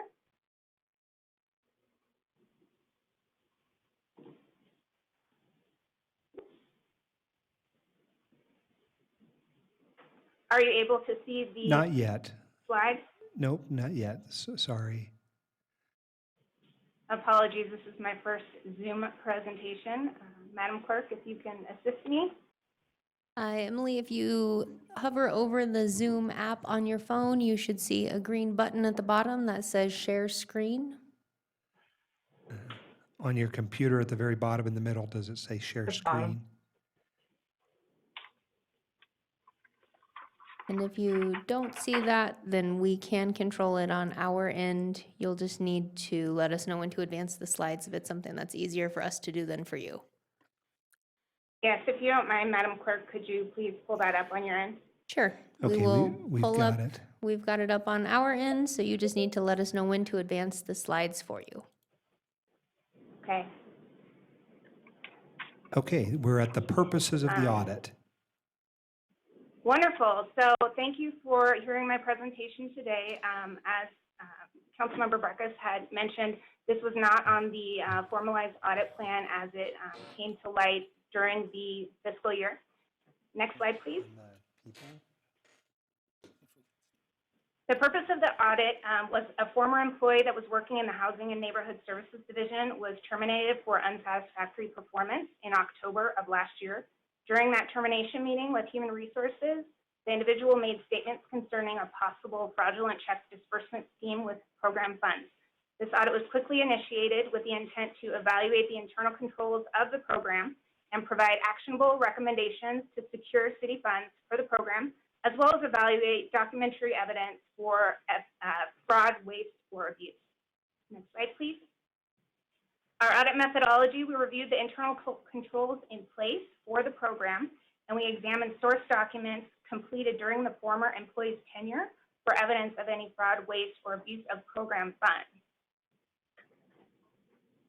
Our forensic auditing work included an examination of source documents looking for checks that were made to a client with the same last name as the former employee, multiple electrical bill payments to the apparent same account, electrical payments processed in identical amounts, checks that were made to the business of a friend of the former employee, checks that may have been processed when the divisional manager was out of the office, and checks that were processed during the employee's last month on the job, as well as checks that may have been processed for ghost clients and possible friends of the former employee. Our key findings found that the supervisory review of the disbursement request was not robust enough to determine if the program's requirements were met for both client eligibility and also the completion of the procedures that the line staff were conducting. Also, the procedures conducted to process client applications and assistance disbursements did not include an appropriate level of segregation of duties, which increases the risk of the misappropriation of city funds. And based on the examination of the source documents and inquiries, from the audit's perspective, it did appear that a former employee may have willfully processed the disbursements request with the intent to defraud the city of funds that were earmarked for the Housing and Neighborhood Development's Affordable Housing Trust Fund Deposit Assistance Program. Law enforcement was provided the documentary evidence collected during the audit and investigated the matter further. The exceptions for the audit, there were 11.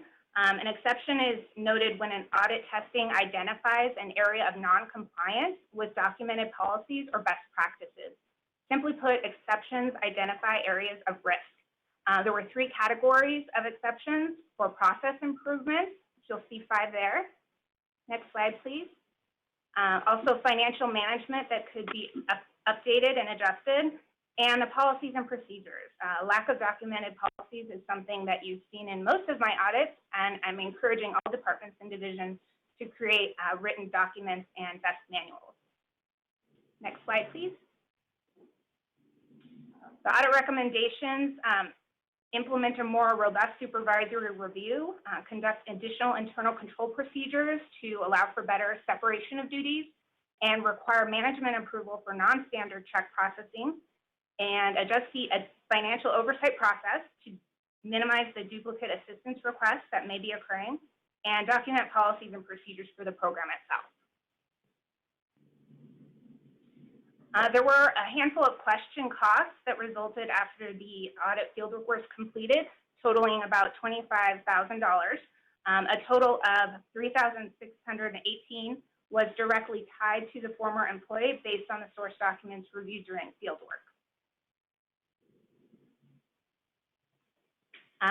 In conclusion, our PD had investigated the possible fraud abuse of the city program funds, and at the conclusion of their investigation, there was no evidence to support that the former employee intentionally defrauded the city of Reno by misappropriating funds through the program. Immediately after the process weaknesses were identified by audit, additional controls and adjustments were made by the program management, and this occurred at the end of the last calendar year. Next slide, please. Thank you. Just as a reminder, internal audit standards, our audit procedures include reasonable care and professional skepticism that's required by our industry standards. And the results of findings of the audit are based on the sufficient, reasonable, and appropriate evidence obtained during the fieldwork. As a reminder, our function here is to provide the city of Reno with an independent appraisal function designed to assist all of us, our council, our citizens, and city management in establishing accountability, transparency, and a culture of continuous improvement in city operations. Here to help us achieve our objectives, I am available for questions. Councilmember Breckus. And thank you, Ms. Kidd. I really appreciate the hard work that you've gone through. Each of your audits seems to get better than the last in terms of the very focused nature of it. I appreciate all the hard work that goes into it. Councilmember Breckus. Yeah, no questions, just a comment. I think it's something that needed to be presented publicly, even though it's not a great story, but it's a good story of recognition, a very, very small period of time of learning, you know, how to put those safeguards in to manage the public trust and resources. And I just said I should follow up with Reno Police and ask why weren't charges pursued, because I understand they're not being pursued, and I can accept, you know, their professional judgment. I was also concerned it was HUD money, because we often get dinged on our audits with our federal HUD compliance. It's state tax credit money, which isn't great either. You know, I hope that the program monitors are letting we have good relationships with people at the state who created this fund and administered out to us, and I hope there'll be transparency with them and letting them know that Reno will be good stewards of this money that they, you know, help fund to us. So good job. Important to that for everyone in our organization, and how serious the council takes the financial accountability all throughout the organization. So thank you. Okay, can I get a motion, Councilmember Breckus? There's no motion necessary on this item. Presentation only? Okay, thank you for the presentation. I apologize. If you would like to accept it, you can. You are agendized. No, I think we're fine. Thank you for the work, Ms. Kidd. With that, Mr. Vice Mayor, we are moving to item D6, presentation, discussion, and potential direction regarding the city manager recruitment. At this time, we have Human Resources Director Mark Gregerson available, as well as the recruitment firm available to answer any questions for you. Okay, I'll give you a second to get teed up, Mr. Gregerson. And for my part, I'll just say a few things while you're doing that to save us some time. I basically am trying to figure out what is the hard and fast deadlines. Where are we as of today, having closed the application process, I believe, on Monday. That tells me somewhere in this building lives a stack of resumes, and that you're going to tell us how we're going to move forward from here. For my part, I have said in my own briefing that I'm hoping that we can have someone in place by September 1st. I understand it might take a little longer than that, but I can always hope. And then I'm interested in the presentation and process as we move forward, and happy to hear my colleagues' thoughts on it. So I'm queued up and ready to make a brief PowerPoint presentation. My name is Mark Gregerson. I'm the Director of Human Resources, and Josh Jones, the consultant from CPS Human Resources Services, will be joining me in this presentation about half the way through. So let's go to the first slide. Actually, the second slide. The things that we'd like to cover today is we want to give the council a preliminary indication of the recruitment results for city manager. We want to talk about the selection process and the timeline options from this point forward. And then the third element is possible direction to staff. Going to the next slide. Just a very quick recruitment update.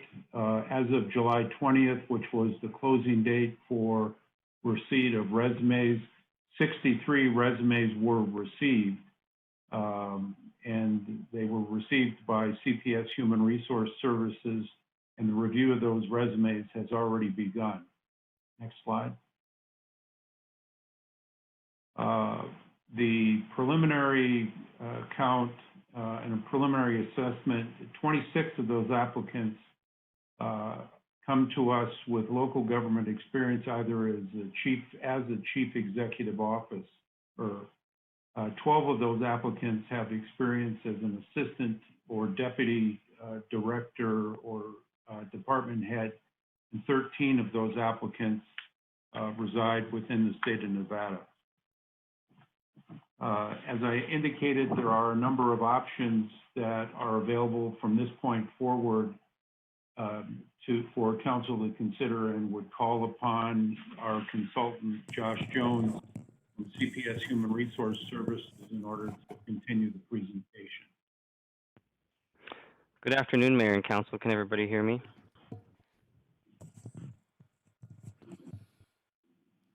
Yes. Josh, we've got Great. you. Okay, it's great to be with you this afternoon. So we wanted to present a couple of options for moving forward at this point. Each come with different pros and cons that we can discuss. Option A that we would put forward would be the inclusion of a staff panel. And the staff panel would primarily be to help review and interview semifinalists, and then recommend those top candidates from that process to the City Council for your consideration. There's also the possibility of including external panelists, which I know has been expressed as an area of interest, and that can always be good to increase the exposure of these candidates to a broader range of individuals. That might include, neighboring city or county managers, other community leaders, professionals who might have a good eye as to evaluating candidates.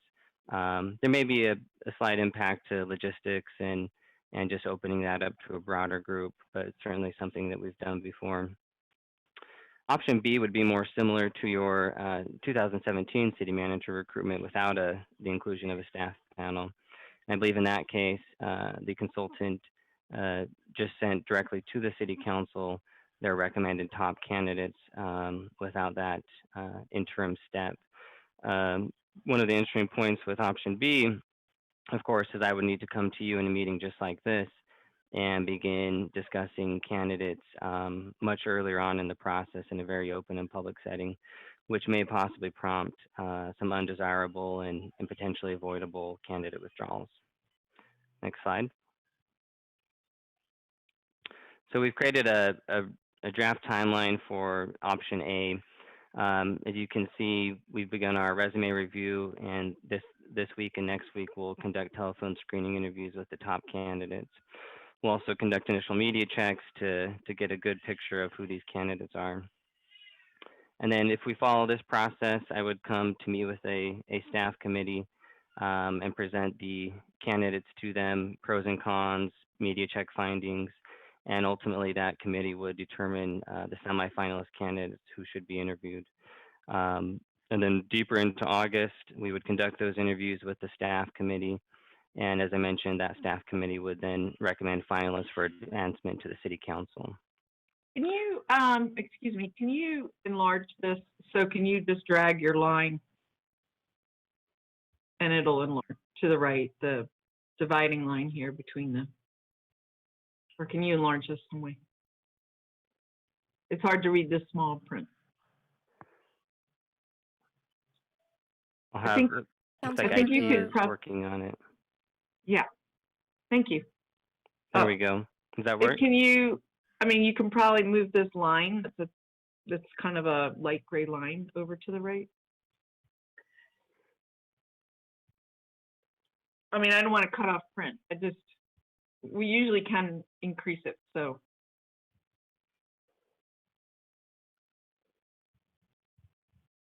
I'm sorry to interrupt here. No problem. It's Councilmember usually an easier Dewar, process. our Zoom option on this is limited to the scope of a predetermined square, for lack of a better term. Okay. So there's not an Don't option worry. for us to remove just part. Just go back to what you were. I'm sorry to interrupt. Not a problem. So after those semifinalists are recommended to the council for interviewing, then towards the end of August, we would conduct those interviews just like this in open session. I know some council members have expressed an interest in scheduling one-on-one interviews as well, and that could certainly be accomplished. It remains to be seen with COVID-19 how much of all of these steps we can do remotely or in person. The vast majority of my clients are still conducting interviews from start to finish remotely. Just this past week, I did travel to some client sites for 1 or 2 clients, so that's maybe just starting to change a little bit, but we'll just have to watch the scene and how that plays out, at a state and national level. Once those finalist interviews are completed, we'll finish with reference and background checks, any other extra needed steps to help the council determine their selected candidate. We can assist with contract and salary negotiations. And then in most cases, a candidate who's currently employed, particularly as a city manager with another government, will need to provide a minimum of 30 days notice to their current employers. And so that timeline takes us out to about October 1st for a very smooth and earliest possible start date. If you go to option B, next slide. Or sorry, actually, back here on option A, this in meeting with staff, this was a recommended staff committee that we came up with, representing a cross section of the city. And so these are some names and individuals who we would put forth for your consideration to serve on a staff committee if we went with option A. And we'll go to the next slide now.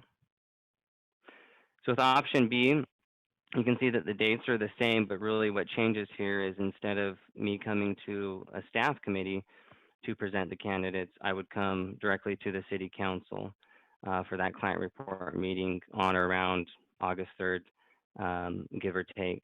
And then we follow the same processes, so we would still do a first round interview a couple of weeks later, finalist interviews a couple of weeks after that, and then the same candidate start date in early October. And for the final slide, we'll be happy to entertain any questions and discussion with the council, and we would look to direction as to how to proceed from here. Mr. Jones, I'm mostly interested, this is Vice Mayor Reese, but I'm mostly interested in knowing my colleagues' thoughts on it.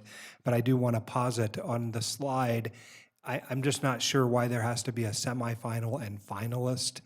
Can we just get quicker to the end point? Meaning, is it possible that I can agree with you that I like timeline A, I believe the committee of folks that you've put together are an excellent one, but I don't need to have 10 candidates from the 60 plus that you've done. Maybe I'm okay with 5 candidates and they're just automatically finalists. I'm just saying it would cut out 2 of those weeks. And again, I have a feeling that our incredibly talented city manager's office folks who are identified on the staff committee are going to be able to bring forth a talented pool of folks. And so I make no concerns about that. I'm just saying, why the 2-step process? I guess that's my general inclination. And again, as I said, mostly I'm interested in hearing my colleagues, especially those who have gone through a number of these.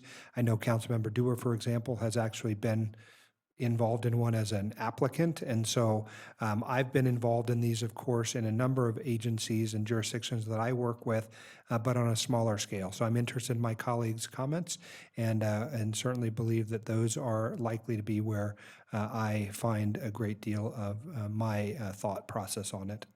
And I see that a couple of my colleagues have their hands raised. So maybe let me start there. And Mr. Jones, it really wasn't a question more than it was a statement of let's get moving. Maybe we can cut down this process a little bit. Let me go first to Councilmember Weber. Councilmember Weber. Oh, thank you so much, Vice Mayor. I think that it's very important as one of our only employees, is that we, the City Council, is quite involved with any kind of interview process. I like the idea of possibly even a combination of the City Council as well as the staff members that were presented. And I think that you could get a lot out of that. And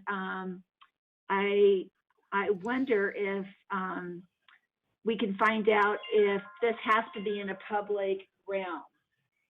If our interviews with these folks have to be in a public realm, because I think to start off with, until we get to the finalists, I would prefer that we would not have to do anything in the public realm until we got to the very short finalists. But that's just my thoughts right now.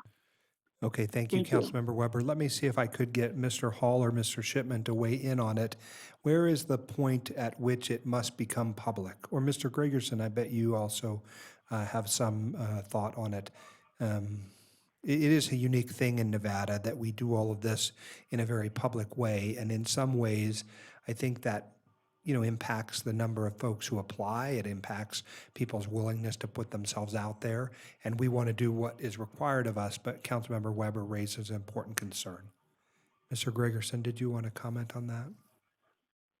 Sure, and I would, we discussed it yesterday. A public meeting involving council is the point at which there's a quorum of the city council present. That would then need to be a public meeting with the disclosure of the candidates. Carl or Jonathan? So if, for additional example, advice? Mr. Gregerson, Ms. Weber's comment was we could take a hybrid. We could take the committee that was identified, which included some of our great staff, and we could pop 2 council members on there. That would not trigger a public process because it would not be a quorum of our body. That's what you're telling us? So just for clarification, there's kind of the open meeting law discussion with what you're talking about. It's the public records law discussion. So where we run into issues is once we start having written documents that have people's names and resumes on them, and those become in the possession of the city, that is a time when we don't have an express provision under Nevada law that would allow us to say that they were confidential. So that train's already left the station, Mr. Shipman. Is that true? I don't believe that train has left the station because the documents are with or with Mr. Jones. Okay, thank you. That's an easy clarifying point. Councilmember Weber, did that answer the question that you asked? I want to make sure that I've gotten the answer thoroughly. It does somewhat, but my point is that you could have 2 or 3 separate little committees where you could break up and council members could be with other staff members, and you could have the discussions separately so that everyone has the opportunity to speak with these folks. So I just think there's a... Councilman Weber, I think the point is that currently whoever's applied, only Mr. Jones knows who they applied. He's the gatekeeper. And the minute that they get turned over to the committee to appoint new city manager, then they're public record and folks have their cat out of the bag. So I think that is the legal question to put a pin to that. There we have it. Let me see now if I can, no problem, Councilmember Weber, you've asked an excellent question. Let me go now to Councilmember Jordan, and I apologize for not getting to you sooner. No, you're fine, you're fine. So I guess my question is this, and I understand the quandary and issues, particularly let's say we have a large pool of applicants. In the perfect world, that's a great scenario. In our world, we want to get it down to a number that we can adequately ask the appropriate questions with the appropriate people to move forward. So I guess my question is, if the qualifying factor, in other words, we have minimum qualifications that were required for the position. So Mr. Jones and Mr. Gregerson are going to go over that, and they're going to say out of X number of applicants, X number didn't meet the minimum qualifications. So I guess before I can say what I would recommend as a process is how many can we reveal today, how many are qualified?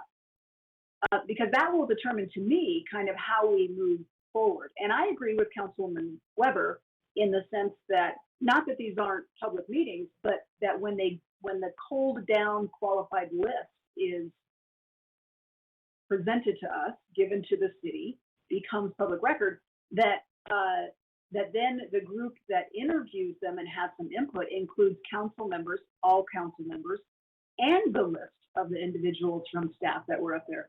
They have to work with, the manager has to work with us, and they need to oversee and work with all the department heads that were on that list as well. And maybe there's even a few more staff people that need to be on that list. I just don't know what number we're talking about, and that makes a difference. Councilmember Jordan, I guess I'm trying to figure out, we know that 62 applied. Let us just guess that 32, because I like even numbers, 32 are not qualified. Now we're at 30. What do you want to do? Is that the number? I'm just pretending. I'm saying let's put some numbers to it so we can. Can we not have that? Can we not have that? That's not disclosing anything. Can we not have that number today? Oh, no, they did disclose. They disclosed that 62 had. Jones. Yeah, but they disclosed that 62 people had applied. Now the question is, how do we winnow it down? Let us assume that 32 are not qualified. You want the 30 that remain in the hypothetical that I'm positing to be given to whom? Who gets it then? I think that whomever meets the minimum qualifications, or as defined as qualifications for the position, in concert with Mr. Jones and Mr. Gregerson, that's all clearly defined in the application and in the, what we require as minimum qualifications. Whoever is left comes to that whole other group, all council members, and that whole list of people that was I think option A and option B should be one group. And maybe even an additional staff member or two. I mean, this manager is going to have to work with all of us. And I think in a solid, and it may take us a couple days, folks, and I hope we got that many qualified applicants that it takes us a couple days. And if it does, it does. I just don't think we carve people out from the interview process. Okay, thank you for your comments. Councilmember Jordan, I also was thinking about the group that had been identified. I actually would like to see maybe a retiree or someone from labor on that group, right? Like I can give you an example, and I'll just name names because I think it's easy to do because he's recently retired. Mike Pilcher. He was with the Reno Fire for many, many years, also is involved in labor. I think that they have a great thing to say about this process, and he has some experience with our city. I would like to see someone like that added to the group. Does that make sense? And again, never asked him, wouldn't know if he'd care to do it. He's probably out fishing, but just an idea. Can I come now to Councilmember Dewar? Councilmember Dewar, I know you've been patient. I would suggest going to Councilman Breckus and come back to me. Okay, I apologize. I didn't see Councilmember Breckus. Is your hand raised? Oh, yeah. Okay. Yes, thank you. 4 of us have been through this before at this city. The 4 of us who came on in 2012. And I actually have my file from 2012. We received 40 applications and 10 did not meet the minimum qualifications. Of those 30, 1, 2, 3, 4, 5, the consultant said, this is your applicant pool, and we went with those, and one decided to not go through the process. So I just want to let you know that's our last experience. I want to suggest just my thoughts. I think also all of us except for Mr. Reese have gone through the real involved stack of people who apply for the at-large seat. and so we've gone through resumes twice. So we've done this, and we're kind of coalesced as a team. I think I am not comfortable with an all-staff group. And I'll tell you why. I just don't think people should be in the position of winnowing down who their boss is. Usually the bosses pick who works for them. Usually people don't pick who work for them. And I had dialogue with Mr. Gregerson on that. He said sometimes you want people who are invested in the organization to be able to choose their leader. Mr. Gregerson's already told us he's retiring. I think we have a couple people who are less than 2 years tenure with us on that list. And, you know, the retirees, I'm just going to suggest this to the council. I don't know about this complicated committee approach, and I'm not really comfortable. I mean, we got to do it right. Doing it fast isn't necessarily my biggest goal. I want to do it right.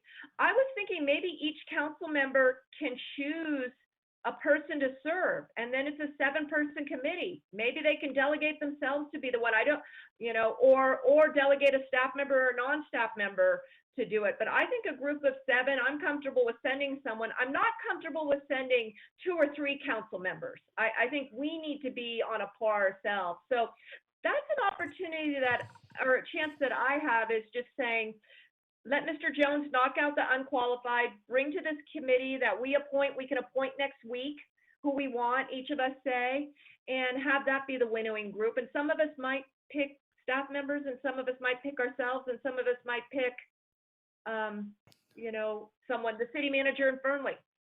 Well, Councilmember Breckus, I think you've made good points. For my part, I will say that I have not the experience you do, but I would certainly be comfortable asking you to be my representative, for example, because I trust that you've gone through it. Do you see what I'm saying?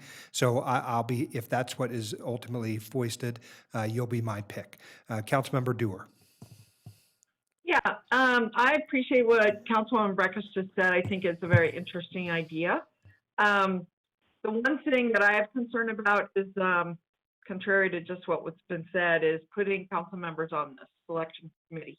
And the reason why is, and like Mr. Shipman opined on this, when we put people on a committee, that's a subcommittee of the council, and it's subject to open meeting law as well. And I don't think that's appropriate, number one. And number two, I think we do gain a lot by acting as a collegial body. And I like this idea of maybe picking one or maybe even 2. I mean, you mentioned I went through a very similar process. So they had about 60 applicants. The screening group got it down to about 8 that were qualified, or the best qualified, I guess. And those 8 were reviewed by a team of 15. And a team of 15 would be kind of like us picking 2 people, and I have no problem picking 2 people to serve on this committee. And it could be a staff person, and it could be an outside person, and that would give me choices to have both, one of each. And that's something I'm really interested in seeing. I'm not interested in seeing us on there, because I think that what that does is it gives council members, whoever's on the committee, even if it was me or Ms. Breckus or whoever, an advanced preview of the candidates, and then potential for lobbying. And I would just as soon see us all reveal at the same time and have the benefit of the work of the committee. So that's kind of my feelings about it. So. Okay.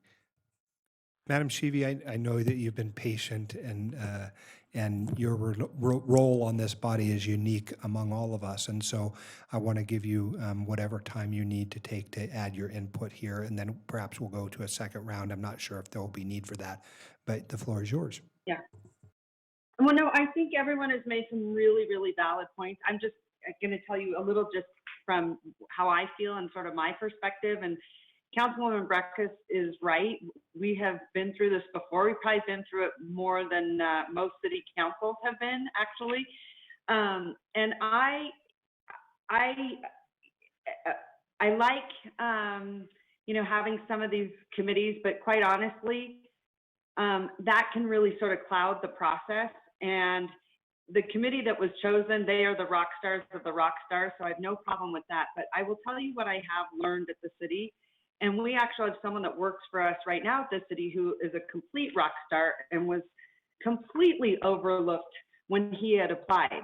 And he was more than qualified. And quite honestly, I don't know how he didn't even make it into the first round. It was pretty shocking. And then we had offered this job to someone else. And, silver linings, this person turned it down and they had to go back out and look for applicants. And, he was overlooked, and thank goodness we do have him now. But my point is that in the last process, we were sort of told, here are your candidates and here's what you get. And, I would also say, and I love staff, but that we have different goals. The council has a different goal and your staff has a different goal. And so I really want to be very careful of that, and that this process stays probably in the direction of the city council. I also, I don't want to continue to drag this out. I want us to get moving on it. I think we all have a really good idea, because now we would be on number 3 city manager in a very short period of time. I think we have a pretty good idea, sort of what this body represents. We are difficult. We are a difficult body. Let's just be really, really honest. That's probably no secret publicly, but I also think we know the direction where we want to go, and we also probably know what we're looking for, quite frankly, and precisely. So I want to be very careful about sort of getting into the weeds of things, and even though here's one thing that I really do agree with, and I hope that staff has had the opportunity to sit down with Josh and say what they would like to see in the city manager, and then you went out there and to sort of get some of those types of people to the table, right? Like that's what you're supposed to do with your talent and your knowledge and things like that. So I hope you did take in consideration, because I'm a big believer that your staff should be at the table with who they're also going to work for. So, it's a little bit of both, but I want to be very, very careful, because so far the process at the city, since I've seen, when we do something like that, ends up being a little detrimental to what the overall goal is. So what are you asking, Madam Mayor? Do you want to skip an interim screening? Do you want us to just get all 60 applicants and then come up with our top 2, like, or something? That's what I would like to see. I would like to see, more streamlined. I think we had a lot of great candidates at the at-large position twice now, and you going through those resumes, you could tell right away. I mean, I don't know about you guys, but I called probably, 30 people, and I tried to get back to everyone else, but it was really interesting because I think we could get a really good sense, because we were interacting with them. We were doing our homework. We were doing our due diligence. I don't want to have another body go and do that and then go, here you go, city council, here's your the ones we're going to choose for you. I think that that's a dangerous process. So you're suggesting we read all 63, and that somehow through a process that we would adopt, just as we did the first time we went with David Babsian, we got down to a pool, based on some top choices, and then we interviewed them publicly. Is that sort of what you're suggesting? I would like that, and I'm open to ideas. I mean, I'm also open to the ideas to have the committee involved in some capacity as well. I don't want to pick and choose council members that are sort of being dropped in, because I don't think that that's right. So if there's some way we can do it cohesively with the group that that they showed on the screen, because I would like them involved in the process, but I just want to be very careful that it doesn't get narrowed down to certain candidates, and then they go, oh, here you are, and there's actually some candidates that are really good that we didn't even get to look at, or we didn't even get to see. Does that make sense? They would have a role in evaluating, but they wouldn't be a narrowing group. Right. Is that what you're saying? Right. Does that make sense? Yeah. Yeah, okay. Councilmember Weber. Thank you so much. Mayor Sheedy has it right on. it is absolutely the way to go, is that we, the council members, go through and look at all these applications. I really think that is right on. And I've done over 14 years in government. I've done a lot of these interviews, and that's the way to go. Mayor, you're right on. Thank you. Okay, Councilmember Jordan. I don't know if I am. I want to get everyone's, feedback. I'm just kind of telling you my experience from the past. So Well, thank you. and I appreciate both Councilmember Weber and Mayor Sheevy's greater knowledge in this area. At the end of the day, I'm just saying, tell me what it is, and we'll go do it. And tell me if you want to take all 63 home with us tonight, we will, and we'll start piling through them. I think the original concern was that once we receive the 63, then their names are out there, right? And Mr. Shipman is saying that that's correct. And the question was in my mind is, have we created a perverse incentive or a perverse disincentive to people to apply to this city by doing that as our process? Because I don't know that anyone who's put in for it, understands fully that they're now in the public limelight. But I'm happy to take all 63 home. Then we come back to in a week from now, and each one of us, I guess, will rank our top 10. And then by the time we get all the top 10 folded in, then maybe we've got our top 5, something like that. Again, I'm just trying to say, what are we going to do? I don't know if it's the men are from Mars, women are from Venus mentality that I have, where I'm just like, tell me what the process is and we'll go do it. So that's where I'm coming from. Councilmember Jordan. Mr. Vice. Yes, oh no, go ahead. So I guess what the suggestion would be, and I guess my question to Mr. Jones or to Mr. Gregerson is, I'm hearing 62 that applied. Do they know that they will be going prime time at some point? I mean, or let's say we agree today that you're going to put 62 resumes in a binder and say, here, City Council, I'm assuming you're going to communicate with all 62 and say by close of business tomorrow, you're all going to go prime time. And if you don't want to go prime time, withdraw within the next 24 hours. I'm assuming that's what you will do. So maybe there's a way, maybe there's that gap where you can avoid some of those that are like, whoo, I didn't know it, I don't want to be part of that. And you can pull them out. But I do agree that you can then give us whoever says I'm still in the game. I think anybody that applied for a public office should know your name's going to go prime time at some point. And then you can also maybe put an asterisk on the one that Mr. Gregerson and Mr. Jones didn't believe meet the minimum qualifications. I'm not saying we're throwing them out. I'm not saying, we're just saying you flagged them that they didn't quite meet the minimum qualifications. You're not eliminating them. You're just alerting us to that fact. And then you give us who's still in the mix. Acting City Manager SOTO. Thank you, Vice Mayor Reese. And if I could just weigh in just briefly on this to share with all of our elected officials in terms of this recruitment. I would be remiss if I did not say that for those that have put in for this and that will go through this process, once that is made public, once their names and their interest in the job is made public, it is a very difficult process to go through, and this will be for what would be several months. My thought on that is that as soon as we were to let them know that it was going to go public, if I'm one of those 62, which I'm not, but if I were, I would remove my resume altogether. So in terms of what, I appreciate what all of you have said and brought forth, and I think it's important that this council gets the city manager that they're looking for. But I don't know, I would think we would lose a large pool of them if we made it all public immediately. And for 61 of those people, they could have some repercussions from where they're at currently. And I get it. I know they're putting in for a high-profile job. But it would be nice if we could find a process. And maybe I would turn that over to Josh in terms of,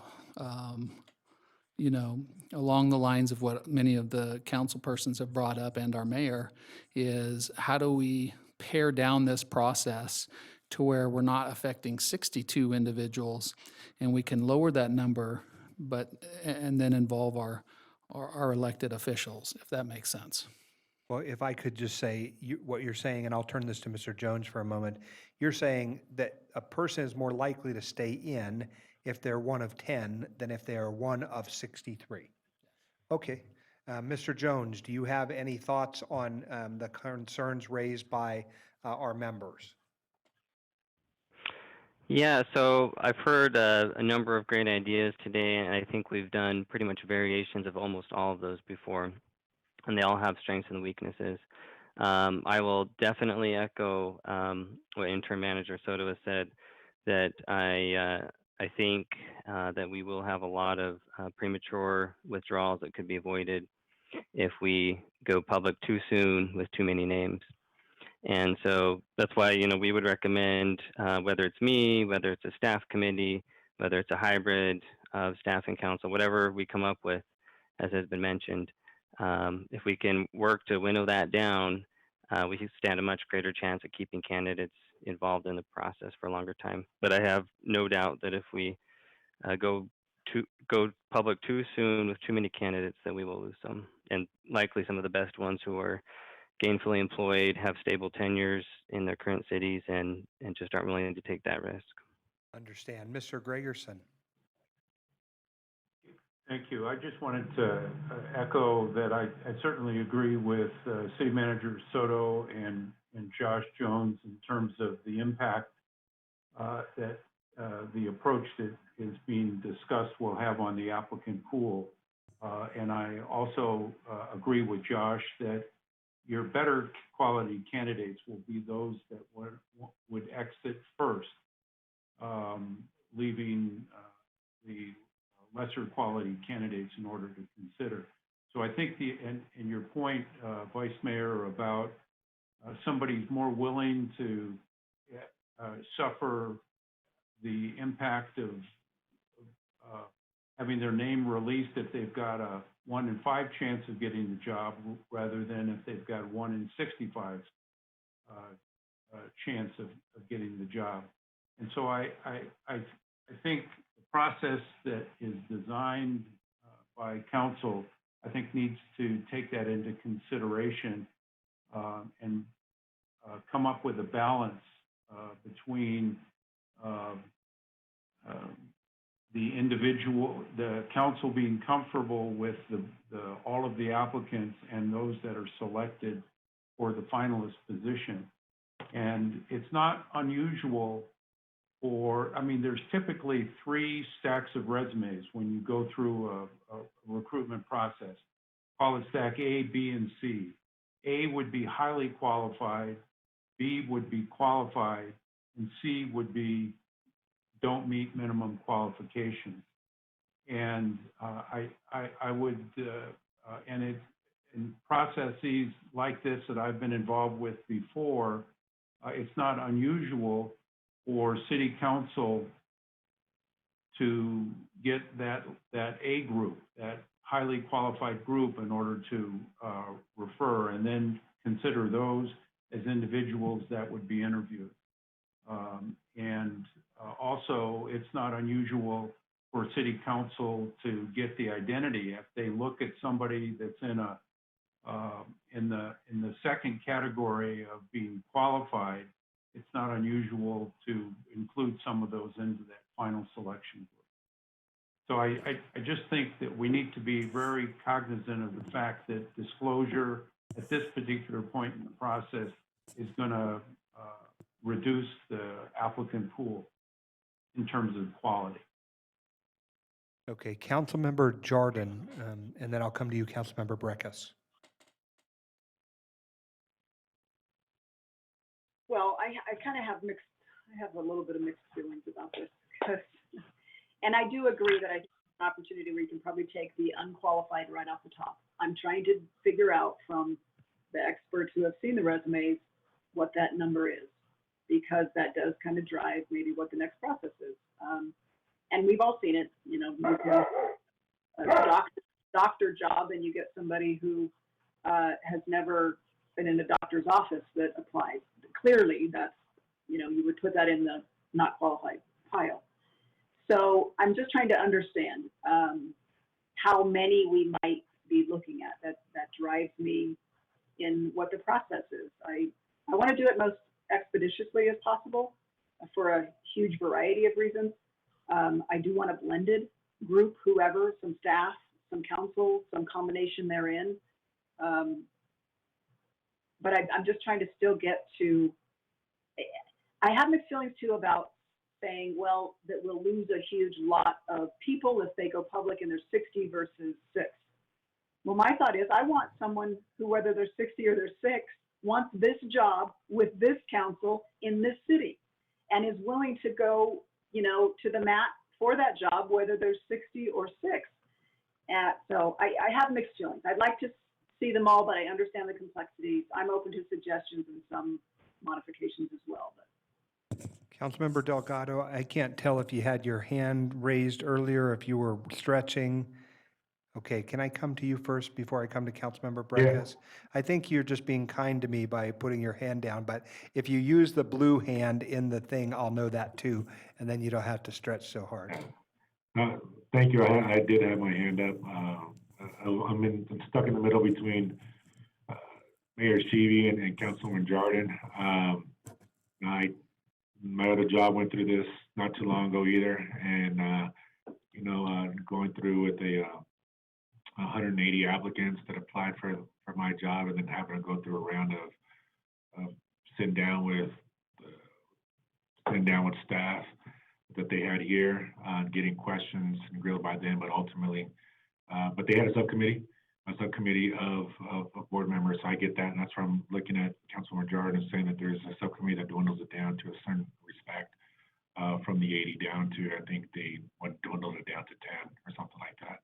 And then that's where the round started happening. But I also knew that as part of that you really want the gig, and some people didn't want it. And so I was just trying to stick it out, and you really want to know if you want the job, and those are the people that you want to interview.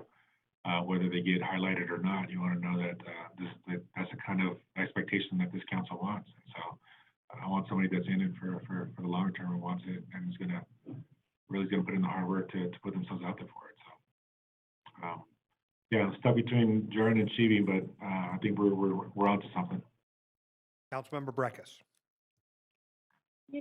I know that it would be unorthodox to do what the mayor said and just sweep them all into us after a 5-day period of letting people know this is how we're going to do it.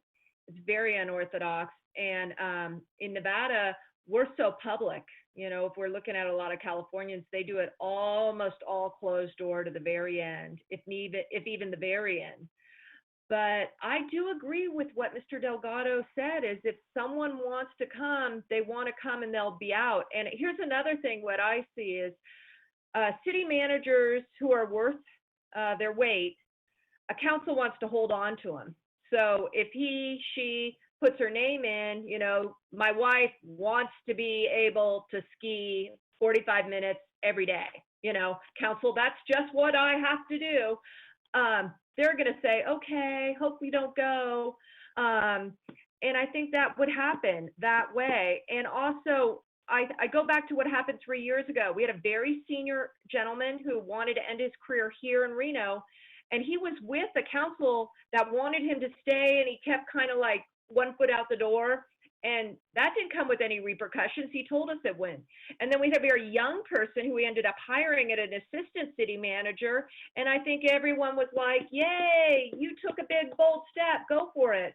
And I think we had a couple in between. So I know it's unorthodox, but I have to say, I think that maybe it's the way to go. And that way, when applications become public, all of us, if they get out there, we'll have the input from people who say, that guy looks good. I've been to that town. It's well managed. I know it's unorthodox, but with 60 applicants this time, over 40 last time, which I was surprised it grew because you hear of all the baby boomers retiring, means that even if we get a large dropout, we'll have some gold in there, I believe, based upon what I saw last time.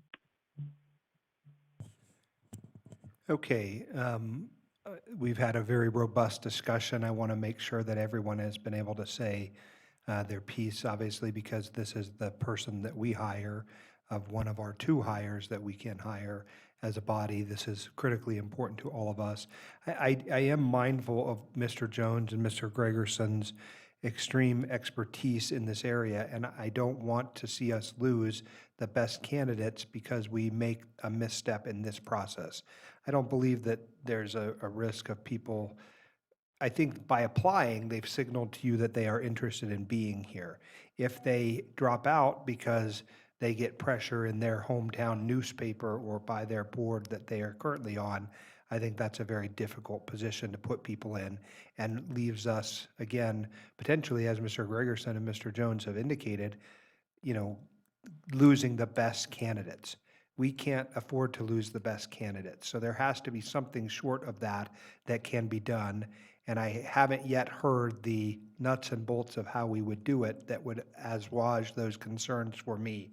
So I'm going to come to Councilmember Dewar because she's usually very good about fashioning that moment. And so Councilmember Dewar. All right, thank you. I appreciate the compliment. Just another step forward based on what people are saying. So what I'm hearing, I did want to hear from Mr. Shipman, who never answered the question about whether if we have some council members on a screening team, is that public or not? Just Yes, it's essentially once the document with the name and the resume comes over, the confidentiality is lost at that point. you said that, but my point is that if we appointed some council members to be part of a screening process, that's a subcommittee of us, to my understanding. And that process then, that they're trying to enter into screening, becomes a public process. Because they are a subcommittee. I just wanted, that was never addressed, and I wanted to get that clarified. There's that, if I could, there's that issue, and then if you have more than 4 in that committee, now it's actually the city council that's meeting. So that's the second issue. Right, but just say there was 2. So I just wanted, for those that want a subcommittee of us, I want them to know that comes with something, which is a public process. Because they are a subcommittee, their meetings have to be noticed, they're open to public participation at that moment. So given that, what I would recommend is that we have the experts, Mr. Gregerson, Mr. Jones, screen through the applicants and drop out those that don't meet the MQs, because it sounds like you haven't done that. Can I get confirmation you have not done that yet? Right, that's correct. Okay. All right, to speak to Councilman Jordan's question, they haven't done it yet, so they can't give us an answer. I would like you to get the ones that obviously don't meet the minimum qualifications out. It probably, in my mind, reduces it to something like 40, because just a lot of people apply on a whim, and they aren't going to meet the MQs. So we've got this group of 40. I do believe they should, at that point, be given the option, 5 days, whatever, of we're going to reveal your names, tell us if you're in or out. And then let's say it gets down to 35, because 5 people say, I don't want my name revealed. And then the council looks at all of those. And I think that's the most streamlined and the most using our expertise. I also want to include the staff. And so my personal opinion is that as we look through the resumes, depending what our personal interview process looks like at the council, we might have a preliminary interview process with or we may select, let's just say I select 10, Councilman Jordan selects 10, 5 of those are overlapping. We're now down to a smaller pool. Whatever that smaller pool is, I do think they should go to a public meet and greet and possibly a staff meet and greet. So my suggestion, it's very simple, it's all the same day, would be that we get down to the groups. Let's say it's 35 after the 5 have dropped out. They meet with a staff group that whatever we've picked. That evening, they go to, or on a Zoom, they go to a public reception, go through a Q&A, and the very next day, they come to us for our interview and we decide. It's a very streamlined process, but it does include the points that Council Mayor made about the staff, and it does include, some public process. So those are some thoughts of mine. That's it. Madam Mayor. Vice Mayor, sorry, I'm totally against any community meeting or any large gathering. I think that that is absurd. We are in a pandemic. That's the No, I reason we. said on Zoom. Oh, maybe okay, as you long missed as it's that part. on Zoom, because you know how I feel about that. Yeah, I wasn't suggesting we all go in a building. I said Okay. on Zoom, Well, given the we had a pandemic. large one for Sabra, so I want to make sure that that's not exactly what you were. I was not saying, and let's I have a, didn't hear your Zoom, so I'm just saying that. I just want to throw it out there, because if the public, you know, says, hey, we want to meet this person like we did last time, we are not doing that, because I think no. I said on Zoom, you might have missed that, so. yeah, and we can certainly do something where the public can meet them over Zoom. That's fine, but not in person. All right, thanks. Okay, Councilmember Dewar, I want to go back to the way that Mr. Gregerson characterized it. Can I get the numbers correctly? 63 people have applied, is that accurate? Yeah, Mr. Jones? That's our number right now. Okay, 63. That's right. So those 63 represent A, B, and C persons. We would like you to go down from that down to just the A and Bs, which means you've eliminated the Cs. And then at that point, when you've got that down, and for our purposes and round numbers, I've said that that's 40 people. You're going to eliminate 23 people who are Cs. That's you and Mr. Jones and Mr. Gregerson. And then at that point, with those 40, you're going to tell them, those 40, you're now made public, or we're going to make you public. Anyone want to withdraw? And from there, 35 advance because 5 dropped out. They don't want to be made public. So now when those 35, when we're down to 35, you're going to send them to us as a body, and then we're going to take over our process. And I'm just making sure, Councilmember Dewar, that I understood, because I'm drawing a little roadmap here. You got it exactly. I mean, this is just a proposal that we're brainstorming here. Yeah, so. I love the proposal. I'm liking it. I just want to make sure I understood it. So then when we get to the 35, Councilmember Dewar, what happens at that moment? So my thoughts, you said we get the 35. We're maybe given some guidance on picking our top 10 or top 6, 7. I don't want it to be top 5, but some top number. I think they're going to end up overlapping, and we're going to get to a smaller group. And because I think a lot of us, you know, are going to view these people very similarly. And we now are down from 35 probably to 10. And those 10 people, maybe they meet the staff. It might be 8. I don't know. But they meet the staff in a Zoom meeting. They meet the public in a Zoom meeting. The very next day, they come. They meet us in a Zoom meeting, right? Because we're going to be also on Zoom.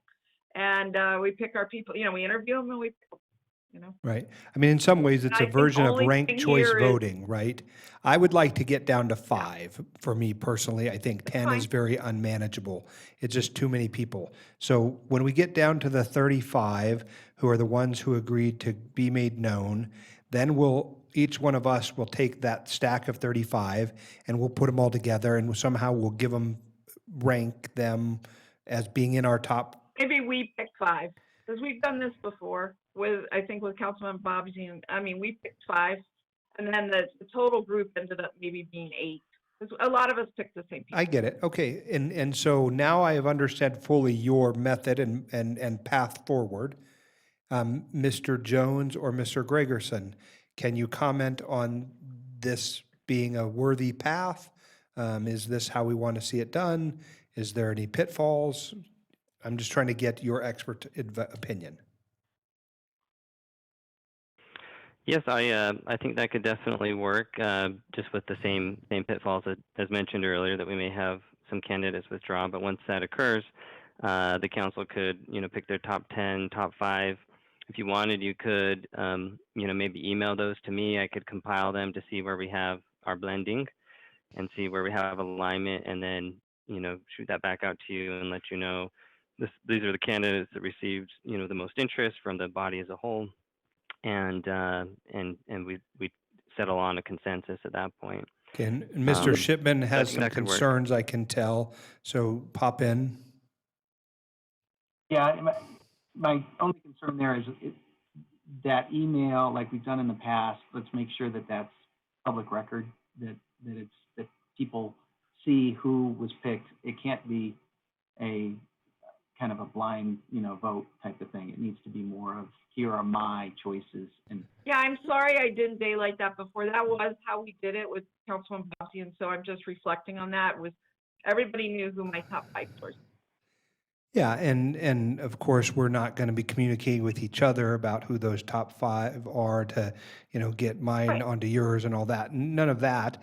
And there's no reply to all in this process, right? I mean, just we're making certain that we're doing all these things to comply with the things. Okay, are we getting closer, Madam Mayor? Does this satisfy the needs that you hope to see happen? All right, thanks. Yeah, I do like that. And then where does the committee come in, the staff committee? Because I'd like to have some of their input. Councilwoman Jordan. Well, you're really good at this, though. Like that, I think that's why you did so well at HR for so many years, because you get the dynamics. So yeah, give me your thoughts. Well, actually, this is where I'm going to put my RTC hat on and say something that we did over there wasn't just management driven. So I think there might be 2 levels that we could do. And it got really a great response, and it was very, very valuable, is we actually put out a very brief survey asking all of the RTC staff members, and it was anonymous, what they would like to see in their next city manager. And they had like two or three questions, 2 or 3 categories, and they could even put a paragraph of comments in. And that allowed all of our employees to have a level of participation and input in their next leader. And that could be applied not only to all of our staff. It could be somehow there could be a Zoom with this subgroup to just meet the top 5 finalists or something too. But that too could be sent out to the public on the whole, because a Zoom meeting, even if you get past this many people that we have here, gets really wonky and it's tough for people to participate. I think a survey, and Michael Moreno and RTC actually, and they turned it around really quick. It was a Survey Monkey. And not only is it great for pulling some just information, whomever gets that job also has that information, which is a great point in which to start from. It's a temperature of what your employees want to see. It's a temperature of what your community wants to see. And of course, they had to screen out. There was a couple of colorful things that they had to screen out. But that was really, really valuable. And in a pandemic, I would think it would be even more so. But I like the thought that the kind of outline that Councilwoman Dewar has described. Okay, Councilmember Weber. Thank you, Mr. Vice Mayor. I agree with Councilwoman Dewar and using what Councilwoman Jordan has suggested. And what we're doing is a lot like what we did with the at-large seat, as Ms. Dewar talked about. And it was a great process, except for now we're using Zoom. So I just look forward to working with everyone. I think it's a good process for all of us, and that we all get to be a part of it. And I think it's really important. And Madam Mayor, you're still right on. Thank you. But the other thing, can I stress, I really want this timeline to be sped up. I really do. I don't want to hold off on this. I think, we've got to do this as quickly as possible. I agree. And I do think this will speed up that timeline, because we're not going through these various, Well, committees. I just want to reiterate that to Josh and Mark, because I think the council as a whole feels strongly about getting this, situation ahead of the game. Mr. Jones, Mr. Gregerson, when can we get from the 63 A, B, and Cs to the 40 A, Bs? How quickly? I can do that this week. And the question would be, you'd like those materials in print or in electronic form? that'll, add a few days or remove a few days? Electronic? I would think electronically. So if you can get those to us by Friday, the close of business Friday, and I'm not sure which time zone you're in, but that did give us, the body, the weekend to be reviewing it. And again, I'm getting a little bit out over it because I want to make sure that we're tracking with what we're asking you to do. Mr. Shaver has a comment, but I also know that Councilmember Breckus has a comment. So we'll come back to that. Ms. Breckus. Yeah, I mean, I want to say as a public records, if we had used the staff and they get public documents, they're retrievable just like ours. So Exactly. I just think that wasn't brought up, and I want to call that out. But we're going the other way. I think if Mr. Jones can get them done this week, I think we need to give 5 days to these folks to think about it, because they deserve that. And the good thing is they can watch this. They'll watch this, but I do think that see where we're at. I think how we do the committee when we narrow it down to 8, whether they have a staff interview or so on, I think that can be later on and not as material. I do like the Survey Monkey thought, if that goes out as soon as possible, but it's really for our use as we sort. So what I would suggest, we have a meeting on the 29th. We have one on the 30th. I think on the 29th and the 30th, we get the, that would be a good date for us to get the A's and B's, and then do our ranking back in for our next meeting, and have that. When's our next meeting after that? I got my 12th. The 12th? Yeah, our meeting on the 30th is a sewer special meeting, right? It's a work session. So I'm just wondering, Mr. Jones, if we get the A and Bs by Friday, wait, Councilmember Breckus, no, No. that's not how it will happen. No. Because what happens is he needs to go through the A's and B's by Friday, and he Let them needs know. to give them word that they can pull out. So I think that on the 30th, when we're together, again, we also get our packets. So the 30th is the date that we get our packets, and we have to turn in our notations by the, when's our next meeting? The 12th? 12th. By the 7th. And then when we come back on the 12th, we go through the grading process. Okay. Grading or interviews. I mean, we're not. The ranking. And we have our Survey Monkey results that day also, or by the 3rd or so, maybe. Mr. Shaver, you've been patiently waiting by the starting line. Thank you very much. I know it is a bit different for me to weigh in on somebody else's agenda item, but Councilmember Breckus covered what I was going to say. I was just going to remind everybody that Mr. Jones would need some time to allow candidates to withdraw prior to us daylighting those names. Okay, it sounds And like that will following happen that, on, once we give our 5, I mean, they need to do some math, and they need to come up with, it's probably going to be like 8 total people. We don't have an interim step, Ms. Breckus, as you referred to. Once we do our 5, that's the narrowing happens right there.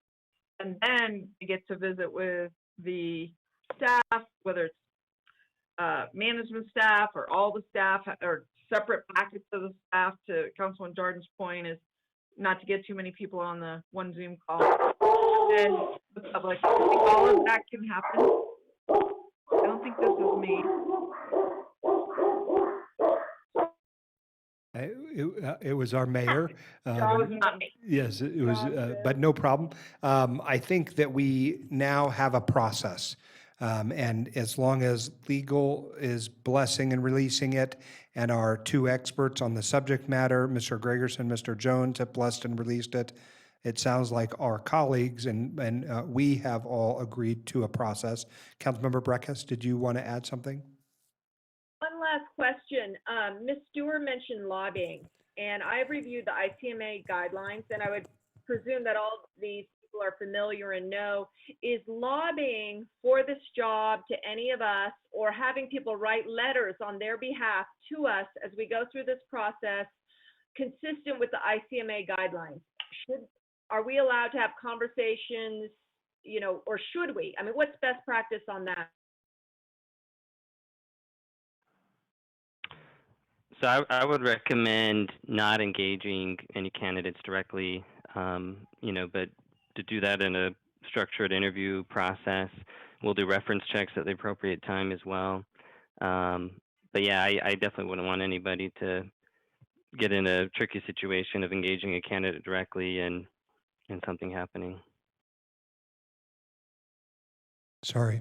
Candidates also know that they shouldn't be sending letters directly to us or asking people to do that. If they want to supplement their materials, they go through you to supplement it to us, correct? Okay, thank you. Okay, colleagues, have we reached the end of this? Oh, Councilmember Dewar. So just one follow-up to that. So last time when we picked Saber Newby, we did have a chance to sit down with the person or Zoom, whatever, one-on-one to ask them stuff that was important to us, to help us in our evaluation process as a buddy.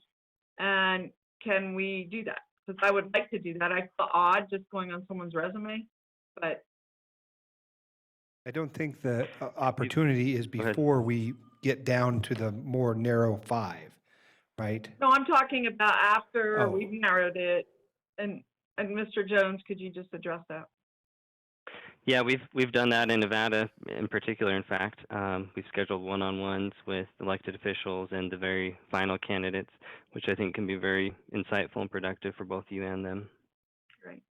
So, I mean, once we get to that, I personally would like you to build that in. Maybe everyone doesn't want to bail themselves to that, but I think it's, I might have different kind of questions or things of interest, whatever. It's just you build a rapport, see if, it's very hard when they're in a formal setting. People are different than when they're one-on-one. And one of the biggest success characteristics that I found with picking people is you have to like people. I mean, you have to like who your manager's going to be. You have to be comfortable with them talking to them. And I don't know how to assess that other than meeting them. So if you could kind of build that into your process, I think it would be helpful.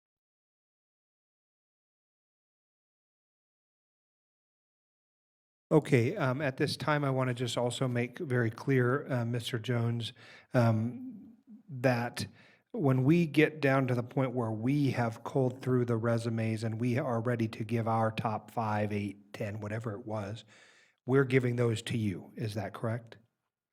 And then you're compiling Right, them? and I'll No. compile the results. Sorry, Mr. Vice Mayor, but the request would be maybe to lodge it with the clerk's office, just so that's past practice. Then everybody knows, who wants to see who. So No, I understand. I want to go to the clerk now to make sure that we aren't making some unintended consequences for all of us. And so, Madam Clerk, did you have something to add? Mr. Vice Mayor, if this is the whim of the body and the wish of them, as well as in consultation with the city attorney's office, each of you may submit your top 5 selection in order to narrow it down to my office. I would request that we set a date for that, so that way we can ensure that that's included in your council packet for what I feel like I'm hearing is going to be the August 12th meeting, or perhaps the one after that. I would ask just for some clarification to council, and if you would like me to collect those, you can also put in your motion that I can send out the deadline to council in advance, so that way it's in the packet. Well, I think it would be helpful if we had some recap of this, meaning a memo, perhaps from Mr. Gregerson's office to all of us, which says, by Friday, whatever this Friday is, it's COVID day for me, blurby. So this Friday, the 24th. By Friday, the 24th, we're going to have narrowed down from our experts down to the A's and B's. And then our Mr. Jones will then reach out to those to figure it out. But by next week, for our meeting on the 29th, we will have. So at this time, that would not be possible from a posting standpoint if you're planning on having anyone's name on the agenda pursuant to Attorney General requirements. Okay. So if I could just kind of help from a timeline standpoint, Josh has until Friday, the 24th to determine who meets the MQs, who does not. Your applicants then have through July 31st to notify him if they are in or out at such time that that list then and those applications can be submitted to council and will then be given to my office for part of a public record, as I believe that those will likely be requested. Council could then have until Friday, August 7th to submit their rankings to my office. And then that would allow us for August 12th for council to have those numbers narrowed down, and then you could, I assume we can have a staff report queued up to where council can narrow down to their top 5 if they so choose based off of the rankings that come in for preliminary interviews to be held on August 26th. That is just a shot in the dark based off of the calendar, and I will defer to Mr. Gregerson and Josh Jones as this is their circus and game and information. So let me just clarify though, I think you inserted an extra step. Everything was going well. They narrowed down by the 24th. They released names by the 29th. By the 31st. Or they have until the 29th to decide. We released the names on the 31st. That's the 40. That's the same time we would get them. We would have a week to give in our rankings, which would be a Friday, is what you said, Ashley, so that they could be posted for an interview, actually, I think, on the 12th. Or I just wasn't sure. I wasn't sure what you thought was happening on the 12th. The only reason why I mentioned the 26th versus the 12th is if council gets me their rankings on the 7th, well, we will have a generic staff report queued up with everyone's name on it from the, I believe you're calling them category A and B, your people who hit the MQs. You're then effectively, we have to figure out how to contact your top 5 or 8 or however your ties are, and then schedule them in for those interviews with basically a 2 business day turnaround time, which if that's council's wish, then staff will do our best to facilitate that. My suggestion, Ashley, and to my colleagues is that we don't do it on the day of the council meeting. We do it on a special day, picked the following week, so that we could have the time needed, as we've had to have before, to have the time to do the interview.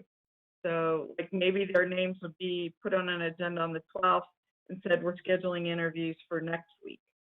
And that would give us time too to do our own interviews. And that next week might be the 20th, just as a random day, which is a Thursday. But, and maybe by that Friday, we then have somebody picked. And then we give them time because they usually need 30 days. Now we're into mid-September. If we pick someone, they accept, we give them their 30 days, we're giving notice and starting a job, right?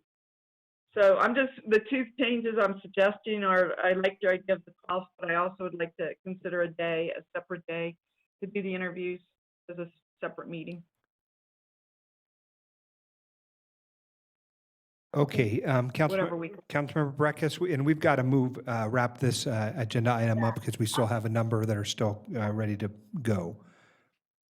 I'm not so concerned past the 12th, to be honest with you, because, if we have 10 on the 12th and 3 drop out, that interview day is going to be very dependent. Even if it's on Zoom, you get one of your top candidates and that is his or her council day,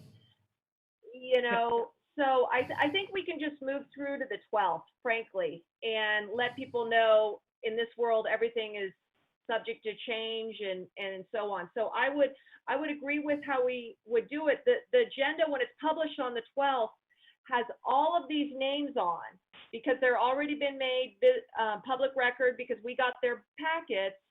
And then on the 12th, we go through and agree that we're going to bring 10 in, and I think 10 or 8 to 10, because we'll see some drop-offs, and then we'll design the process from there.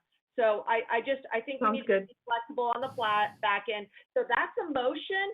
If that's okay, does that sound like enough of a motion to everyone? Yeah, I'll second it. Okay, I wasn't anticipating we were going to take a motion, but we're there. So we have a motion by Councilmember Breckus, a second by Councilmember Dewar. Any further discussion at this time? Hearing none, I'll call for the... This is Councilmember Councilwoman Weber. Weber. I would like to know what the motion actually is. Okay, the motion is, Verify it. okay, the motion is that by this weekend, by the end of this week, Mr. Jones looks through the pile of applications and pulls out the C pile, which are the not Right. meeting minimum qualifications, okay? And Right. then on July 30th, each council member, but once he throws out the Cs, he sends the Cs, you don't meet the minimum qualifications notice.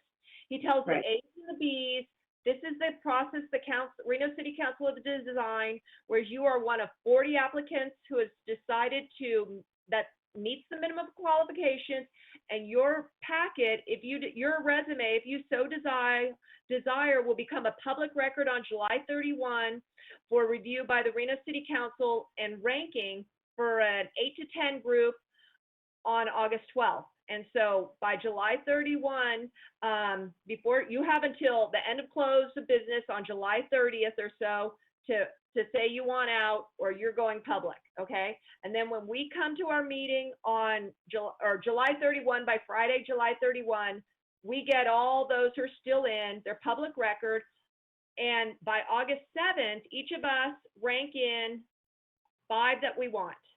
Not in any order, just these are the 5. The agenda that Ashley advertises for the 12th will have all of these names on. So she's got the agenda out with all these names. On the 12th, when we have all the rankings, Mr. Jones tells us how we all turned them in, who got the most tallies, and we decide between 8 and 10 to invite for interview after that date. Yes. Right. That's perfect. Just one little point there, like for the Friday, the agenda has to be published by 9 a.m. So maybe shoot for Thursday night.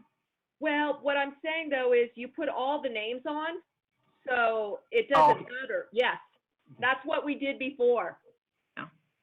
Okay, I have a motion made by Councilmember Breckus, which was clarified at length. Councilmember Dewar has seconded, and I'll look to her to confirm that that second still remains. Yeah. And so now we have the motion, a second. I'll call for the question. All those in favor, please signify by saying aye.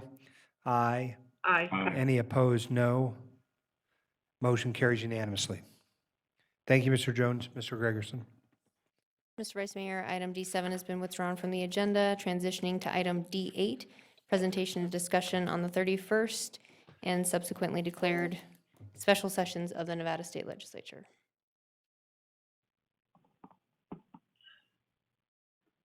Okay, I'll invite Mr. Shaver to the meeting. I believe Ms. Wilsey is prepped to give this presentation. Our new Fantastic. intergovernmental. Callie, are you, Ms. Wilsey, are you there? I don't see you on my screen, so I apologize. We are transitioning Callie over from an attendant over to a panelist. So she is with us now, and we'll give you a brief presentation and update at this time. Ms. Wilsey, welcome. Thank you. Are you all able to hear me? Yes, and happily so. Madam Mayor, Vice Mayor Reese, members of the council, and acting city manager, thanks for the opportunity just to provide this brief presentation on the 31st legislative session. I will keep it brief. I know you guys have additional items on this agenda, and if the legislative session had gone differently, we would be spending more time on this, but the governor called the session primarily to deal with the state's anticipated 1.2 budget shortfall. And after 12 days of conversation, the legislature passed a series of bills that would balance the state's budget. They used a series of strategies that we typically see in these economic downturns, such as across-the-board reductions to state agencies, furloughs for state employees, freezing positions, and several other tactics in there. Prior to finally passing these, the legislature did put some additional funding back into some of the items that they heard a lot of public comment about, such as Medicaid optional programs, reducing the number of furlough days for state employees, and allocating $50 million in CARES funds to support school districts in distance learning during this time. There were some conversations about additional revenue, and that's always something that we are watching for in the special sessions. The conversation was really limited to focusing on tax deductions for the mining industry, but ultimately that did not result in any sort of long-term changes in the state's tax structure. As a city, we were watching for anything that would impact our revenue streams and create unfunded mandates for local government, and we are reporting that we are not seeing any of those impacts coming out of the final results of the session. One of the big questions kind of coming out of the session was that the governor did announce that he was intending to announce a second special session, and this would be some of the topics that we also heard that we were anticipating, but this could be criminal and social justice policy reform, election procedures related to COVID, legal immunity for businesses, unemployment insurance programs. So, but he did not do that immediately. He asked the legislature, given the rise in COVID, that they need to focus on that and kind of address what some of these policy issues would be in a second session if they were going to call it. So that is kind of the wrap up for the 31st special session. But we just wanted to give the opportunity to ask any questions if there were. Otherwise, we have kind of topics for the regular session next week.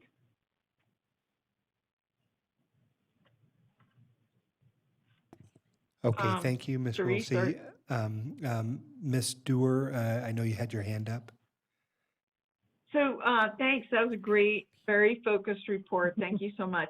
I just missed the part about, so when is he going to decide about the second session? Did he say, we definitely will have one, but I'm going to decide on the exact date later? Is that what he said?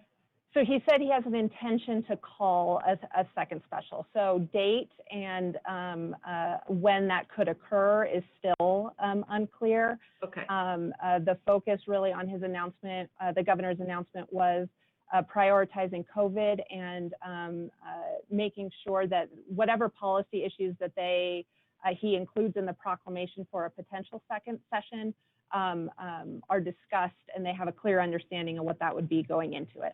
Okay, thank you. Welcome. Any additional questions from the body? Thank you, Ms. Wilsey. Appreciate all the hard work that you're doing. Keep us posted. Okay, next up is going to be item D9. This was an item which was sort of added back, I guess. And so I'm going to give our staff a chance to come into the meeting. Give me 1 second because I'm having technical difficulties on my end. Mr. Shaver, are you with us and entering into this discussion? Item D9 is a staff report for possible action and discussion of potential direction to staff regarding the state of Nevada's allocation of coronavirus relief funds to the city of Reno, including potential direction to accept the disbursement of such funds for the state and potential direction to expend those funds in a manner consistent with the state and federal guidance. Mr. Shaver, trying to buy you a little time. At least we know I could have a job as the clerk of the legislature if I so chose at some future point in time. Yes, fantastic. It says I am sharing, but it appears that I am sharing the, Yeah, you're sharing the coronavirus relief funding. Okay, perfect. Beautiful picture of Reno, including it looks like a storm rolling in, which I can hear outside. We try and make these as to real time for you as possible. Breaking news. So members of the council, I am Dylan Shaver, the chief of staff to the city manager. And we have thrown this together for you basically to focus the council's conversation around putting together what we would call the initial high-level plan for how to expend the coronavirus relief fund resources that will come into the city. I want to give you sort of a little bit of a background. The CARES Act that passed in the spring allocated funds for state and local governments across the country. The state of Nevada got $1.25 billion of those funds. Of those, there is a formula that automatically sent funds to those communities that represent more than 500,000 people. That resulted in the city of Las Vegas getting $148 million and Clark County in getting nearly $300 million. And there's a little bit of a unique thing that happened with that Clark County piece. Since neither Henderson nor North Las Vegas, large communities themselves, were included in the act, the money that would have gone to those communities ended up with Clark County. So Clark County got a disbursement for a population equal to all of the jurisdictions basically within its boundary other than the city of Las Vegas. The act itself contained no specific mechanism for direct disbursement of these funds to governments of fewer than 500,000 people. So the city of Reno partnered with the city of Sparks and Washoe County to advocate for such a transfer. And we had put together sort of working with the firm Applied Analysis, basically an analysis of what it would look like for other governments to get similar transfers, basically as follows. 45% of the fund is reserved for local governments multiplied by the share of the state's population. That's what Las Vegas got, that's what Clark County got, that's what we advocated for, and the governor announced in June that is what we would be getting, and it totals out to $46.6 million and some change. Our sister jurisdictions in Washoe County and Sparks will get about $20 and $19 million respectively for funds in the region. The city of Reno got approximately 55%.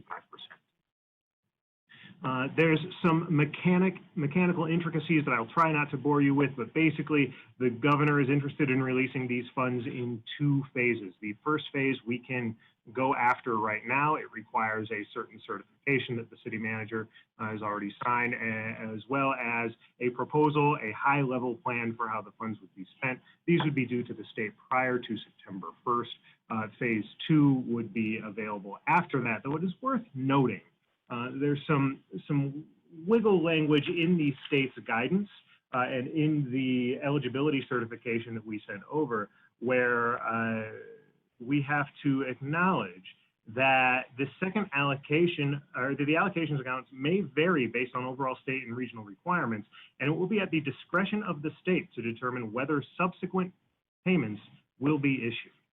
So it's important when we think about this, I don't want you to believe that the entire $46.6 million is just going to show up and Debbie Lochner is going to do a little parade and tell us about all the great things we can do. There are sort of hoops we have to jump through, and the focus of the immediate focus we have to pay attention to is that first phase, which would account for the first 50%. The city manager, like I said, has signed the required certifications to allow for the allocation. The council is here to consider and discuss the high-level plan required to submit along with that, and we have until, as I said, September 1st.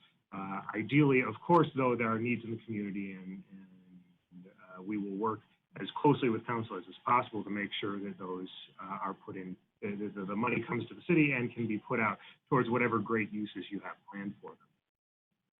When we talk about those uses, there are allowable uses of these funds. They fit into three broad categories and then a bunch of smaller, narrower restrictions.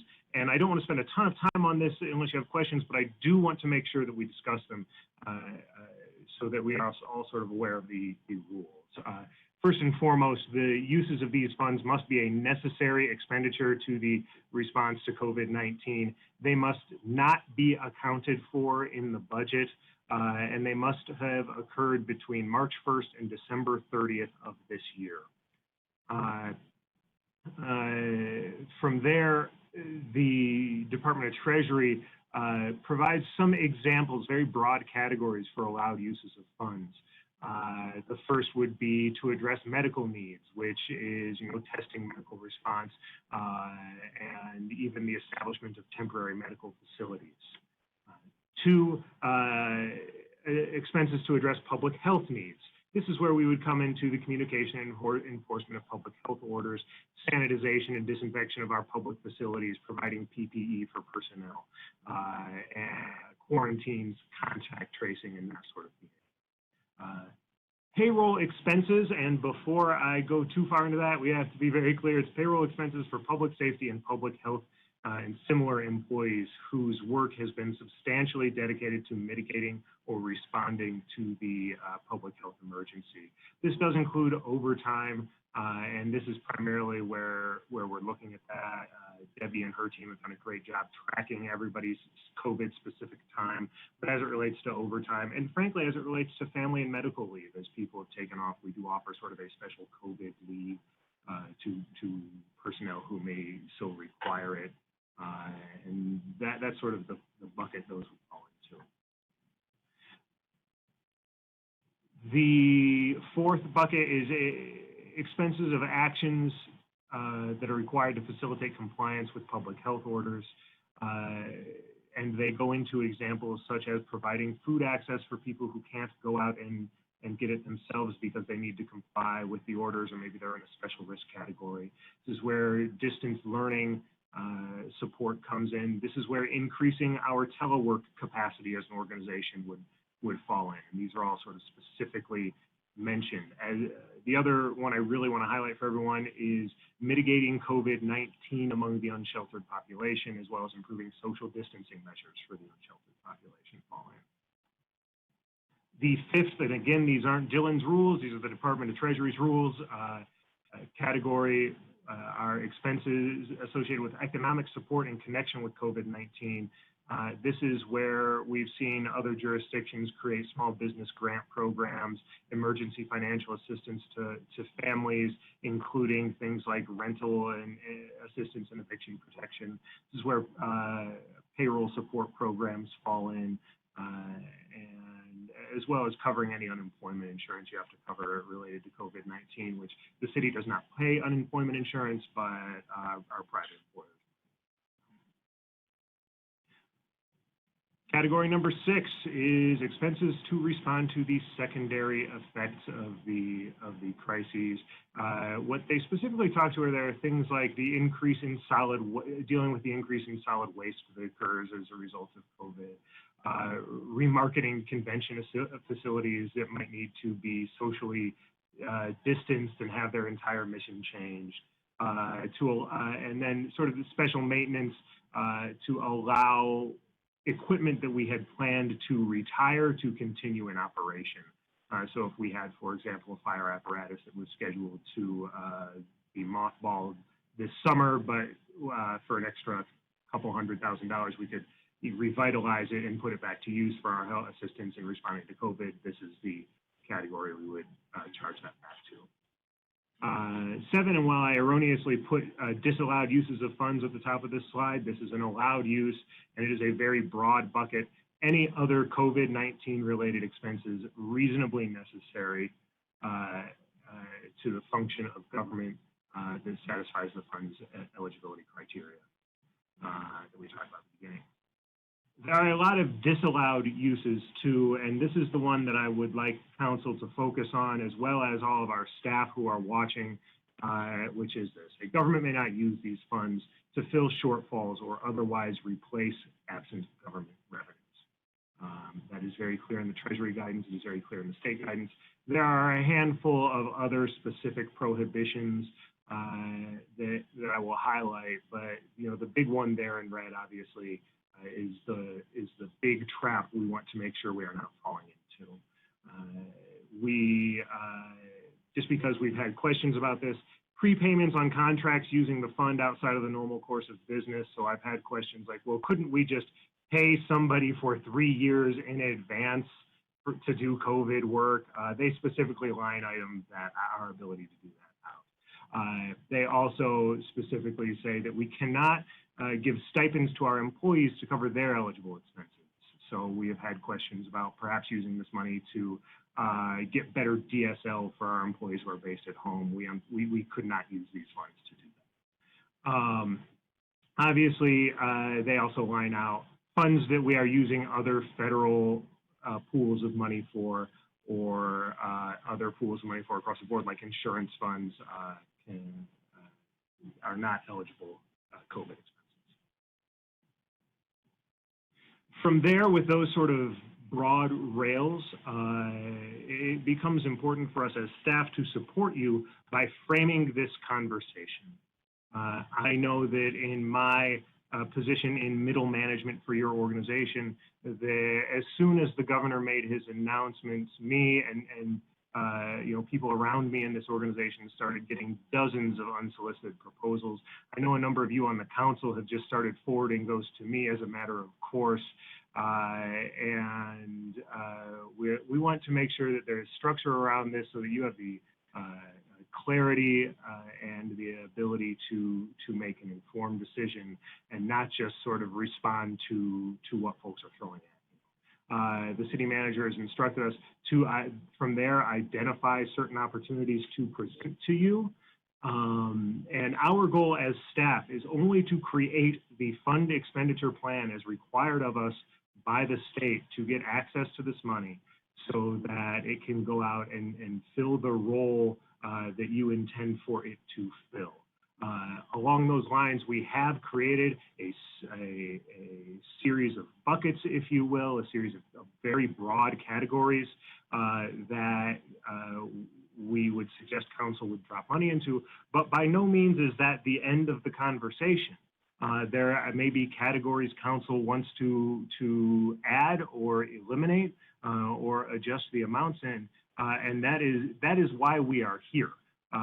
Because the sooner the council gets to that business, the sooner staff can prepare that fund expenditure plan. That plan does not have to be terribly detailed. It just has to, and in fact, it is capped at 4 pages, and those of you who have known me for a while know that that will be quite the challenge. But we do believe that with the expertise and the passion that you have as a council, you will be able to give us the direction required to prepare that, to submit our plan to the governor's office, and to start getting these funds out into the community. To that end, again, staff has flagged some phase 1 opportunities. These do total up to the full first 50%, but again, this is strictly for the purposes of starting a conversation with the council to understand your priorities, so that we know what kind of framework to put this into with the governor's office. You have for phase 1, both in your email and here on the screen, 11 different categories.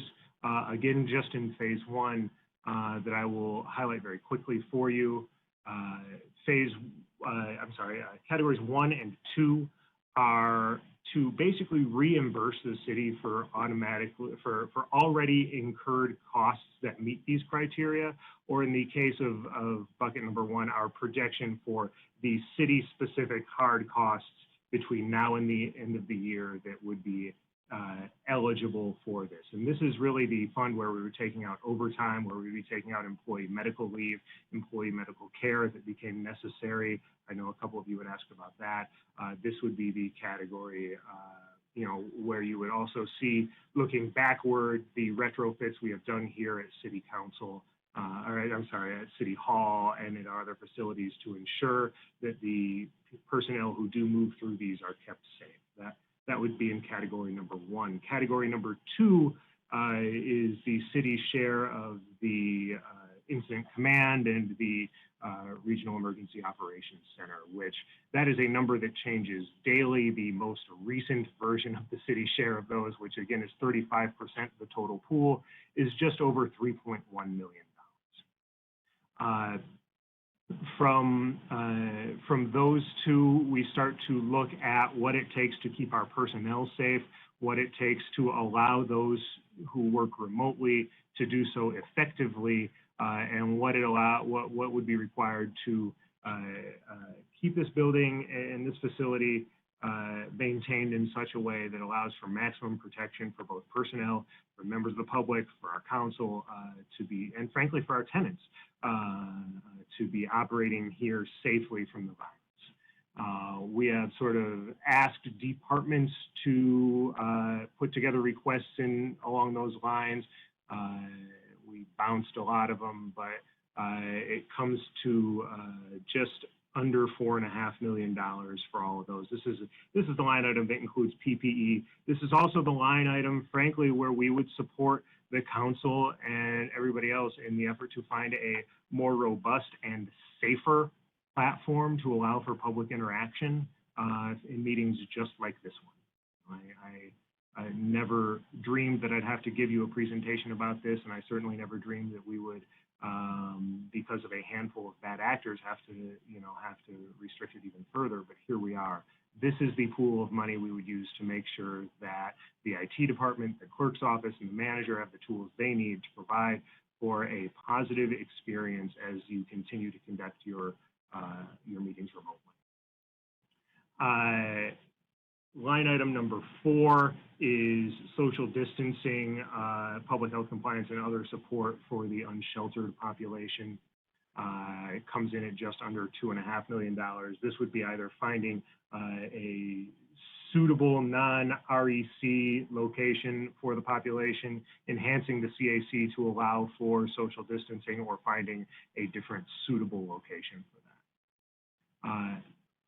Items 5 and 6 are relief programs aimed at tenants and businesses in the community. And this gives me the opportunity to talk about the nature of some of these buckets from here on out. Is you see a lot of round numbers here, and I think we all know that round numbers are not how money is actually spent. What we are looking for is authorization to set aside funds to either build programs around and then bring them back to you with final details for final approval, or to go out into the community to solicit proposals for expenses in there. And the staff report the addendum to the staff report that we sent out to you earlier today when we learned this presentation was actually happening contains sort of a little more detail around how that would work. Similar, item 7 is similar, food distribution to residents. This is something we have heard sort of overwhelmingly from council, and frankly, something you considered even today. There are going to be a lot of needs, especially as the federal government is facing down, potentially not extending the enhanced unemployment benefits that have been awarded to job seekers right now, or just the jobless right now. When those turn off, we expect these needs are going to spike.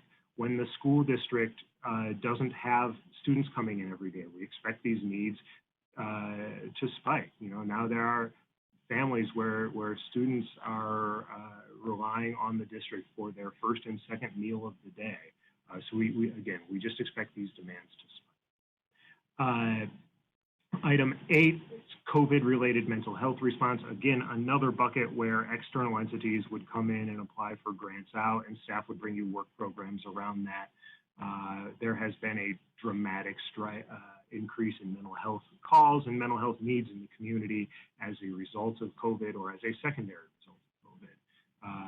This was a real priority coming out of a number of council and early conversations. Line item number 9 is enforcement, education, and communication about public health orders. That's pretty straightforward. This line would include, and we have to remember that here in Reno we have the lion's share of this population, but there are vulnerable populations to this, whether it breaks down along racial lines, whether it breaks down along generations, that we see dense communities of here in Reno. We need to make sure that in the long run, as this draws out, that we are communicating these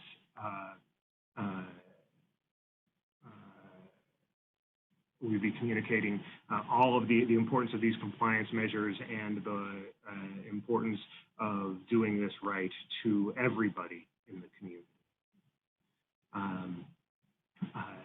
Line item number 10, tracing, measuring, and researching the disease and how it flows through the community. We have already seen proposals from professors at the university along these lines.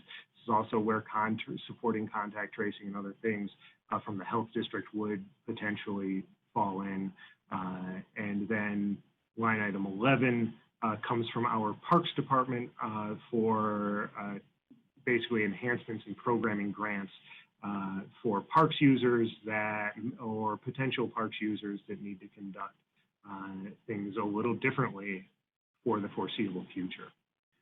These are the sort of phase 1 opportunities staff identified. This is by no means a panacea of every need out there. We tried to draw buckets as broadly as possible for you so that it allows the community to engage a little more, so that it allows for us to better understand the needs as time goes on. The more interesting second half phase 2 opportunities, for those of you who are thinking, I told Dylan to put this in there and it's not in there. Phase 2, the back half of those $46 million. The governor's office, hasn't put a lot of meat on the bone as it relates to how one would pursue the second phase of opportunities. It looks like it would just be submitting another plan. The only thing we know for sure is that we would need to submit our first plan by September 1st to even be eligible for the second phase of funds. The incident commander has said there's about another $1 million worth of EOC expenses he's anticipating between now and the end of the year. So we plug in the city of Reno's 35% share of that. We do anticipate a tremendous need for support to the unsheltered population and tremendous need for mental health support for the region. We know that there are going to be a lot of students negatively affected by the remote learning decisions that the school district has had to make. I just saw in the paper 2 days ago now that even the plans that the district's put together, their staff and personnel are saying, no, we need 9 weeks of remote learning. And we've heard from council and from the community that there may be need to support that. And then finally, as this draws on, we look towards additional opportunities, particularly as it relates to our parks and trails in the community, where we would look at the facilities we have, look at the amenities that we offer, and find ways to engineer them in a way that allows for more social distancing and allows for more compliant operation of what we offer, so that you're not just locking yourself in the house until there is some sort of therapeutic or vaccine. But again, I will close on this second to last slide. This is meant to be a jumping off point for conversation. We as staff, like I said, did our best to identify buckets for the mayor and council and to put a framework around, frankly, how quickly you can go through $23.3 million, especially given the amount of interest that there is in the community in getting, some of their hands on this money. We present this to you. It is in your email box. I will make sure you each have a copy of this PowerPoint as well. But again, it's just, we're starting the conversation today. We want to hear your feedback so that we as staff can best build a program and a final submission to the governor's office that reflects the needs you see in the community.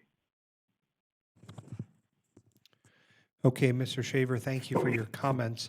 I'm going to start with Councilmember Dewar, and then it looks like Councilmember Brecka should be after that. Thank you. I'm going to have more detailed comments later, but this is a very quick question. Could you just go over again the timelines, not for submitting a plan, which I got September 1, and I don't know when Plan 2 might be due, but when do we have to spend the money by? And is spend considered commit, contracted? What's the metric there or the requirement?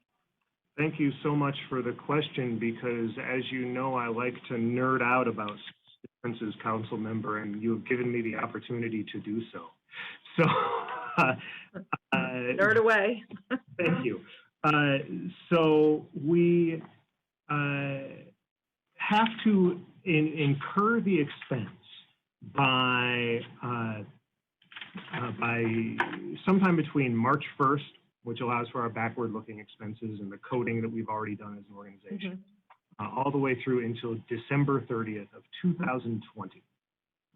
So December 30th of this year.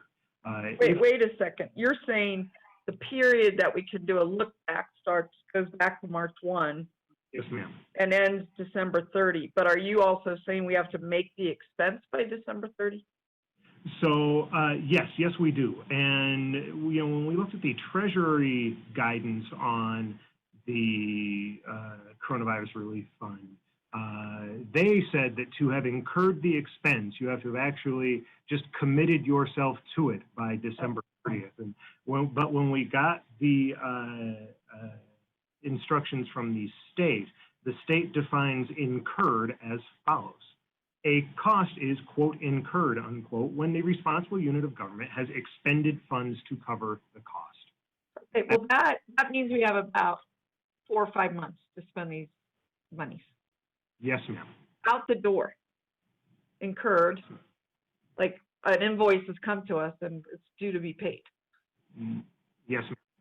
I mean, we can't like commit it with a resolution or establish a program, because the reason I'm asking this question, let's just take homeless issues, or mental health issues. These are going to extend past December 30th. In fact, we're going to undoubtedly be in the midst of the coronavirus through December 30 in some form or fashion. And I would love to get a reading on, let's say it is a mental health expense, and let's say we set some people up for some counseling. Does the counseling have to be over by December 30, or did they just have to have begun it? You know?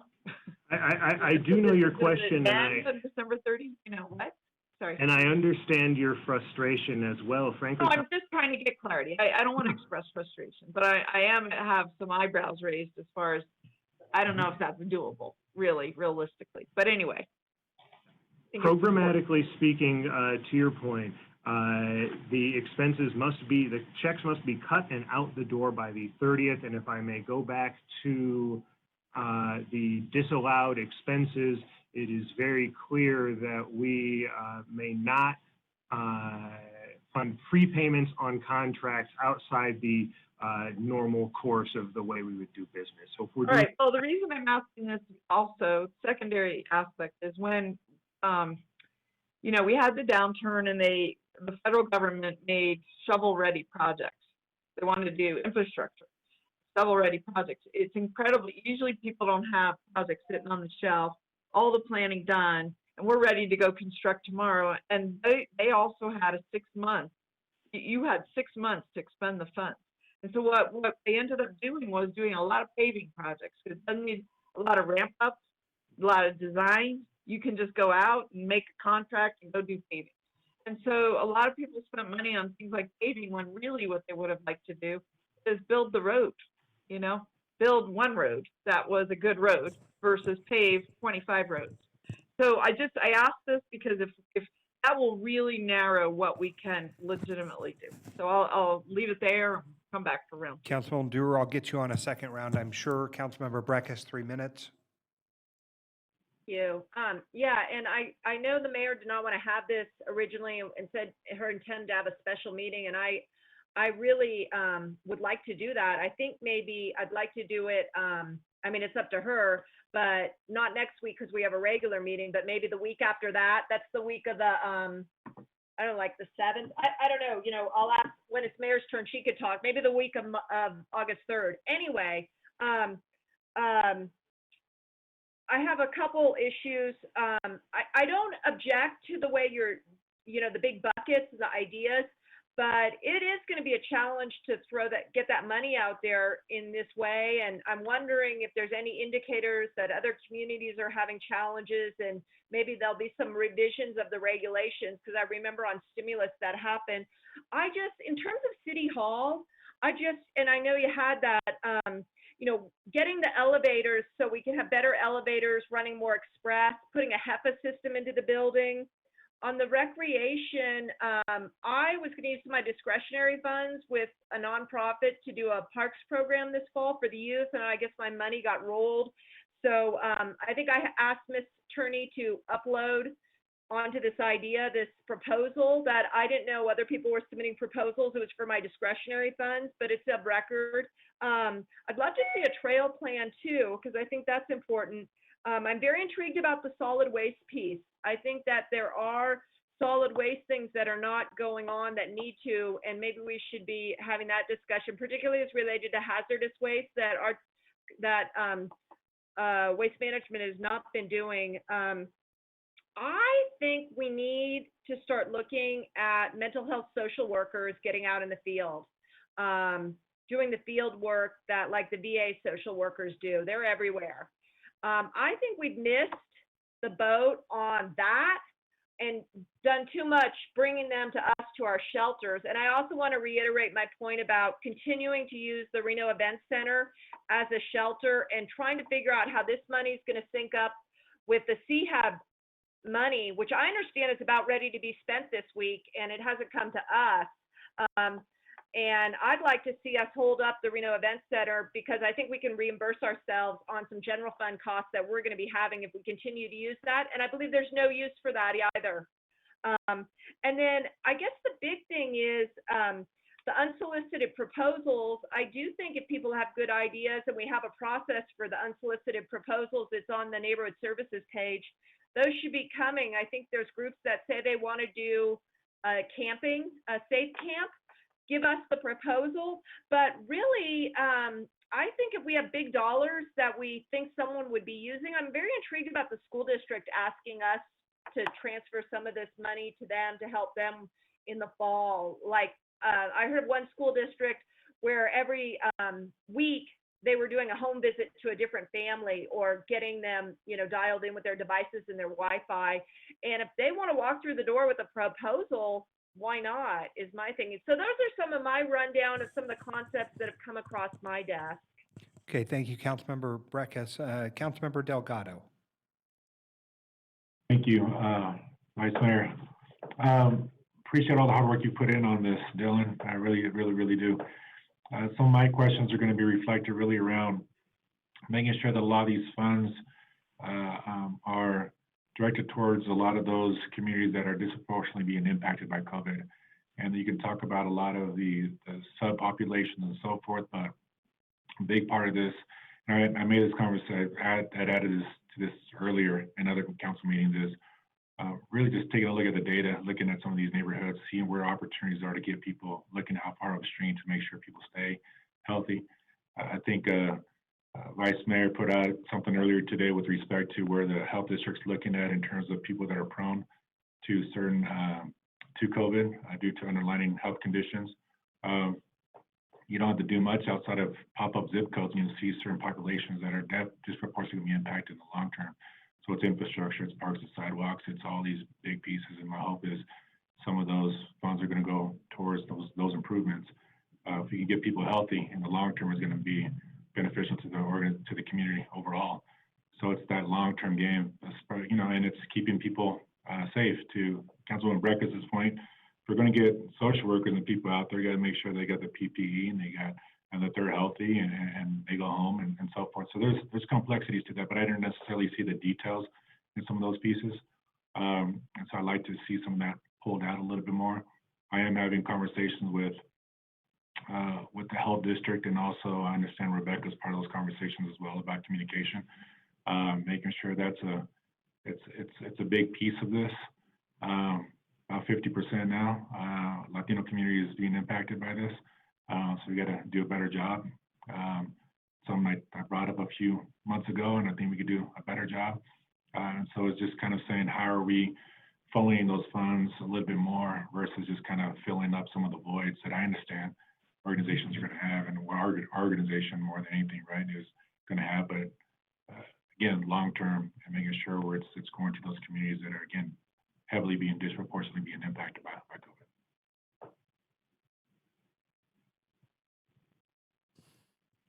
Mr. Vice Mayor, I can speak a little bit to that, although I don't know that the good council member is looking for a response.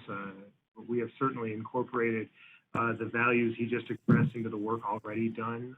We have sent Venus to the Joint Information Center to carry the banner for making sure we're communicating. You know, it's one thing to translate things into Spanish, but it's a different thing to build an outreach plan into a community. And we have asked the Joint Information Center to start specifically looking in that. And if they do not, council member, the line item you see there on item 9 in front of you right now would allow for the city to go down that road, because you are absolutely correct in noting how critical it is. As it relates to line item number 6 and 5, with the potential relief programs, you know, in our conversations with the community so far as staff, how to distribute the funds equitably into the communities that may need them the most and may have the least access to these things traditionally has been a dominant theme in those conversations. And should the council ask us to come back with, you know, deeper proposals around these figures, we will highlight those efforts at that time. Okay, Councilmember Jordan. Thank you very much. My question is, are we still contemplating having a special meeting to go into more deep details, or are we doing that now? And what's the next steps? I'm a little confused as to, I thought this was just going to be kind of a quick update, or are we diving in and we're skipping the more detailed meeting? Councilmember Jordan, it appeared to me that this is only part of the money. If I brought the slide back up, sort of looked like there had been sort of some allocations of part of the money, and then an acknowledgement that things are going to be very flexible. I anticipate, because as I read through the materials, that there are changes anticipated in the fall. We might get to December and we would still have things that we want to do or accomplish and money to do it, but because of the nature of the pandemic, we are, you know, making choices. I think it's all a work in progress, at least as far as I can tell. I would say that there are things that are more time sensitive today than other things. I know that part of my desire is to see the funds benefit and go to our most vulnerable persons and populations. And so, for example, the monies that are identified here as maybe going to food allocations, if we need to start sending monies to those places, I would rather have us start doing that now. Some of the monies that would be identified as potentially relevant to sheltering our unsheltered populations, I mean, I'll leave it to the mayor to address some of your concerns, but I sort of was just saying that was what I understood was being presented. And Mr. Shaver, if you want to comment, and then Madam Mayor is also quick to the draw. Well, and I'm sorry, but before we transition out of that, and I would agree some of the comments made earlier. I think the focus on our most vulnerable should be our most immediate focus. The CHAB has done a tremendous amount of work, along with Built for Zero and other experts, on what needs to be done, and a lot of that is in sort of in process. So I think there's a launching point for a lot of this. Including the expanded shelter services, the potential for a safe camp, et cetera, those things that the CHAB and Oscar Delgado and I have been working on for quite some time. So expending those funds, things like the ambassadors, having an expanded role and contracting for more of them to do more interfacing with our vulnerable populations that they have relationships with, and in addition to health experts and social service experts to help with that. But I'll go back to, we can put all the people on the street we want. If we don't have a facility or facilities in which to take them or direct them, it's kind of for naught. So that has to be definitely a component for all of this, for sure. But I did want to say, Dylan, thank you very much for the work you did on this to this point. I understand the urgency of this and the nature of it, and this is something that we're not going to be able to cross every T and dot every I on every penny of this. And if we do, we will be bogged down. And so we're going to have to come up with some way in which we are giving someone or someone's authority to say, go forth and conquer, because if we wait for every council meeting to deliberate every item for every dollar, we will find ourselves with a bunch of money that we never expended on December 30. So I just caution us getting too weedy on this issue. Thank you. Madam If Mayor. I may, Mr. Vice Mayor. No, I was just going to say, other than Councilmember Jordan's kind of positing this as a Brewster's Millions moment, I will transfer it over to Madam Mayor for her important thoughts on this topic. Dylan, did you want to chime in real quick? I would never presume to speak before you, Madam Mayor, by all means. Oh, go go ahead. No, your feedback is very valuable. Go ahead.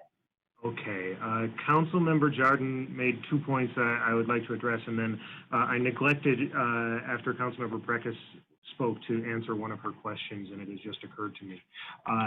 So if I may, Councilmember Breckus, you had asked about the rules changing mid-game, basically, and we are seeing now, just today, there was a headline that congressional Republicans are saying rather than give direct relief to local governments, they might just loosen the constraints around the coronavirus relief funds. That said, we have heard 9 or 10 different versions of this same story about what such and such Nancy Pelosi or Mitch McConnell or the president might find acceptable in terms of helping local government.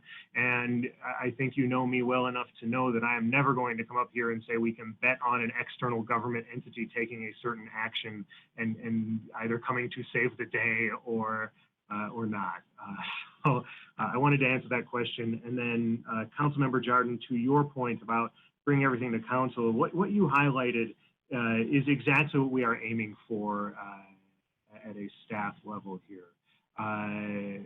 This gives us enough guidance to turn it into the state to get the money to come in, to actually move into our bank account, saying this is how these are the needs the council's identified, this is what they've set up, while at the same time providing a lot of ability to the council to make decisions based on the individual work programs that would come back to you, or the individual grants that would need to come out from the categories you set aside, Councilmember. That's sort of what you described is exactly sort of what we were trying to design here. The size of the categories, the number of categories from a staff perspective is only limited insofar as the time we have available to us. And Councilmember Dewar raised a very good point at the beginning. You know, we will have as many of these meetings as is necessary. Every week that goes by is a week closer to December 30th, where we are risking not spending the funds and then having to return them.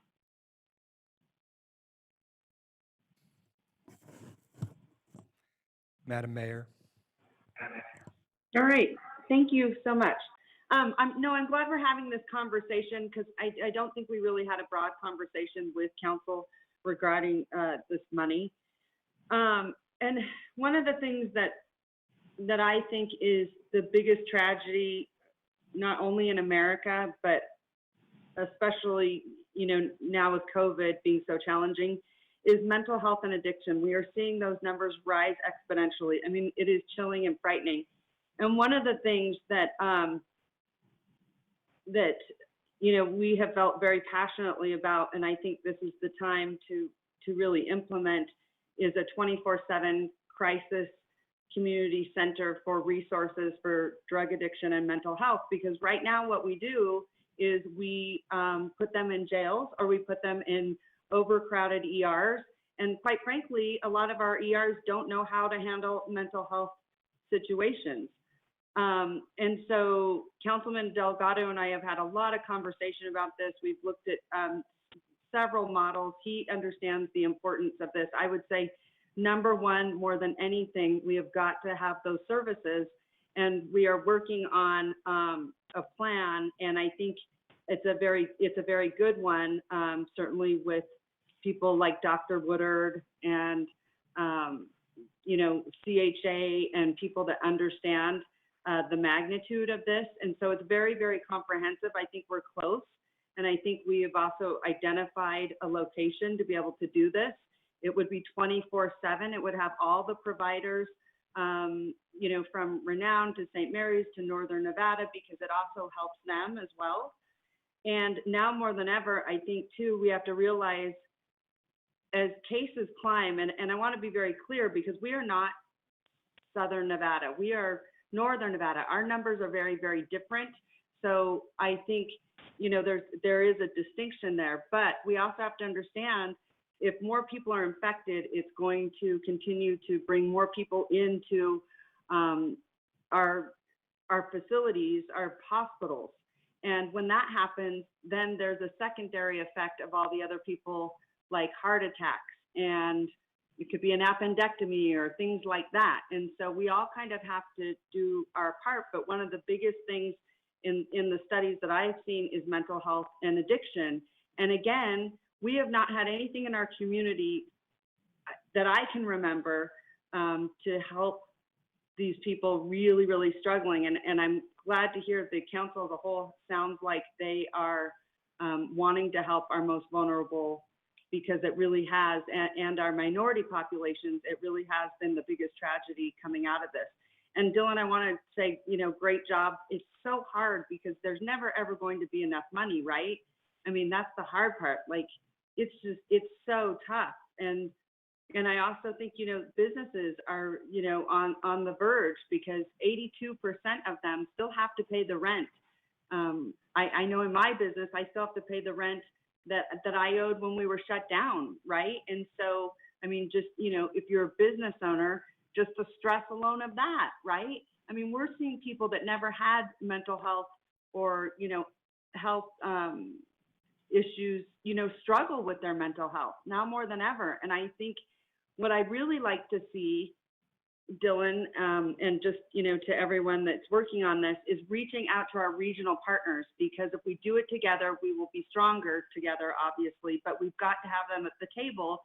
We have to have the city of Sparks, we have to have Washoe County, we have to have all of our hospitals, all of our mental health hospitals, Washoe County Sheriff's Department, and the police department. And, you know, like I said, Councilman Delgado and I have been working with a group to put something like this together, and I think we're very, very close. And I would say that we really have to look seriously at this model and make it happen. I think now more than ever, this community is going to need it. And not to mention, you know, think about the stress when you almost, you know, are losing a roof over your head, and those who don't have a roof over their heads, right? All of this will impact us. So we've got to make sure we are very wise with this money and make sure that it can, you know, do the most good. But we also have to have those partners at the table, and we have to be very careful, because they got a different pot of money, I guess you could say, in different amounts. And we can't be saying, hey, we got less than you, so we're not really going to be at the table on this, or we're going to give much less. This has got to be as an entire region, as a whole, and this, you know, I would say is so long overdue, because we have really neglected, you know, mental health and addiction. Not just here in our city, it's across the country. It's America's probably biggest, dirtiest secret, and a shame, absolute shame. So I just want you to know how passionate I am, and I'm hearing sort of the same thing from the council, which is amazing, and I appreciate it. But I did want to really stress that I think this is one of the biggest issues coming out of this pandemic. Thank you, Madam Mayor. Let me ask Mr. Shaver, did you have a comment to that? Did you want to comment on it, or? Well, just that the mayor raised sort of two separate. One is regionalization generally. On many of these items, we have sort of worked with Washoe County and with the city of Sparks. There are areas where there are alignment, there are areas where there are not, and certainly in the areas where they are aligned, particularly as it relates to like the eviction relief things. These are things that makes the most sense as a region. I will say that Sparks was very passionate, to get to the mayor's second point, about the mental health response, and I have to the extent this council sets a priority, we will work with Mr. Hall and his office to do everything we can to ensure the expenses that we are incurring, the expenses that you are laying out for us are legitimate under the Act before we incur them. And, we have to make very sure, there has been a COVID-related mental health crisis in this community. The Act allows us to respond to that, and we are going to go as far as we can in responding to that. What I don't want to do is stand here in front of the council and overpromise to any of you that we can certainly do 100% what it is you're laying out, because I don't want to be here in 6 months explaining to you why we have to pay the money back. Yeah, I appreciate much of the comment that you've made, and the mayor is right about so many of those aspects. I guess for my part, as I haven't weighed in yet, I suppose one is a cautionary tale, and that is I do worry that the money that we have, it is limited, it is finite, and it is also, there's a timing element to it. And in that regard, I just am worried that if we set up whole new, just say programs, at some point in time, the money is gone, and then the question is, does our body take that program on into perpetuity? And that is a worry I have, meaning we've just gone through this discussion some hours ago about our budget. We know that we didn't add any FTEs, and so if we stand up a program and birth the new thing with these dollars, at some point in time, that new program will have to be supported by us as a body with general fund revenue or FTEs. So there is a concern that I have about how we allocate it. And so in my mind, many of the programs that we might look towards or about are things where we can contribute to, let's just say it's the food bank. The food bank exists already. It has a tremendous need. It's being taxed greatly. It has limitations to what they can do, and they're serving so many more clients. So I see us being able to take some of these funds and move it in that direction, as opposed to, say, setting up our own food bank, right? And ultimately, I imagine that this is just me voicing to you some logical conclusions I've reached about it, rather than saying, here is my particular policy direction. So that's sort of the first thing I want to say. And also, Madam Clerk, would you put me on the clock over there too? I don't want to take more time than I'm entitled to. And so that's the first thing, is just making sure that the things that we go out and do are things we can sustain over the long term. So that's the first thing. The second thing I want to say is, for my part, I want to see the dollars that we have, as large as the pot looks like. We know it's like a blanket that's too small. We're going to try and stretch it and pull it, but it will sort of never be enough for all the things that we have. In that regard, I believe and want to prioritize our most vulnerable communities. Our unsheltered population is one which I believe has been incredibly impacted by this virus. It has shined a light on something that already exists, but in that regard, we've been saying things for a while now about safe campgrounds and expanded resources. And I think that this is the opportunity to put some of those dollars towards that, because, our sheltering needs are changing.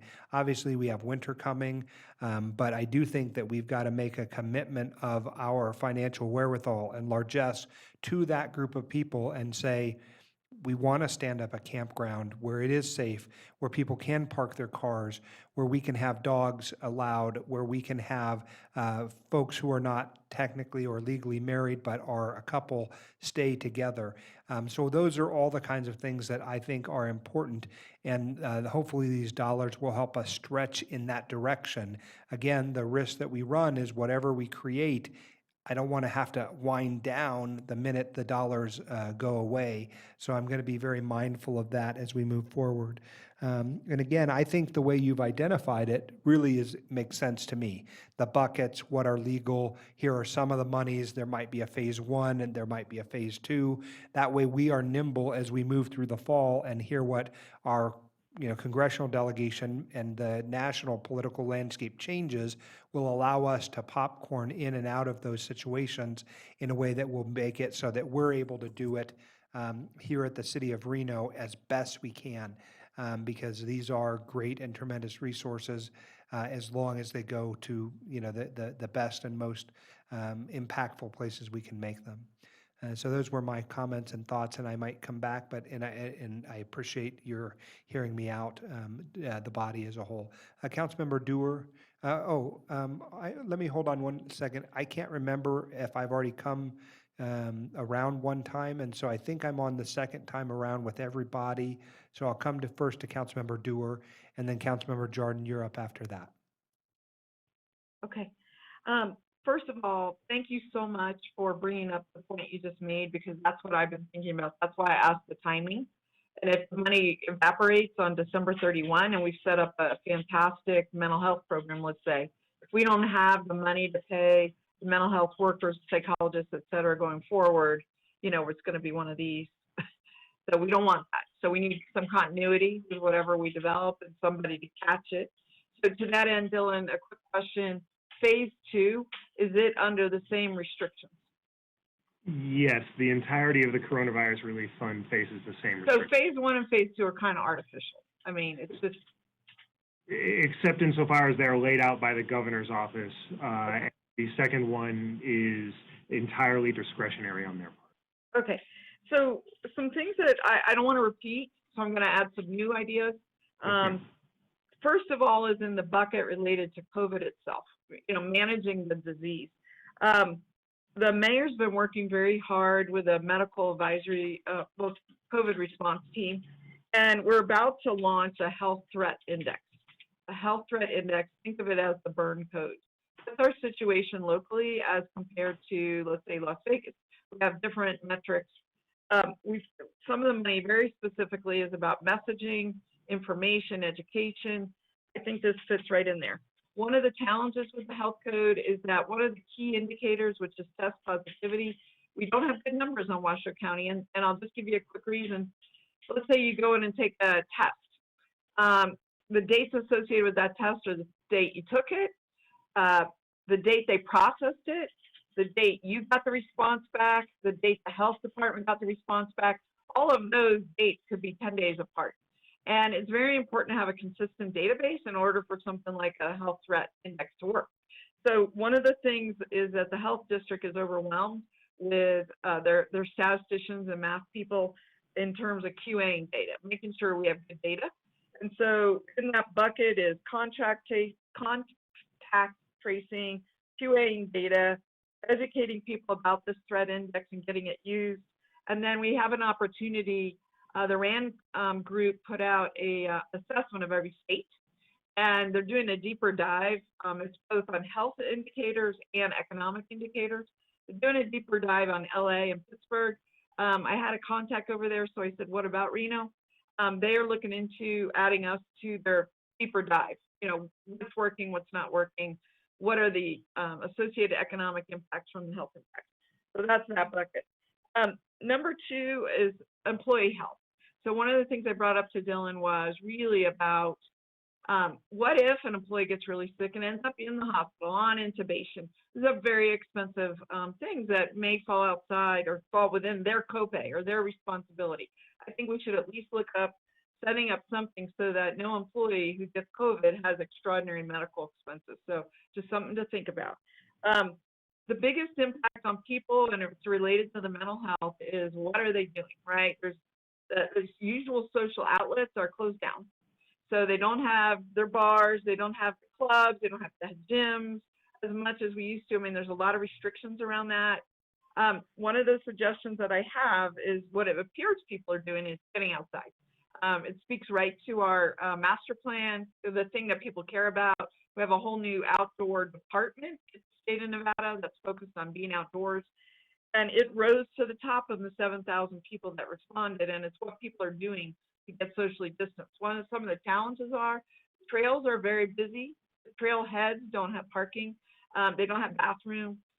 There's a lot of infrastructure, I think, that could be quickly done, even if it's a Sandy hut versus a formal bathroom, and forging new outdoor experiences or opportunities.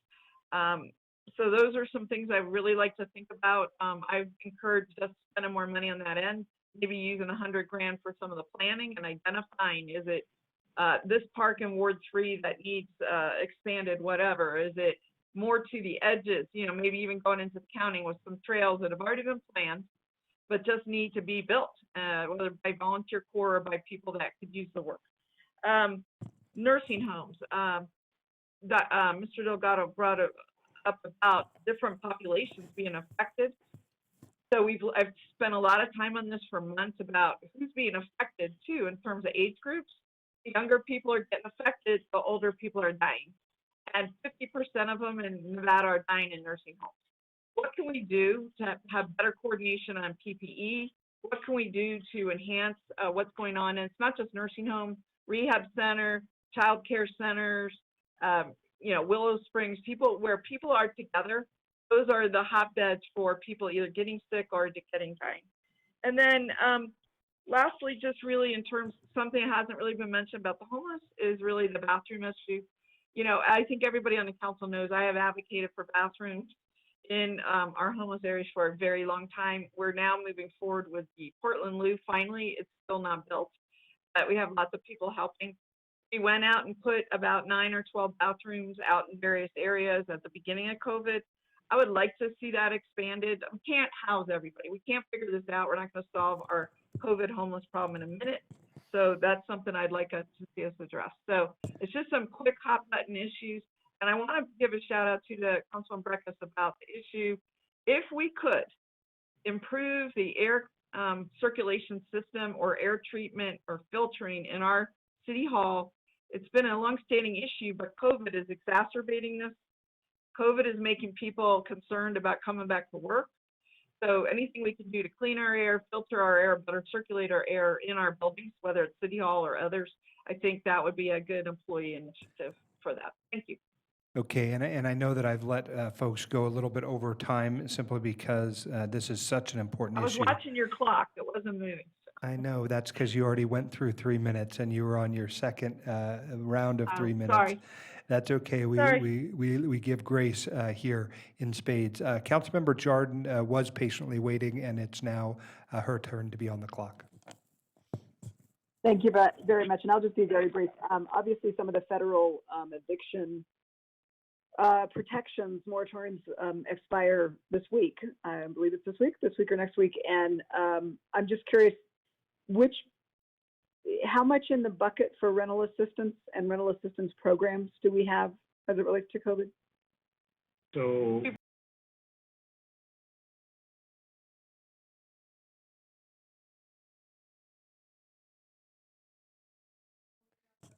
Mr. Shaver, hold on. Mr. Time. Vice Mayor, we need everyone to please hold on for 1 second as we've reached the time in which our meeting has gone on for so many hours that it drops the call in our Okay, we're going to chambers. stand in recess for 10 minutes.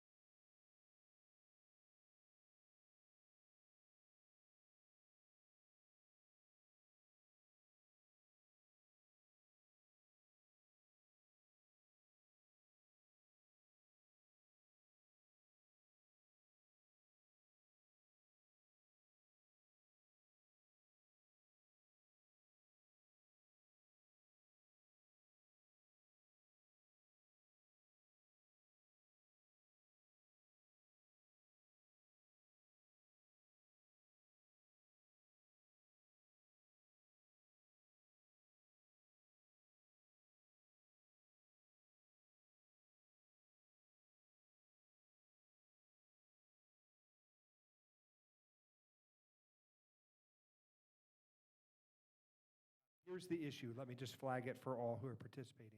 Our Zoom capability has a time fuse to it, right? After a certain time, the system tells us that we're abusing their system's bandwidth and we've exceeded our allotment under our license. And so we reached that moment a few minutes ago. And so we missed some of the conversation and therefore the public record being created. And so if we could just go back in our time machine, we would come back to Councilmember Jordan, who I'm sure was saying many important and good things.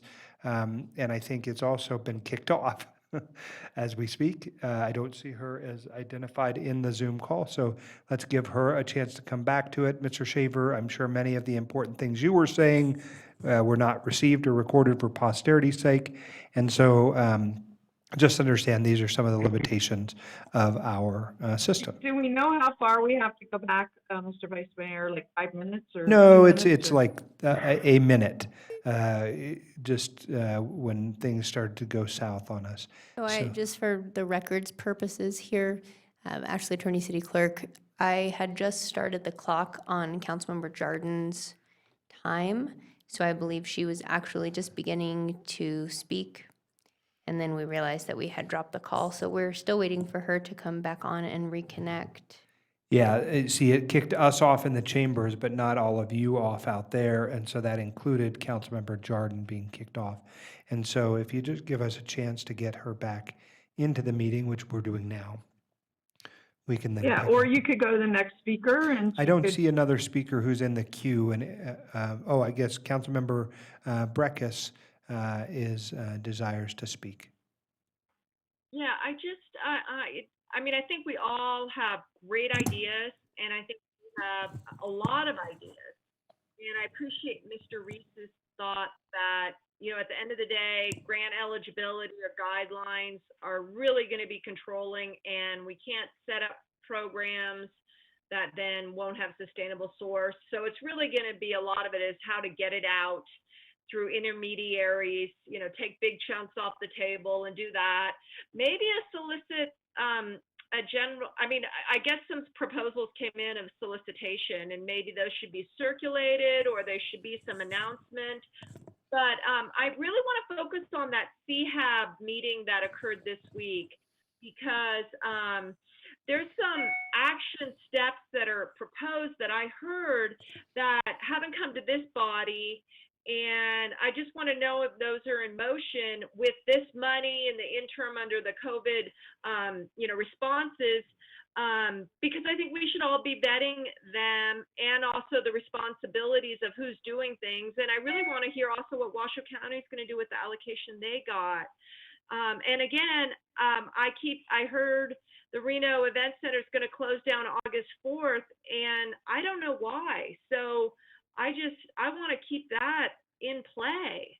And Mr. Shaver, what is going on? I know it wasn't you who was making those presentations, but what is in plan in terms of all the discussion at the CHAB or and the Governor's Bowl and that sort of thing? Councilmember Breckus, can I also just pause for a minute to welcome Councilmember Jordan back and explain, because Councilmember Jordan wasn't on the phone when we explained that we got kicked off, those of us who were not on the web login that happened. So your comments have not yet been recorded, and we had just started your thoughts and comments, Councilmember Jordan. So we will come to you next. And in fact, I don't know if Mr. Shaver, you want to answer any of what Ms. Breckus asked, but I know that Ms. Jordan also has the knowledge about this item, specifically about the event center. But who is going to pick up with that? Is that Mr. Shaver or who wishes to speak to that issue? Mr. Shaver?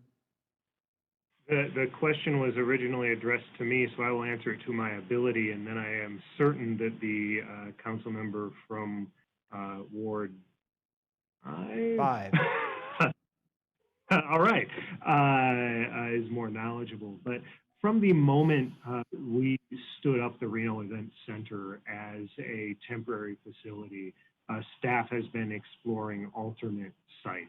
I believe that some of that was daylit at Councilmember Jordan's CHAB meeting earlier in this week.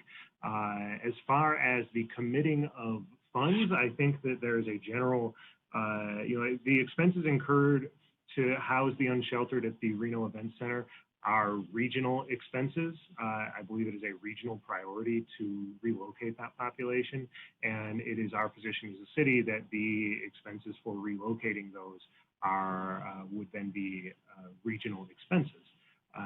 To that end, I can only say this. I cannot commit funds that we do not have.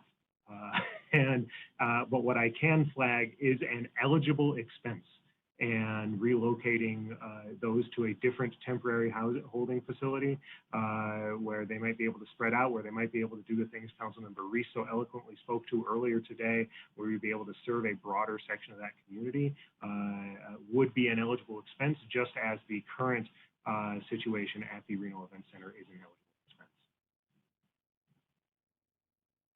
Councilmember Jordan, did I miss anything?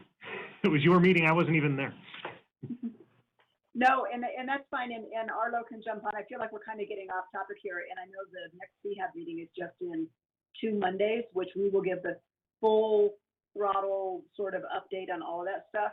The RSCVA did give notification to the city to vacate. My understanding is they do have events scheduled in that space, and my recollection of the use of the Reno Event Center was it was never meant to be the long-term goal. It was meant to be a temporary interim solution, which I think was the right one. We acted very quickly in an effort to help this population and allow them to spread out and have services in this one location, and I think it worked well.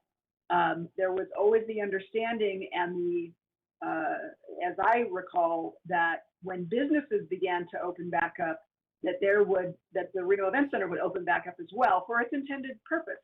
So anyway, Arlo, you're on. You can speak to the $10,000 we're spending a day at the Reno Event Center, how that's not particularly cost effective, and the Tumwa site where the food service is currently being done as kind of an interim step. But maybe this is an agenda item, which I did want to kind of talk about as a future agenda item, because this is important, the movements that have been made on this front.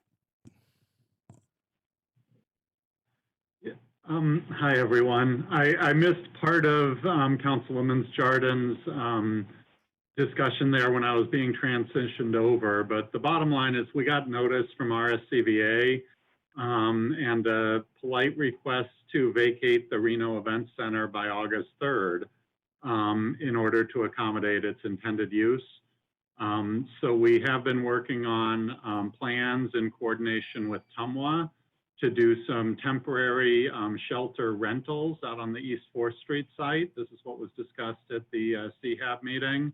That would, in combination with some increased use of the CAC up to social distancing limitations, it would maintain our existing sheltering capacity. The costs we're still working through, but as I think Dylan mentioned, it's costing a lot to stay at the Reno Event Center. And while there are costs for tent rentals and operations and things like that, it does not appear to be an order of magnitude type difference. But we're now in a pretty tight pinch where we either have to move fairly rapidly or disregard the RSCVA's notice and essentially end up in some type of conflict with our lease agreement. So difficult situations, but that's basically where it's at as of now. And I do have a memo to council we've typed up kind of explaining this and the plans in more detail.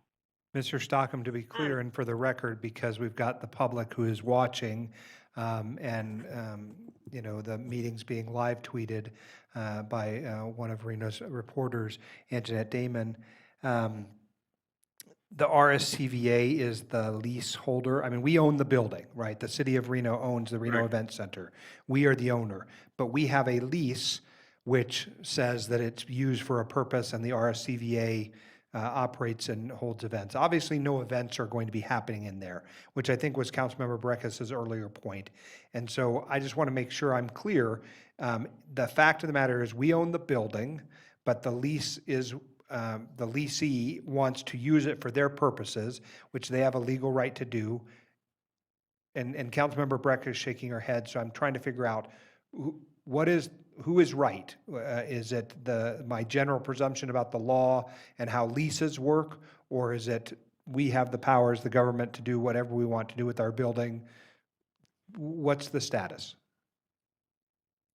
The legal status, I think, should be answered by the attorneys.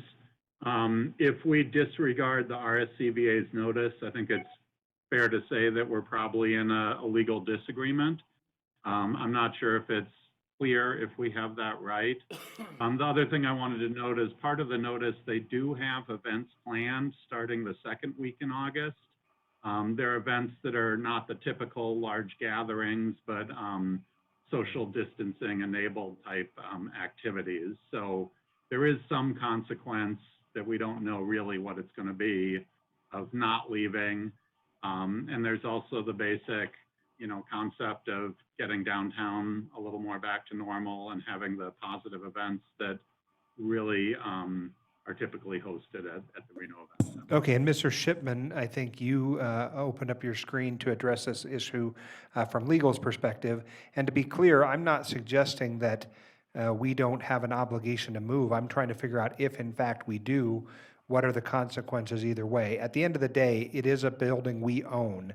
And so being able to use it how we want is constrained only by the limitations that we have already placed ourselves under. I of course, would prefer a building for our unsheltered folks as opposed to a tent. But if that's not an option, because what Mr. Shipman is going to tell us, just say it. So what we have currently with the RSCBA is we've executed a license agreement with them for the duration of the pandemic.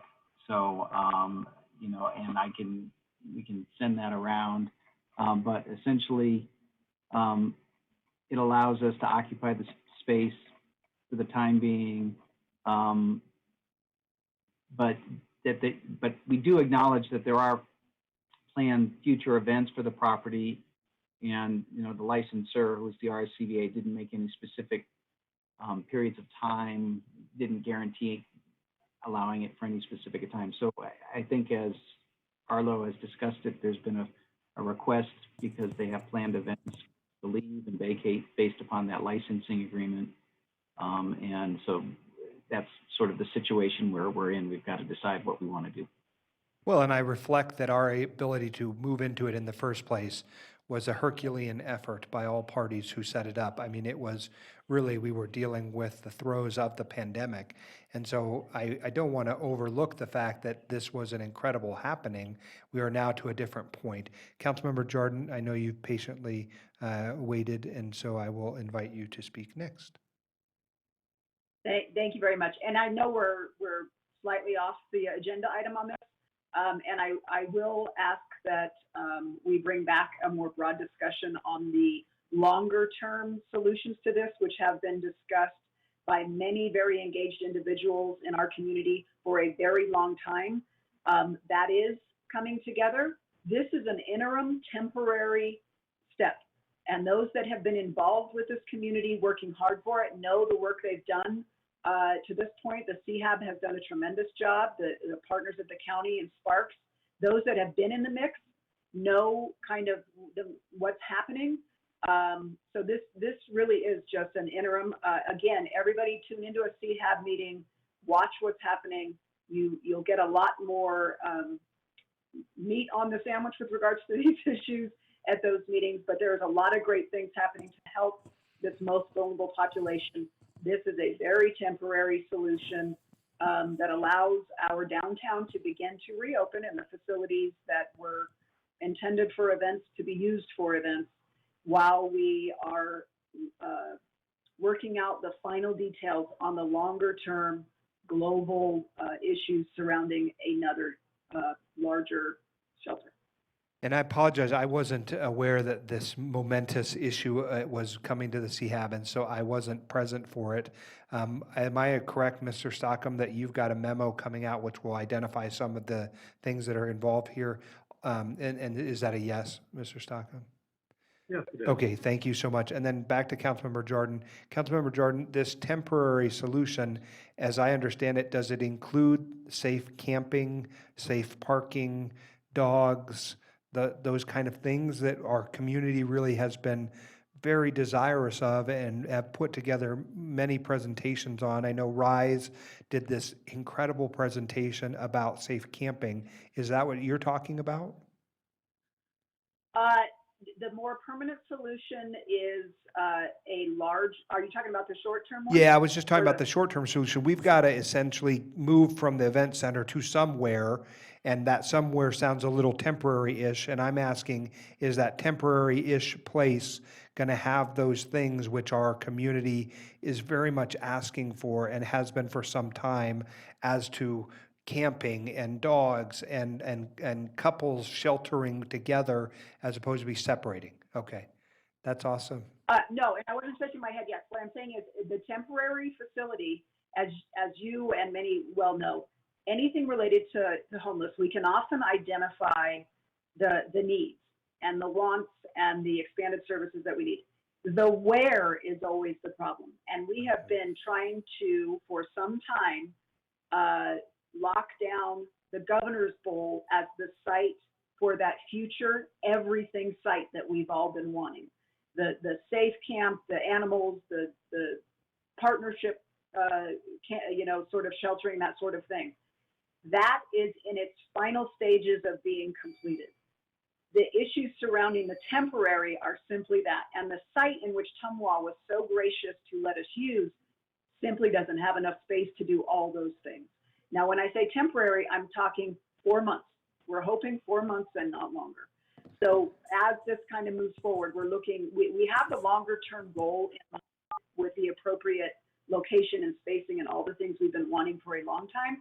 This temporary space is simply, I'll say, for lack of a better term, replicating the services we were providing at the Reno Event Center. Well, and Councilmember Jordan, I wasn't trying to put anybody on the spot. I know that it seems like this is not entirely what the agenda item was, but the truth is Councilmember Breckus' question was, how do we spend these monies to benefit people who are unsheltered, which is naturally the question involved with all these other pieces. So it wasn't that I wanted this to be derailed and become a topic of what are we doing in CHAB, part 2 here today, but Councilmember Breckus rightfully points out that the money that we have might go to these vulnerable populations, and whether it's being spent in our facility at the Reno Event Center at a cost of $10,000 a day, or whether we're going in some other direction, I think is fair game and is topical, for lack of a better word. And so I appreciate and so I appreciate your indulgence and Mr. Stockham jumping right in. We've got to come back to this topic of conversation because we still have a very lengthy agenda. I want to come to Councilmember Breckus because she has some things to say, I know, and because I was directing some of my comments to concerns raised by her. And so, Councilmember Breckus, can you bring us kind of back to focus on this item? And then I think we've got to move on from this agenda item, for the purpose of getting our meeting continued. I guess, I want to explore the continued use of the Reno Event Center. I understand it's one of these expenditures we're in right now, but I am familiar with that lease. I think we can be in the driver's seat to remove it if we want. I understood the row had something for August 7th or one of their properties. I looked on each of their properties' websites. I saw nothing advertised for August 7th. And so I am questioning the idea that we need to get out of there, that we're not in the driver's seat of our own facility, that very well may be paid for the debt service from our general fund come January. To move up to this Governor's Bowl that we have to buy remote spring up tents, we have to fence, we have to get permission from NDOT. We're putting people outside where the spaghetti bowl pollution comes in on them. And I guess my question is, if there is a proposal by someone to do a safe camp, maybe could they bring that in as their own solicited proposal, and we could continue to use the event center as the overflow to the spacing requirements in the CAC? That's my question, because they're close to each other. It is an indoor facility. I just don't understand going from one temporary facility to another temporary facility that we have to build all new. And I guess my one question is, does staff feel, based upon Monday's CHAB, that they have the ability to kind of stand up that Governor's Bowl concept and all without further voting by the council on this. Is that your understanding? Because Mr. Stockham, you said at that meeting that you did have contracts ready to go to build these spring tents.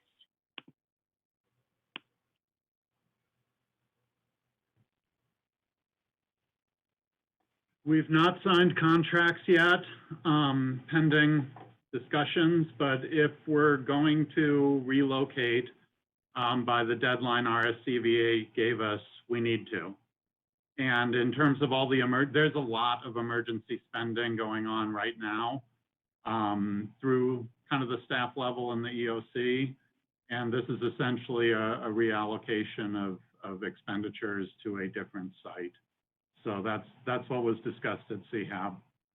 Okay, And, well, what I see is I find it less desirable to move those folks out of that building into this made-up tent. I mean, I know maybe there's some downtown interests that want them out of there, but I think it's working well. And then maybe we could spend the time to really understand that Safe Camp, which I know some nonprofits maybe have proposed, and take that as a separate item. That's just my preference, and I think the council should be having discussion about what is their will on that. Councilmember Jordan. And then this will be the last I'll be sort of brief. pass with this. Thank you. Thank you. The issues of the Safe Camp, as if you had attended some of the prior CHAB meetings, you'll know we have discussed these at length. Those are still being pursued. My answer was that this temporary 4th Street site where the feeding is actually a desirable location because it co-locates some of the homeless individuals where the food is, and there's not this traversing back and forth all the time. So that was incorrect what you said. And second is, you know, we're moving. The permanent solution for the Governor's Bowl isn't something that we're doing overnight. That is meant to be the long-term expanded capacity, expanded services site that we have, you know we need. And these temporary things, we can't keep bouncing around. We looked at numerous sites. We run into the same thing all the time. No, you can't do it there. No, we don't want it there. No, you can't have it there. Something is, the work of many is coming together.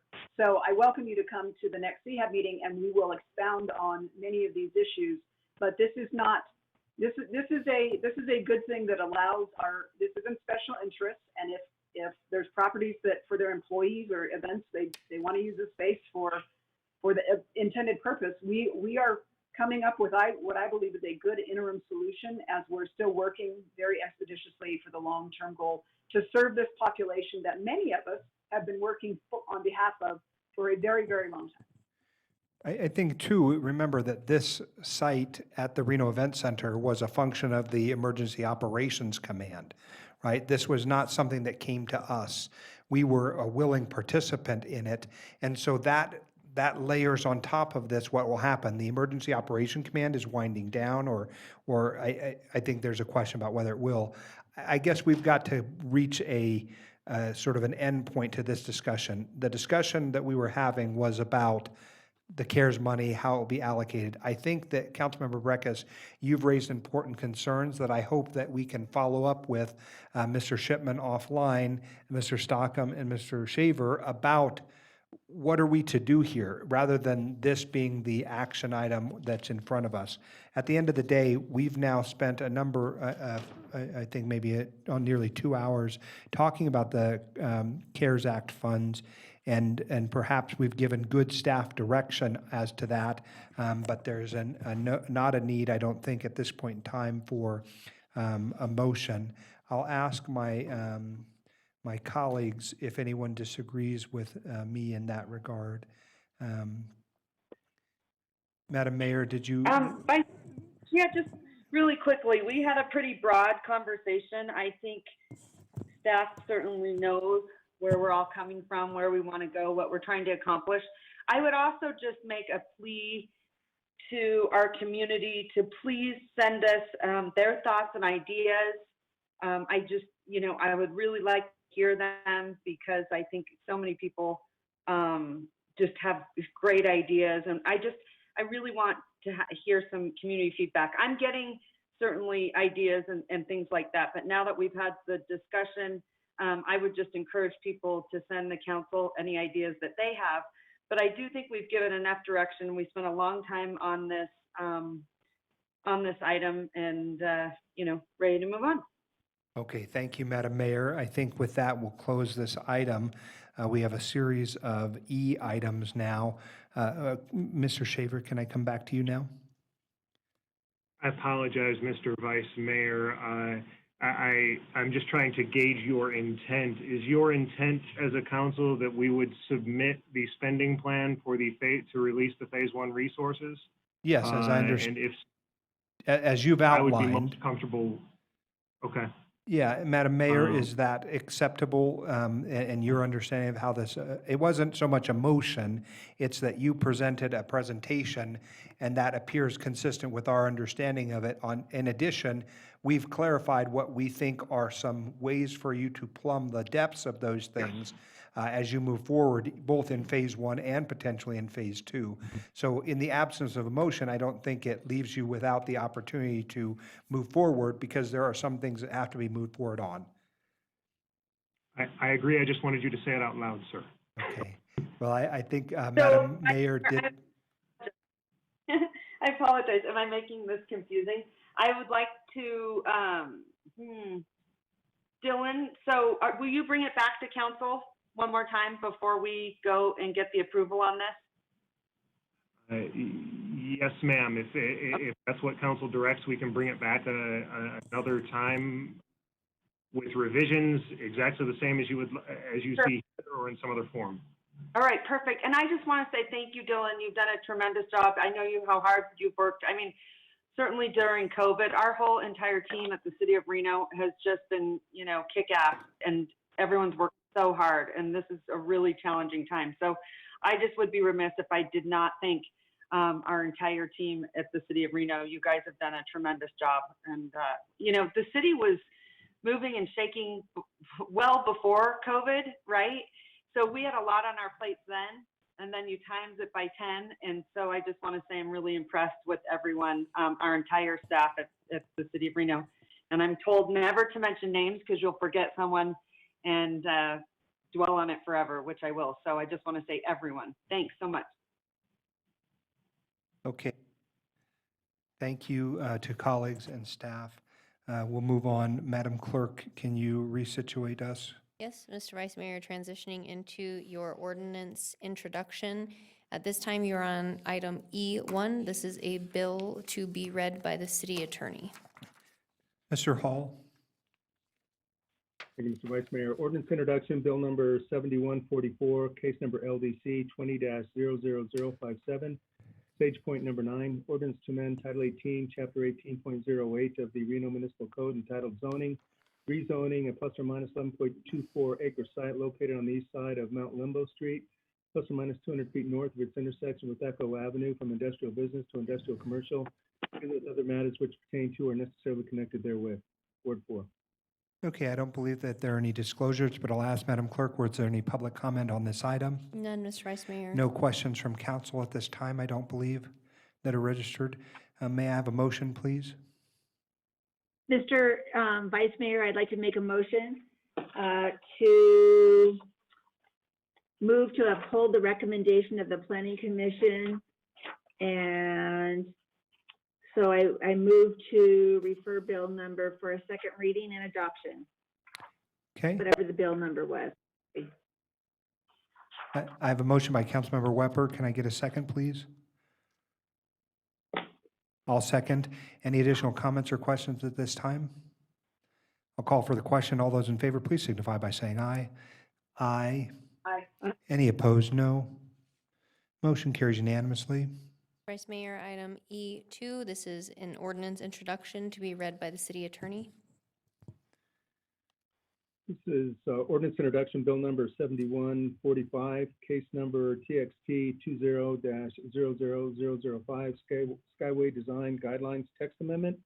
Ordinance to amend Reno Municipal Code, Title 18, Annexation and Land Development, Appendix D, Skyway Design Guidelines.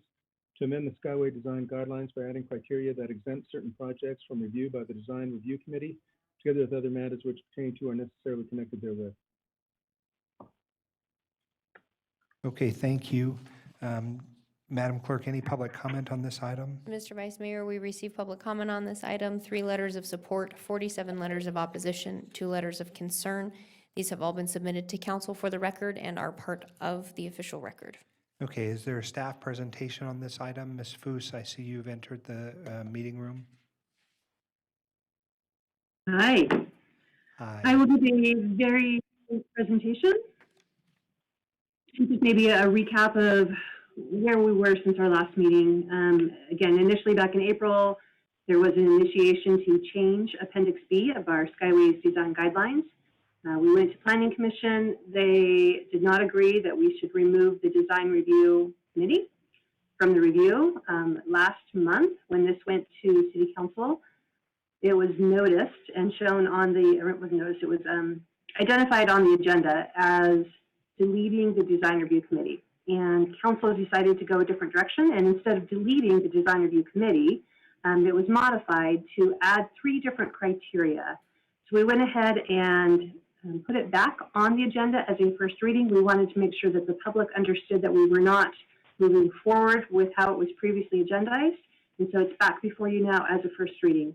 Again, there's 3 criteria that a Skyways project would have to meet in order to be exempt from going before the Design Review Committee. And those are before you on those 3 items. And one is the width of the Skyway itself, as long as it's no more than 12 feet wide and no taller than 15 feet. And that is the measure from the bottom of the Skyway to the top. So that's not the distance from the ground to the Skyway itself, that's the Skyway structure. Another is that if the project is located outside of the downtown Reno Regional Center overlay, that's a zoning district, so that is a geographic boundary. And then the third criteria is that it can not span any more than 2 travel lanes on a public roadway. So if a project comes forward, it will still have to go before a special use permit, which is a public hearing. It would still have to be reviewed by both a planning commission and the city council. It would just be exempt from going before the Design Review Committee for review. And that is what is before you tonight. If we have any other changes, we can make those. Otherwise, the next step would be the second reading. And at that point, it would be adopted as part of an ordinance change.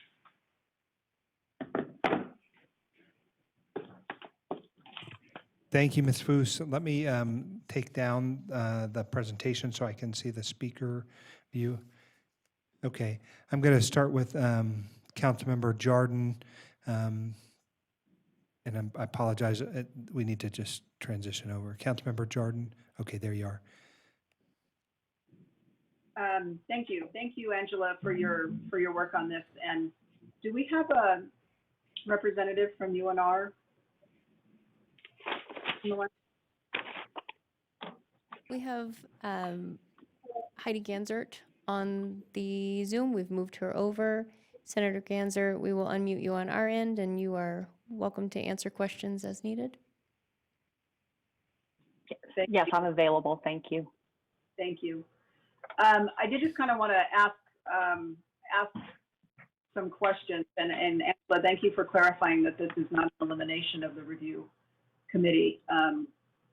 But with regards to the project, Ms. Ganzert, and I would normally call you Senator, but I know you're in a different role right now. So I am. Thank you.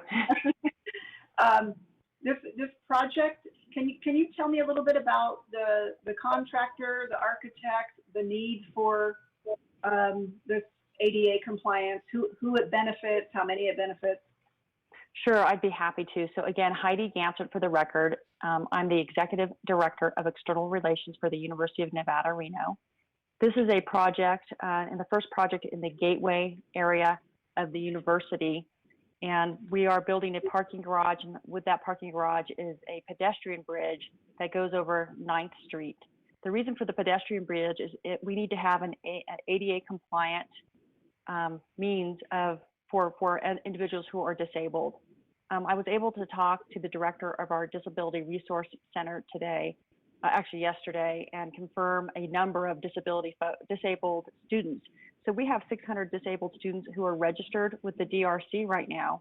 And then we have more that are not registered, as well as faculty and staff. So we need to be able to make sure individuals who are disabled can get from the main campus to the gateway and back again. This is also a bridge that would be very helpful during inclement weather. The reason it's sited where it is because we need to terminate the pedestrian bridge at pretty much the highest elevation when you go across 9th, when you travel from south to north, to make it easier. We do have Watry, Representative Francisco Navarro from Watry, who's our engineer and architect contractor, on the phone as well, I believe. But a little bit more about it. I guess you'd asked about the contract. So the contractor is CLERK and Sullivan, and Watry is our engineering and design firm. Watry is licensed in Nevada and has a Nevada corporation. And of course, CLERK and Sullivan is well known to our community as a Nevada contractor. The project's about $33 million. And our intention was to start a little, probably like September, October, but right now we're anticipating it would be November if this was to move forward, sooner versus later. Thank you very much. And do you have the funding secured for this, so this is ready to go? We do. We issued bonds in January, so the cash is ready to go. We anticipate that if we started in November of 20, we're going to finish in March of 2022. If we go through a design review committee, so first of all, we've been through, I believe it's 6 public meetings where this has been part of the meeting. But if we need to delay it by 6 to 8 months, it'll probably be $1.3 to $2 million additional for planning, and then the escalation of construction costs. And so that's the estimate from our facilities department. We do anticipate that this will employ 250 people during the time frame it's under construction as well. Thank you. And again, while the timeline, I think there was a distinction between this skywalk and the standard skywalk. So I don't know if Ms. Foose, if you want to reiterate again for the record, the 3 components, why this is, when the review committee would be used and when it wouldn't. You said there was 3 criteria. That's correct. And so the 3 criteria have to do with the size of the bridge. It cannot be a building in terms of something that's a usable space. It's intended to be narrow and shorter, so that, again, it's more for pedestrian type uses. It has to be in an area located outside of our downtown area. So if a project is a skyway that's within the downtown area, it would still have to go before the design review committee. And then that 3rd criteria is that it cannot span more than 2 travel lanes on a public road. So for instance, if we had a sky bridge going across a 4-lane road, it would still have to go through the design review committee. And all 3 of those components have to be met in order to exempt it from going before the design review committee. Thank you very much. And I initiated this for all of those many reasons as why I felt it was a distinction, not to mention the pedestrian safety issues. I know even today there was someone up off of 9th Street that had a near miss. So anytime we can help our ADA clients and keep pedestrians safe, I certainly want to do that and want to do that as expeditiously as possible. So anyway, thank you. Thank you, Ms. Ganser. Councilmember Dewar. Thank you. I just wanted to say that I note that this has been opposed by the Planning Commission. We've received 47 letters of opposition to this regulatory change, putting in an exemption, as you've described, Ms. Foose. I think that this skyway needs to be reviewed. I think the design review committee could have long ago, if we had just convened it and let them meet, it would have met, they would have had their input, it could have helped make the project better, which is what they are there to do. We don't have a city architect. I think it may be somewhat concerning to say that we've had 6 meetings. Well, we've never discussed it at any meeting. We've had a few of those meetings, but we've never discussed any of the details, like the impact on the university's arboretum or the impact on historic buildings. So I understand there's been many meetings about it, but they haven't been design related, in my opinion. I think of all the letters, one stood out, and that was from Alicia Barber, because she put a lot of thought into why we have this ordinance in the first place and what a design review would bring to the project. So what I don't want to be misconstrued is that if I oppose this this proposed change to a regulation. Somehow I don't support parking garages, because y'all know I do. I helped buy one on my first year on council. Or that I don't want people to park, or I don't want ADA support, because I want all those things. But at the same time, I want our process to have integrity. And that is what I care about. I don't like changing ordinances to benefit one project. And at this point, I think all of this talk about changing the ordinance has actually taken longer than it would have taken to convene the committee. That's my opinion. Convene the committee, appoint the committee under the current rules, have them do the review, and send it over to the university for the benefit of the project. And that's my perspective. I think we've already experienced a 6 to 8 month delay because of trying to change the rules, and I think we could have just moved through the process. So I'm not going to support this change. I want people to understand it's not an anti-university vote. It's not an anti-parking garage vote. It's not an anti-ADA vote. It's a pro-city process vote. Okay, thank you so much. Okay, any other additional questions from council members? Hearing none, I'll come back to Councilmember Jordan.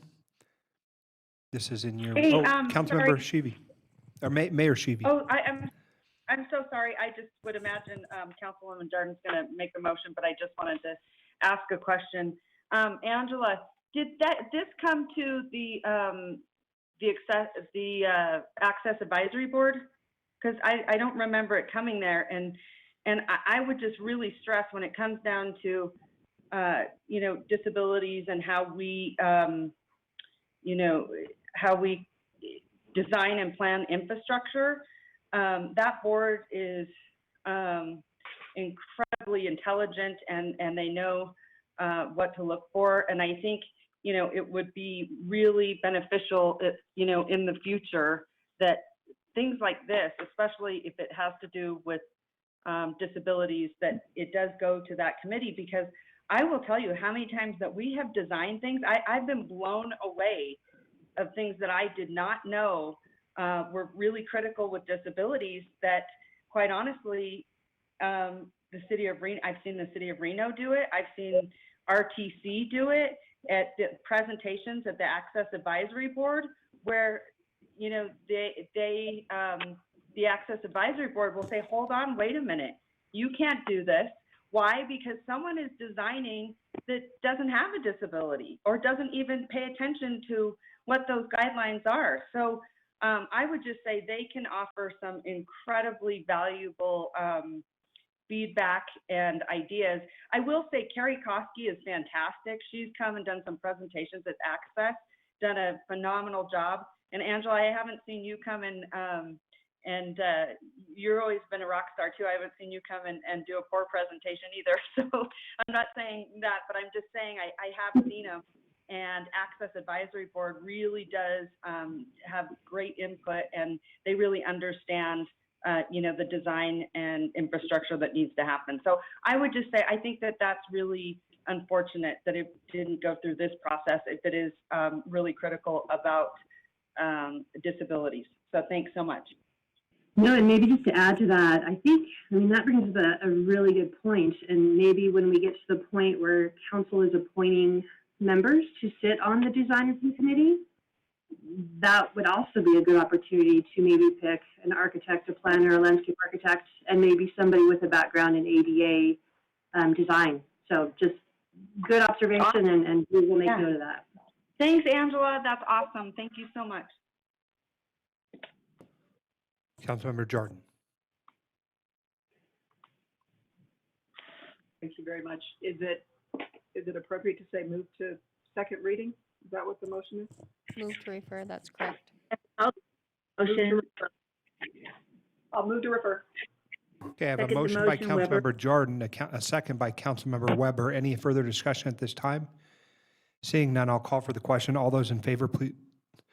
Hold on a second. I'm not going to support either. I'm not going to support either. And I'm just really discouraged by the process. I think when we talk about, when we set up the design review committee, it'll be 20 years, if ever, probably never, before we have another Skyway. I think people will finally realize they're a terrible urban design technique. And I also think that we've carved such big exclusions to make people feel comfortable that we still have some shell of this ordinance. And also, I'm just really sad that I feel the narrative has been that this is for ADA. A lot of questions haven't been answered about this. We know that the university has, did the ADA not right up at Mackay Stadium. And here they are using ADA as the important thing here. And I think in some ways it's being thrown up as a buzzword to explain what they want, which is a design that is going to change a landscape view of the university from downtown that stood for 120 years. And it's just going to be a real tragic look on our city and create a barrier between connecting the city, the downtown and the university. So I think it's just going to be a real loss for what we're going to end up seeing in this area. Okay, any other additional questions or comments? Hearing none, I'll call for the question. All those in favor, please signify by saying aye. Aye. Aye. Aye. Any opposed, nay. Opposed? No. Okay, motion No. carries 4-3. Mr. Vice Mayor, with that, transitioning to your next item, which is item E31. E3 in general are Title 8 offenses against property ordinances. While I would recommend that we open all of these, we will need the city attorney to read each of them individually. Just for the sake of organization, can I just start by going to Mr. Hall or Mr. Shipman? It's going to be a series of ordinance introductions that are rather long. I think it is probably best if we take them each individually and vote on them individually, or do you wish to read them all? And I just don't know, because I don't know if the body has questions. So I suppose I would start by reading each one individually. Mr. Hall or Mr. Shipman, how is this to happen? That's fine. I would just indicate that E31 is indicating that the threshold for theft-related crimes has been increased from $650 to $1,200. And then once you get over $1,200, then it's a crime involving theft that turns into a gross misdemeanor or felony. And so all of these items change our code to come into compliance with Nevada law. So I can go ahead and read them individually, and I can start off with E32 if that is all right with you, Mr. Vice Mayor. Yes, and Mr. Hall, are we going to take each one individually for a vote, just for your record? Yes. Okay, so I'll try to move it quickly as long as the council members don't have questions, which I don't know if they will, but let's start with E31 and we'll get through there. Okay, well, I just talked about E31. So E32 is ordinance introduction, bill number 7146, ordinance to amend Title 8, Chapter 8.10, entitled Offenses Against Property, Section 8.10.035, receiving, possessing, or withholding stolen goods prohibited of the Reno Municipal Code to raise the misdemeanor offense to amount of $1,200 in compliance with the Nevada Revised Statutes, together with other matters which pertain to or are necessarily connected thereto. Okay, Madam Move to refer. Thank you. I have a motion to refer. Can I get a second? Second, Weber. Okay, I have a motion by Councilmember Breckus, a second by Councilmember Weber. All those in favor, please signify by saying aye. Aye. Aye. Any opposed, no. Motion carries unanimously. Item E3.3, ordinance introduction, bill number 7147, ordinance to amend Title 8, Chapter 8.10, entitled Offenses Against Property, Section 8.10.040, petty larceny of the Reno Municipal Code to raise the misdemeanor offense amount to $1,200 in compliance with the Nevada Revised Statutes, and together with matters which pertain to or are necessarily connected thereto. Okay, can I get a motion? Move to refer. Second, Weber. Okay, I have a motion by Councilmember Breckus, a second by Councilmember Weber. Seeing no comments or concerns, please all call for the question. All those in favor, please signify by saying aye. Aye. Aye. Any opposed, no. Motion carries unanimously. Item E3.4, Ordinance introduction, bill number 7148, ordinance to amend Title 8, Chapter 8.10, entitled Offenses Against Property, Section 8.10.050, defrauding proprietors of hotels, inns, restaurants, motels, trailer parks, and taxi cab drivers of the Reno Municipal Code to raise the misdemeanor offense amount to $1,200 in compliance with Nevada revised statutes, together with matters which pertain to or are necessarily connected thereto. I have a motion by Councilmember Breckus, seconded by Councilmember Weber. All those in favor, please signify by saying aye. Aye. Any opposed, no. Motion carries unanimously. Item E 3.5, ordinance introduction, bill number 7149, ordinance to amend Title 8, Chapter 8.10, entitled Offenses Against Property, Section 8.10.060, embezzlement of the Reno Municipal Code, to raise the misdemeanor offense amount to $1,200 in compliance with the Nevada revised statutes, together with matters which pertain to or are necessarily connected thereto. Move to refer. Okay, I have a motion by Second, Councilmember Weber. Breckus, second by Councilmember Weber. Any questions? Seeing none, I'll call for the question. All those in favor, please signify by saying aye. Aye. Aye. Any opposed, no. Motion carries unanimously. Item E 3.6, ordinance introduction, bill number 7150, ordinance to amend Title 8, Chapter 8.10, entitled Offenses Against Property, Section 8.10.070, obtaining property services under false pretenses of the Reno Municipal Code, to raise the misdemeanor offense amount to $1,200 in compliance with the Nevada revised statutes, together with matters which pertain to or are necessarily connected thereto. Okay, To refer. I have a motion by Second, Councilmember Weber. Breckus, a second by Councilmember Weber. All those in favor, please signify by saying aye. Aye. Any Aye. opposed, nay. Motion carries unanimously. Mr. Vice Mayor, moving on to item F1, ordinance adoption to be read by the city attorney. This is an ordinance adoption, ordinance number 6566. Ordinance to amend Title II, Chapter 2.10, Article 3 of the Reno Municipal Code, titled Room Taxes, Section 2.10.260, titled Collection and Payment by Authority, to remove reference to an interlocal agreement between the City of Reno and the Reno Sparks Convention and Visitors Authority, together with other matters properly relating thereto. Okay, I have a motion by Councilmember Breckus, second by Councilmember Weber. Any additional discussion on this item at this time? Seeing none, I'll call for the question. All those in favor, please signify by saying aye. Aye. Aye. Any opposed, nay. Motion carries unanimously. Mr. Vice Mayor, moving on to item G1. This is approval of the revised bylaws for the BFAC committee. Councilmember Dewar is the liaison. And as I understand it, there's no public comment on this item. Does council desire staff presentation? Seeing none, I'll call for Madam Dewar. Do you have a motion? Yeah, this was a companion to the resolution that we discussed earlier, where I was recommending changing the complement of the planning defect to specify that planning was an acceptable background, development was an acceptable background, and building, as well as things like finance. We decided we should continue that.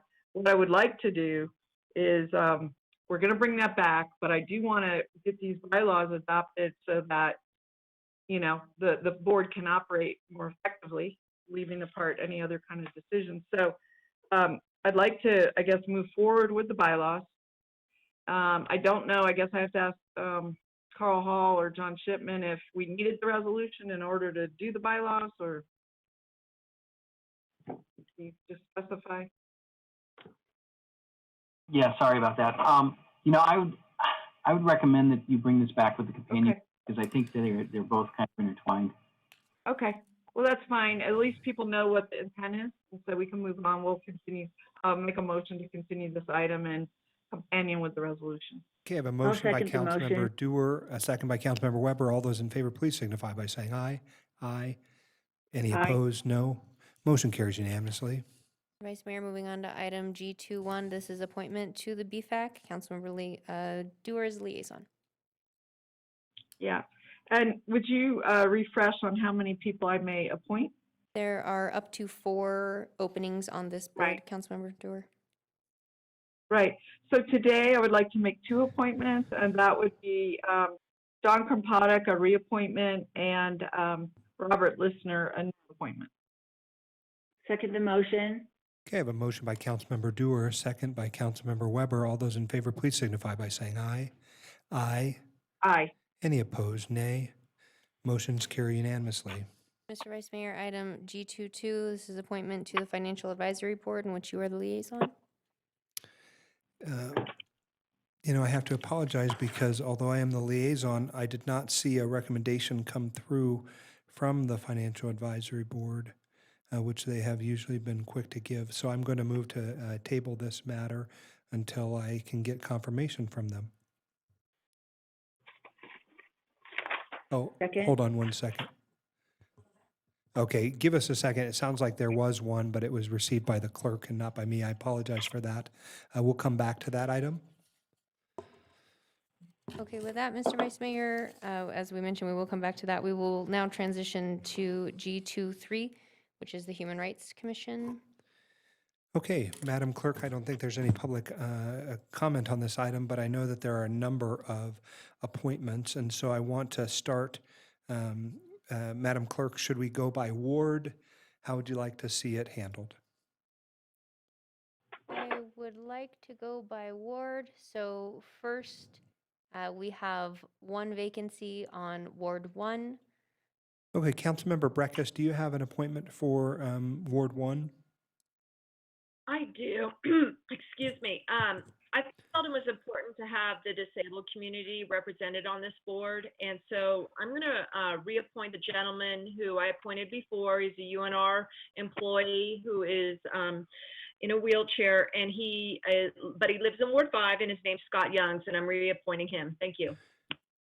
Okay, I have a motion by Councilmember Breckus. I'll second. I'll call for the question. All those in favor, please signify by saying aye. Aye. Aye. Any opposed, nay?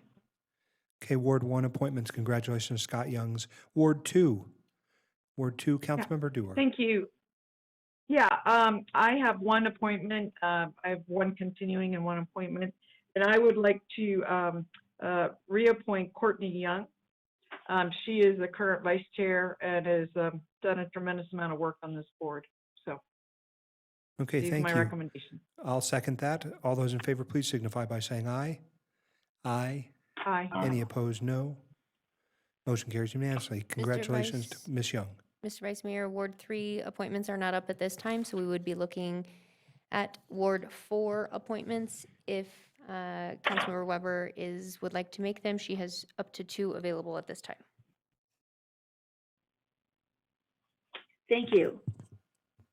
I definitely want to, I'm sorry, I just lost my names here. Could you come back in one? Yeah, sure, no I know problem. it's, yeah, We'll please. come back to you in 1 second. Ward 5, Okay. are there appointments in Ward 5? There are no openings in Ward 5 at this time. We do have one opening for the at-large. Okay, and so at this time, I will appoint Thomas Hassan as my representative to the Human Rights Commission. Okay, I have a motion that I've made, seconded by Councilmember Delgado. All those in favor, please signify by saying aye. Aye. Any opposed? Nay. Motion carries unanimously. Mr. Vice Mayor, there is one open appointment for the mayor. If she would like to appoint at this time, she may do so. Madam Mayor. Actually, for what? This You're cutting out. This is for the Human Rights Commission, Madam Mayor. You have one seat available for appointment. If you would like to make it at this time, you may, or you may hold off. Oh, I didn't know I have another one. That's fantastic. I'm really excited. Hold on. 1 second. We can move on. I just can you come back to me really quickly? Yeah, no I problem. thought I had already appointed. Yeah, and Madam Mayor, just having sat through the last meeting, a lot of the people on the list are already on the committee. There's 14. Yeah, that most of these people are. Yeah, there are. Just a few were expiring. And who is the mayor's? Could someone guide on who is the Mr. Bert mayor's? Ramos. Madam Mayor, to answer that question, That was your expired. previous appointment was Bert Ramos. He is expired, however, has reapplied and is interested in reappointment. Oh, okay. All right, well, come back to me, please. Okay. Okay. Councilmember Weber. Well, thank you so much. I was going to ask to appoint Bert Ramos as well, so if the mayor chooses to do so, that is fine. And I would like to do the other person is to reappoint Aaron Eddings. Second. Thank you. I have a motion to appoint Aaron Eddings and a second. All those in favor, please signify by saying aye. Aye. Any Aye. opposed? Motion carries unanimously. And Councilmember still have Weber, one. you still have one, and so I want to come back to you. Can I wait until the mayor, if the mayor chooses to do Burt Ramos, or I would like to do Burt Ramos? And if she doesn't, I don't know what to do, because that was the person I was gonna. Well, Bert is wonderful. I didn't know that he had applied, and I had already spoken with him. I would like to appoint Alex Goff. He's already on. Yep, he's Oh, already he on. is? I apologize. I've already grabbed that one. Can I just suggest, Councilmember Weber, that you appoint Bert Ramos? And then that leaves Madam Mayor, you as the only one needing an appointment, and we can either. No, applied. I didn't see his name on here. So I'm happy to appoint him and, or anyone, Burt Ramos. But, Madam Mayor, maybe you could wait till even 1 week till the next. yeah, And and then if you could give me the anyone list. here's the thing, if there's anyone watching that's on this list that has not been appointed, because I would like to see who hasn't, because I'm going through these names, there's a lot of them that have. Right. So with that being said, please reach out to me via email at shevh@reno.gov. Okay, Thanks and so we'll much. come back to those last two appointments then at that time. It sounds like Madam Clerk can help us to navigate that. Well, let me ask Mr. Vice Mayor, does she have two, or it sounds like Councilwoman Weber wanted to appoint Burt Ramos. Can she just go ahead with that? I'm sorry, Yes. Councilmember Dewar, Give me that. Councilwoman Weber. Yes. Do you want to appoint Mr. Ramos? If you do not, I'm happy to. I just didn't see his name No, on I here. would Okay. like to, and his name is on there. Thank you so much. okay, we have a Okay, motion by perfect. Councilmember Weber, a second by Mayor Sheevy as to Second. Mr. Ramos. All those in favor, please signify by saying aye. Aye. Aye. Any opposed, nay. Motion carries unanimously. And just to clarify, Madam Mayor, I believe your previous motion was you had asked to appoint Alex Goff for your vacancy. It should be noted to council, anyone that you see listed on here has reapplied and they are eligible for that. As a reminder, the person will vacate the seat. You have a seat to appoint. It is not necessarily, the same person doesn't necessarily run with you for this term. So just to clarify, Madam Mayor, you had asked to appoint Alex, so I want to make sure that I understood that correctly. Okay, so what you're saying is they just don't, they expire, so they have to reapply. That is correct. Okay, Right. all right. That's where I was confused. I thought that maybe Mr. Ramos had gotten off. Okay, I get it now. Thanks so much. But Mr. Goff has not expired yet. No, he's Alex, still on there. he has expired. He is showing as an expired term. So at this time,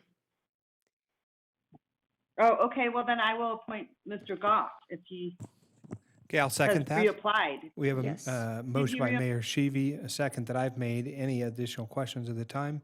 Hearing none, I'll call for the question. All those in favor, please signify by saying aye. Aye. Any opposed, nay. Motion carries unanimously. Ms. Geez, Wright- that was a tough. Well, we've been on the dais Vice now Mayor, for I'm nearly 7, 8, 9, 10 hours, and so we're getting a little punchy. part of the complication I'm that I just could going to ask for answer. some clarification. Going forward, it was presented to me. I mean, I might have, I am very happy with my choice, but it was presented to me that Mr. Goff was one of Mr. Reese's two appointees. He was still on for some period of time. And so, I think if you look at the staff report and the memo that we got, there was something that made it appear that that was the case, but I think we got what we got for now, and we'll ride with it. okay. And if we have to, we'll come back to it. Can we go back now, Madam choice. Clerk? Good choice, Mayor Shivi. Very good choice. Going back to Financial Advisory Oh, yeah, Board. back to G22, which is an appointment to the Financial Advisory Board. Keith Glidewell has been recommended by the FAB. This board is unique in as much as the people who apply to it have to have some very specific qualifications, and that's why the recommendations of the board are very important to it, because they are the ones who know about the qualifications that are required to serve on it and in what capacity. And so I very much value their input, and so therefore have nominated who they've recommended, Keith Glidewell. Can I get a second? Okay, I have a motion that I've made, a second by Councilmember Dewar. All those in favor, please signify by saying aye. Aye. Aye. Any opposed? No. Motion carries unanimously. Mr. Vice Mayor, next item is G24. This is the Reno City Planning Commission appointment from the expired term from the Ward 4 vacancy. Okay, the gentlewoman from Ward 4, Councilmember Bonnie Weber. Thank you so much, Mr. Vice Mayor. I've talked with Ed Hawkins, the former planning commissioner from Ward 4, and I advised him that I was going to make a different appointment if I could. And I just want to say he was a great representative. He told me that he only missed one meeting out of his 4-year term, which I don't think there's many people that could say that.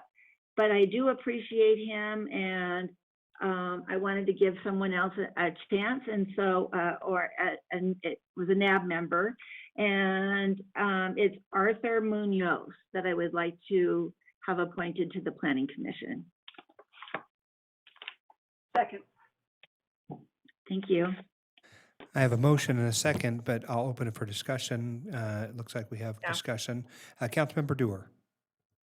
Yeah, I respect that each person wants to make an appointment, and I believe that the Planning Commission, in my opinion, based on what we do here, has one of the most important roles, because they've got to evaluate, review, chew on very complex issues related to regulations, all these developments, zoning, master plans, and all of this, which are very much, an art form, to be honest with you, and take a lot of experience.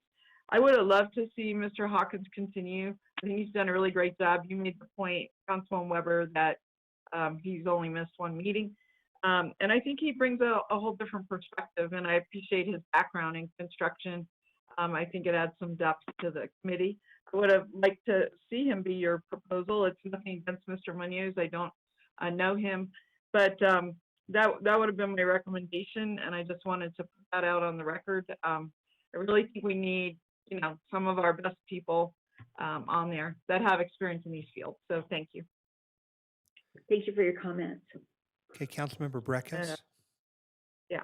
Yeah, I think the resolution for the appointment is attached to this packet of applications. It's something that I brought to the council back in 2013. And we redid how we do these appointments when we realized that really it's the chief executive. The law says the chief executive makes the appointments. So technically it's Mr. SOTO is going to make the appointments, but it's upon the recommendation of the slotted Ward 4 council member.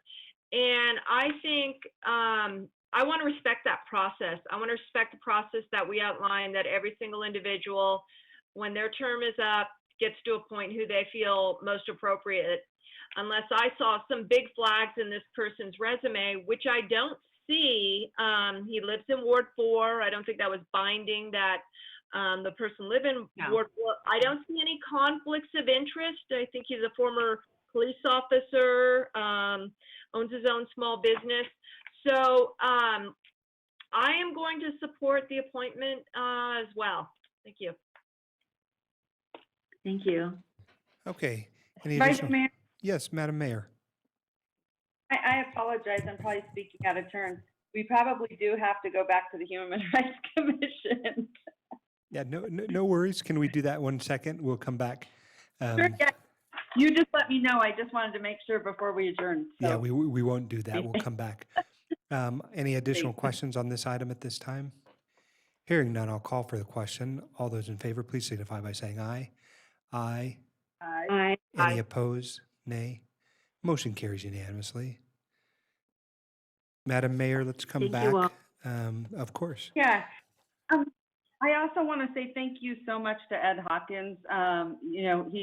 His knowledge is incredibly valuable. We've been friends for a long time, but I also love his passion and dedication. He ran for office, and I think he should continue to, keep serving in any capacity he can at the city. And so if we ever have any openings, I'd love for Ed to reach out, and I appreciate all his hard work and everything he's done. So I just want to say thanks so much, Ed, and great job. Thank you for all your service at the city. Thank you, my Mayor. friend. Madam Mayor, thank you so much, because I've shared the same thing with him. And Yeah, we have a thank you. plaque, and we're going to do some other things for him. Nice. And some other committees that he might want to serve on. Okay, great. So we have to go back to the Human Rights Commission. So what I'm being told is Mr. Goff is still appointed until August, and I believe that's your appointment. Am I right, Vice Mayor? Yeah, as I understood it, I had two appointments, one that had expired, which I have appointed, and Mr. Goff was still on the body until August. I'll be honest, I intended to reappoint him in August. So the cat's out of the bag. I was under the impression that those were my two appointments, but we just had some confusion in the chambers because I was shuffling papers too fast. And for that, I apologize.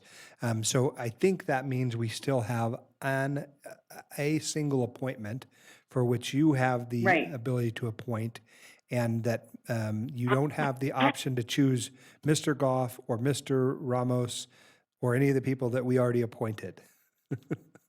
I can clarify I'm gonna for have the to fight. record. I have the roster in front of me. Yes, Madam Alex Clerk. Goff is currently still in the seat until August 31st.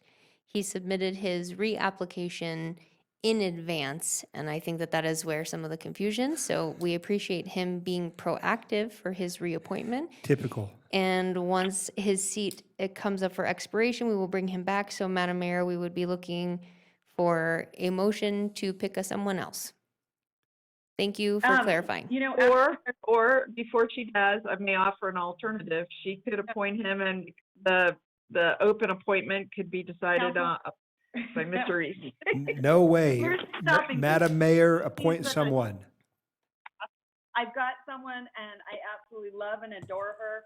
And I got to be honest with you, my readers are just getting worse and worse and worse as I'm getting older. And now I'm going to have to be up to the 2+ readers. I was at the 1. I was very proud of that. And there's someone, Jordan. Yeah, see, she gets it. She gets it. But anyway, I didn't see her name on here. She's fantastic. She will do an amazing, amazing job. And we've got a whole list of names on here. But again, Zena Bakawi. So I'd love to see her on the commission. So thank you. That's my motion. Is she on there? Okay. Second. Okay, I have a motion and a second. All those in favor, please signify by saying aye. Aye. Aye. Any opposed? Nay. Motion carries unanimously. Okay, we're done with boards and commissions. Moving on to item H1. These are updates from council members on their boards. Okay, let's start with the gentlewoman from Ward 1, Councilmember Breckus. The mayor earlier said she didn't want anything, I think it was in the context of the city manager hiring, any events and gathering, and I absolutely endorse that. But there is this concept that is floating around a little bit. It's about the plaque that was put on, that is going to go on the Harris Building to commemorate women's suffrage. The vote 100 years ago was August 19th. And the concept is that that day, there's an invitation for people to walk by where the plaque's going to go, presuming the plaque is up. Typically, suffragists wear white, and we would have a camera just kind of do a time lapse of visit the plaque and see it in honor of that historic resources commission event. So I just wanted to let people know about that. It wouldn't be an event, it would more be a on your own stroll down Virginia Street, and we'll let you know more as that planning comes forward. Thank you, Councilmember Brecka. Sounds super awesome. Councilmember Dewar, Ward 2, nothing? Nothing today. Thank you so much. Councilmember Delgado.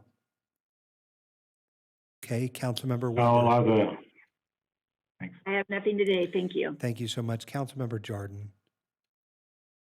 Thank you. We'll wait for a more thorough update on all the great happenings with regards to homeless services and facilities at a future meeting, and that'll be the update. Awesome. Keep working hard. I know that in the end will be something we can be very proud of as a community. Madam Mayor, anything from your end? No, I just want to say thank you, everyone. We all miss each other terribly, and especially just running into each other at City Hall. And gosh, it just seems like we have been doing this for so long. It just seems so long. So I just want to say thank you, and I miss all of you guys and everyone in the building. And just hang in there, stay safe, keep washing your hands, keep wearing your mask. You know me, wear your mask. Don't make me ask. You wear your mask. Anyway, so just thank you, and I know it's been a long meeting, and we'll get better. Thanks, you guys. Thank you. And for my part, I have nothing to add.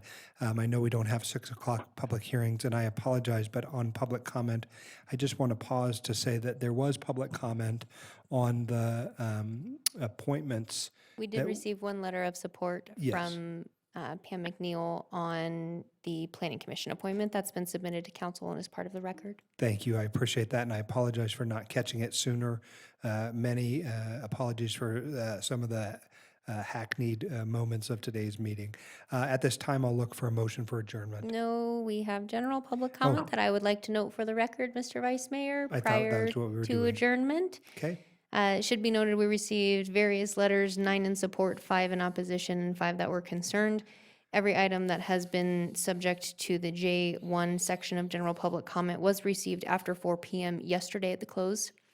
Those have all been submitted to council and are part of the record and will be uploaded as well.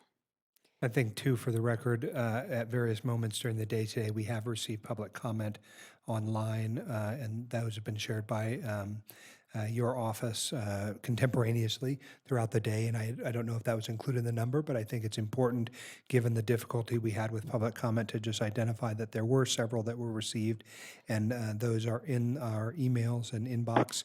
And so now I will seek a motion Now for you may adjournment. go to adjournment. Who gets to do the honor? So moved. Councilmember Dewar is a motion, and Councilmember Delgado is seconded.